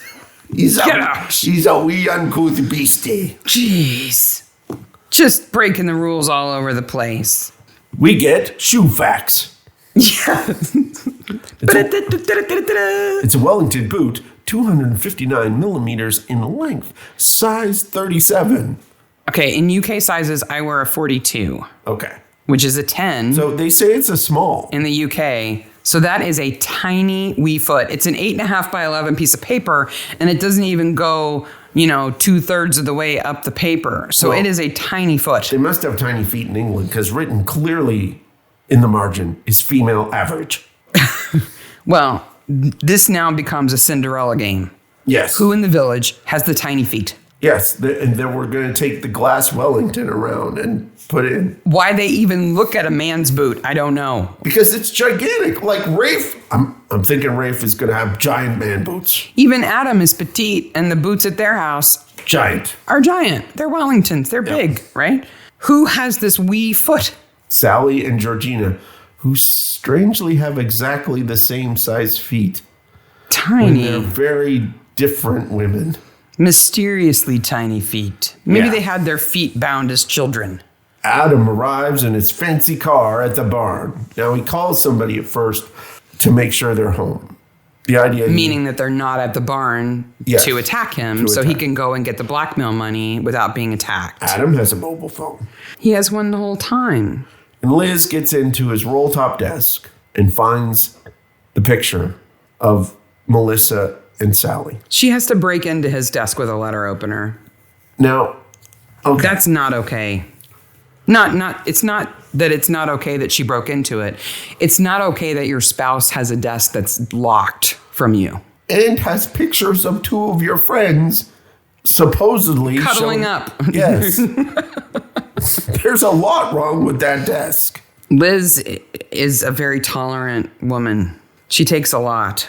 Sally's boots are gone. They were supposed to be in the trunk of her car, which makes complete sense for a regional nurse that she would need some Wellingtons in case she's at a farm or something like that, but they're not there. And then Tom and Troy are in Sally's house, and Liz comes and bangs on the door. Bang, bang, bang, bang, because she's looking for Adam. She sees Tom and Troy are there. She's like, never mind. So, la, la, la. In my mind, this is now the episode of The Village of Bad Door Behavior. That's consistent in almost every Midsomer. The right? bailiffs If are you're bad having at the sex, door. leave the front door open. The bailiffs are bad at the door. Bailiffs are bad at the door. Sally throws the plants at the door, and Liz knocks on the door as if she's trying to knock through it. Because she's desperately looking for her husband. She probably assumes that he's got debt collectors who would hurt him. So Freddie and Georgina have a stupid little scene, and I am obsessed with Freddie's canine teeth because they are not where they should be. His bottom canines are way out in front of his other teeth. He's got like bottom fangs, right? I'm like, dude, you should get that fixed. If you're like some Richie fancy guy, but you know what? They just don't do that in the UK. I guess. You would never in the US, and maybe it's just because we're so vain, it's just different values. In the US, if you were as wealthy as he is supposed to be, your teeth would be not only be straight, they would be veneered. They would be so pearly white that they would blind people when you smiled. So along with the barn being confusing as to what barn we're in, the saw barn or the not saw barn, there's a couple. If you're not watching closely here, it looks like Troy and Barnaby kind of go to a round of houses over and over and over again on It's the like same the longest day, and Yeah, it's not the same day. They do change clothes, but there's no sense of the next day. Yeah, there's no later that night. The next morning. To me, that's a problem with editing. They don't really show passage of time, except for the wine glasses at the dentist do. You know what else is a problem with editing? That Georgina supposedly trains horses but owns no Wellington boots. None at all. She is so snobby that she doesn't even have to rake out horse stalls. Yep. She's that fancy. She is indeed that fancy. So Rafe's driving along and he sees that, Hugo's driving along. He sees Joan's burying something in the backyard. Joan, why did you not do this at night? Or at least in the backyard, not on the side yard. Yeah, where everybody can see. And Hugo uses a word here. Mem Sahib, Yes. which You know means a married white or upper class woman. who is often used as a respectful form of address by non-whites. Well, they were in India. They've been all over the world Yeah. because he's a botanist. So it's a nice little word that he uses there. So it's a very colonial term of endearment. Yeah. He goes home and tells Sherry everything. And though you characterized me as Hugo before, I may have said bizarre machinations of this village in my real life. You've used that in conversations. Maybe. Liz wanted children. They couldn't have any, right? Well, she knows Adam is dead because she can feel it. Hugo is out looking at orchids. Well, he's already delivered his jam jars Yes. and sussed out Joan's lying. So why not? And he goes inside and he's upset right away. Okay, this barn where Adam gets killed is the most isolated, easy to see, hey, something's going on down there barn ever. So this is a farming thing. Okay. There's nothing around it. So if you wanted a secret drop-off place, it's just too obvious. Wouldn't you pick someplace else? It's a good place for a barn. Yeah. A bad place for A secret thing. drop-off. They- Yeah. See, they have barns like that out in the middle of nowhere because you put all the hay in it to feed the animals that are out there. It right? makes sense that the barn is there. It doesn't make sense as a choice for some clandestine behavior. No, everybody can see it. But it makes it easy for Hugo to see Adam's very fancy car down there where it doesn't belong. Yep. And we initially don't even see Adam. We just hear flies really loud. Yep. And you know it's bad. Oh, it is bad. He's been dead there overnight. Yeah. So, oof. Oof. So Adam is upside down, dead. Mm-hmm. There is no way the actor could have held himself in place here. No. They had to have had him like Rigged. hung up somehow. Yeah. And he is a goddamn trooper. Adam does the best dead body situation. Not only is he upside down, feet in the air, over a plow, but he's got a prosthetic on his forehead that makes it look like the plow blade has come clear through his head, Yep. out the front, Yeah. almost slicing his head in half. He is a trooper. And it's well done. It's really, the blood's super, super dark, which it would be if he was there overnight. The only way he could be a better dead body actor is if he was naked. That would make that scene so much worse. But what I like, Especially when he's hanging by one hand. If he was naked, oh, no.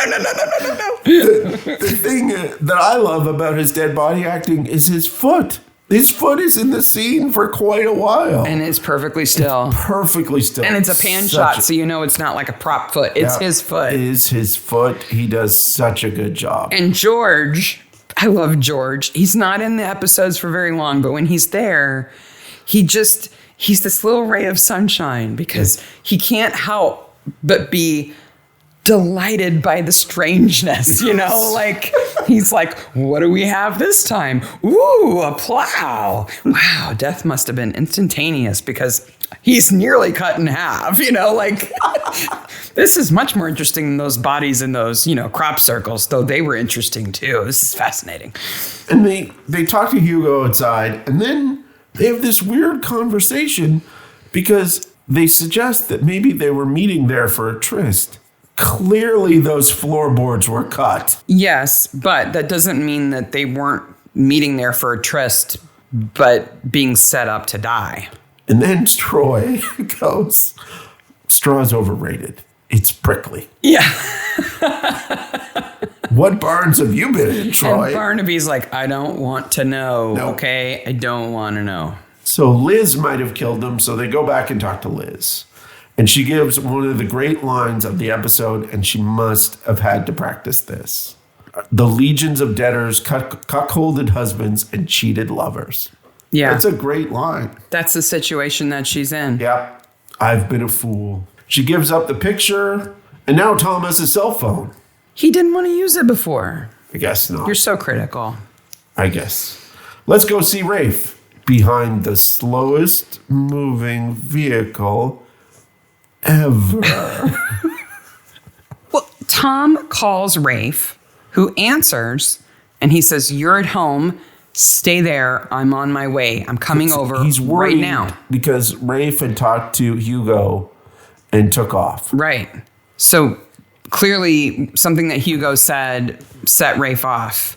So Rafe runs home. Rafe run.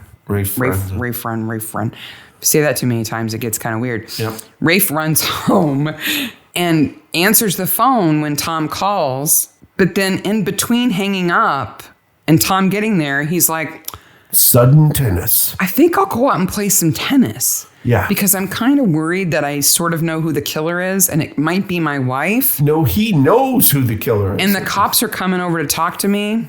Tennis. So I'll go play tennis. Yep. Georgina goes out and cuts him open with the syringe. Well, she slashes at him. Yeah, it's weird. That's not how you deal with the syringe. No, but he's a big guy, and he's in fairly good shape. Maybe. And, you know, if she couldn't sneak up on him and just stab him with it and inject him, she might have had to do. But you could see her. She injects him. He's dead. She rushes back to the house and lies in the most uncomfortable sleeping position you could ever find. Meanwhile, Barnaby's like, Georgina! Georgina! Georgina! She's laying in such a weird way in her blue silk pajamas that go all the way up to her ears. It's just wrong. That we think she might be dead, because who would lay that way? But she's just sleeping. When they wake her up, she's like, oh, I'm sorry. I was pretend sleeping. Why are you here? I didn't just kill my husband. I didn't pretend to hear you. Yeah. It's so fakey fake. The cops find all the stuff in Joan's hole. That's quite the way to put it. That's what they do. Poor Joan. They find boots and a cardboard box with drugs and syringes in it. Yeah. And there's an interrogation. She says, I was going to kill her, and I sent the notes, and I creeped by her house, and I did syringe cam 1, but I didn't kill her. I changed my mind. I couldn't do it. Because Joan fundamentally is a good person. That's why she's upset at Melissa. So Yeah. why would she stoop to that level? You don't really look innocent, Joan. No, she doesn't. No, she doesn't, but she is. And she has an alibi anyway, because Sherry says that Joan was at Neil's when Rafe was killed. She saw her through the kitchen window. But we know now that Sherry is a member, secretly, Of the Women's Institute Mafia. I'm ready for a show that's just Women's Institute Mafia. It'd be like that calendar, the Women's Institute calendar, but different and with We guns. wouldn't want something to happen to your gym now, would we? You're crazy. And they're back over to Liz's house, but the bailiffs are different now. They're now the most Canadian bailiffs in the world, because Barnaby goes, excuse me, lads, can you come back later? And they're like, of course. Well, they probably deal with the police quite a bit. So when they're asked by the police to go, they go. They leave a little too early, and they're also uncredited. Well, they take his car. Yep. I don't know. So I understand why Sally would go home with Rafe after Melissa died. Yes. I don't understand why Sally turns to Georgina for anything. Because she's coming to the party. Because it's the memorial drinks party. Now we know that not only is Georgina a pucker-faced bitch, she's crazy. Insane. The fact that she didn't cancel this party when her husband has just died. And calls it the memorial drinks party. But doesn't tell anybody else that. Yes. Right? So people show up thinking that they're going to have a party. The help have to tell them. Until a waiter tells somebody. But these people are all as bad as she is because they're like, oh, we should go. We shouldn't intrude on her. Except, oh, there's Pippa. I need to talk to her. Anyway, la la la. They're just rotten people. But wait, I have to frame Sally a bit more before I'm done my memorial drinks party. Oh, she's so horrible. So in the most clumsy way ever, she sneaks the syringe into Sally's bag. I'm surprised Barnaby didn't just go, dude! Like, where was she keeping it? Up her sleeve? I guess. The whole time? Just in case? Memorial drinks party. Is that what you do at memorial drinks parties? You keep syringes up your sleeves just in case you can kill somebody else while you're there? Yep. So Barnaby figures it all out, and we find out that Georgina was driving home. Now, this is a little weak. Georgina's driving home because she liked to drive her 2CV in university, and she wants to drive it again because she's a little tipsy. Mm-hmm. When she's driving the car, she looks like she's in pain. I didn't notice that. Yeah. But okay. Like, she should at least be like, woo! Enjoying it. Yeah. Like, just like the old days. Her husband's brown bread. Brown bread. She's so bad. Okay, Melissa's really bad. Georgina's even worse. Georgina's the worst. And then, when everything is revealed, she can't argue against it. She looks at Sally and says, nothing personal. It just sort of snowballed. Oh! So evil. I killed one person, and then I just had to kill another one, and then I just had to kill my husband. Sorry. So the idea is Barnaby knows that Georgina has put something in the bag, right? So Barnaby comes up with this idea that says, we've already searched her bag, to which Troy and Sally do a good job of not going, You did? No, you didn't. And he goes over to the bag and opens the bag and touches the evidence. It doesn't matter at this point. They've got her. Though I think if Georgina is so bad that when she gives her explanation, it just snowballed. If they had said, oh, well, that's okay then. If you didn't want to do it and it just kind of happened, we'll leave you alone now. She would have been like, ew, that's perfect. Thank you. Thank you. Pucker face. Please take me out the back. No. I would have marched her in cuffs right through her own party. Excuse me, killer, coming through, arrested, shamed person, coming through. Drunk driver, coming through, husband killer, coming through. So then we see, at this point in time, Sally's change of demeanor. She is fully corrupt. Yep. She gives Freddie a big old kiss on his bent canines, and she's going to take him down to size. Because rather than learning a lesson from the things that she's experienced, from the traitorous friends that she had, she's taking inspiration. You know what I took from that whole Freddie scene? Freddie has a phone. You get obsessed with something. Every episode, there's something that bothers you. The Costin Echo has the following headlines at the Barnabys. Hands off. I don't know what that's supposed to mean.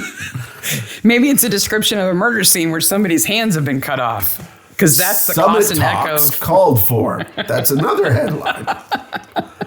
On the back is sports, which includes boost for blues. And then, I think, a subtle cry for help from the set dressers. A headline which reads, I've had enough.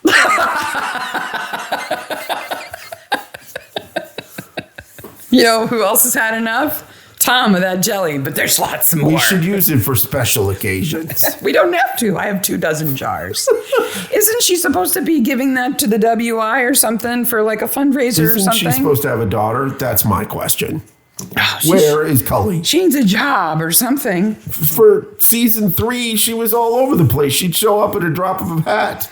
She was in clubs and organizations, and now she's just a homebody making jelly. Best corpse of the episode. Oh, it's got to be Adam. Adam and his rig. Yeah. Yeah, it's got to be him. He does a fantastic job. It is a physical thing he does. Yeah. Yeah. It's impressive. And like, okay, so let's just think about this. When you're doing a shot like that, you're probably in that position at least 90 minutes. At the very least. And it might be broken up over time, but that doesn't make it better because you have to get in and out of that position. Yep. He probably had a situation where they set his head up so he could sit up and maybe drink something, but then they let him down again. Yeah. Please, if there's a picture of this. If you were involved, dear listener, in that scene in any way behind the scenes. First of all, you want to be on the podcast? We'll put you on the podcast. We are desperate for behind the scenes stories of this show. So let's talk about after the credits. Okay. Georgina's in jail. In jail. Hugo and Sherry are left to their jelly making and meddling. Yes. Joan and Clive are fine. Yep. Right? Now, she might do some time for breaking into the vet's office, but I don't think Rafe would press charges. I don't think so. Well, he's dead, so it doesn't matter. Yep. I think they let her off with a warning. I think so. Sally's going to marry Freddie. Yep. And divorce him. Supposedly divorce him and take all of his money. Gwen gets to be super nosy. Yep. And the Hislops get to be super snobs. And the drinks party continues. Yeah, because Sally and Freddie are going to go in and announce their engagement. What an uncomfortable situation of the cops have left and we're all in these people's house. Like, who's the first person to go, yeah, I'm going to leave now. And Freddie and Sally show up. We're engaged.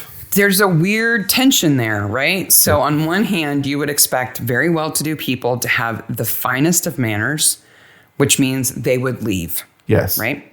But on the other hand, part of having impeccable manners is never making other people uncomfortable. Yes. Whatever you do. And rolling with any situation, no matter how ludicrous, not making a big deal out of it. You just adapt and you deal. I want to know how long the memorial drink party went on. I think until they were all thoroughly sauced and having a great time, because they would have been laughing all night at Georgina. Yep. Because Malum that's the kind of nasty people they are. Is now vet free. Yeah. There's no vet. No horse school. Nope. No vet. Nope. No. And they don't look like they have children. There's no mention of any children. No, There's no children in any of this part of this episode. Georgina would never have children. They would affect her figure, I'm sure. So Liz is left with all of her husband's dads. Yeah. And the Right. only person who wants children is Freddie, because he says Sally's hips are good for it. No, Liz wants children too. Yeah, but she's not going to have any. Yeah. Poor Liz. She comes out the worst in the episode. Because I think she loved Adam. I do too. In a strange, weird, bizarre, broken way. Yeah, I do too. But I think she loved Adam. I think she would have been glad to leave the village, change their names, start over, and be broke together. I think she would have been okay with that. Yep. Midsomer Maniacs is on Instagram at Midsomer Maniacs and is at Twitter at Midsomer Maniacs. And we're on the Facebook group and the Acorn group and on the Reddit group as well. So if you're looking for us, please try to find us. You could look in Joan's hole. Maybe you'll find us there. Everything else is there. So next week's episode is 05, season 05, episode 2, Market for Murder. Is there any rotten fruit in it? No, this is the Investing Club episode. Are there any open arses in it? Well, that old lady falls down the stairs and that stockbroker's a bit of an arse. So She kind of goes ass over tea kettle. She does. That maybe counts. Yeah. So until then, see you later, Maniacs. Bye, Maniacs.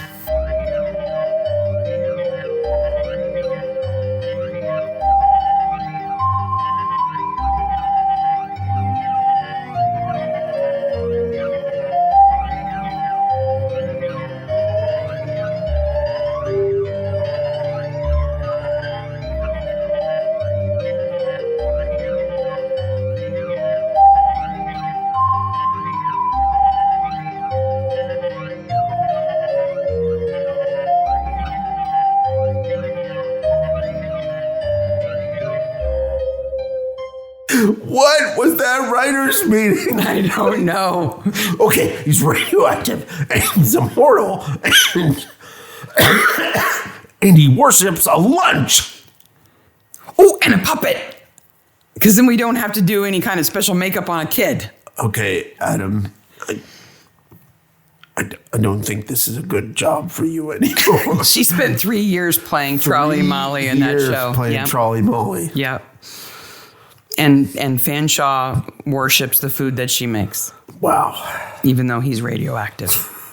Wait till you see the puppet. You don't even know. Wow, it's terrifyingly hideous. I can't wait. It'll be in the show notes. But it still has its little private school uniform with stripy tie and everything. Of course it does. Thanks for joining us on the Mystery Maniacs podcast. If you enjoyed our crazy podcast today, don't miss out on future episodes. Follow us on social media for updates, behind the scenes content, and exclusive sneak peeks. Subscribe, like, and share to spread the word. Bye, Maniacs.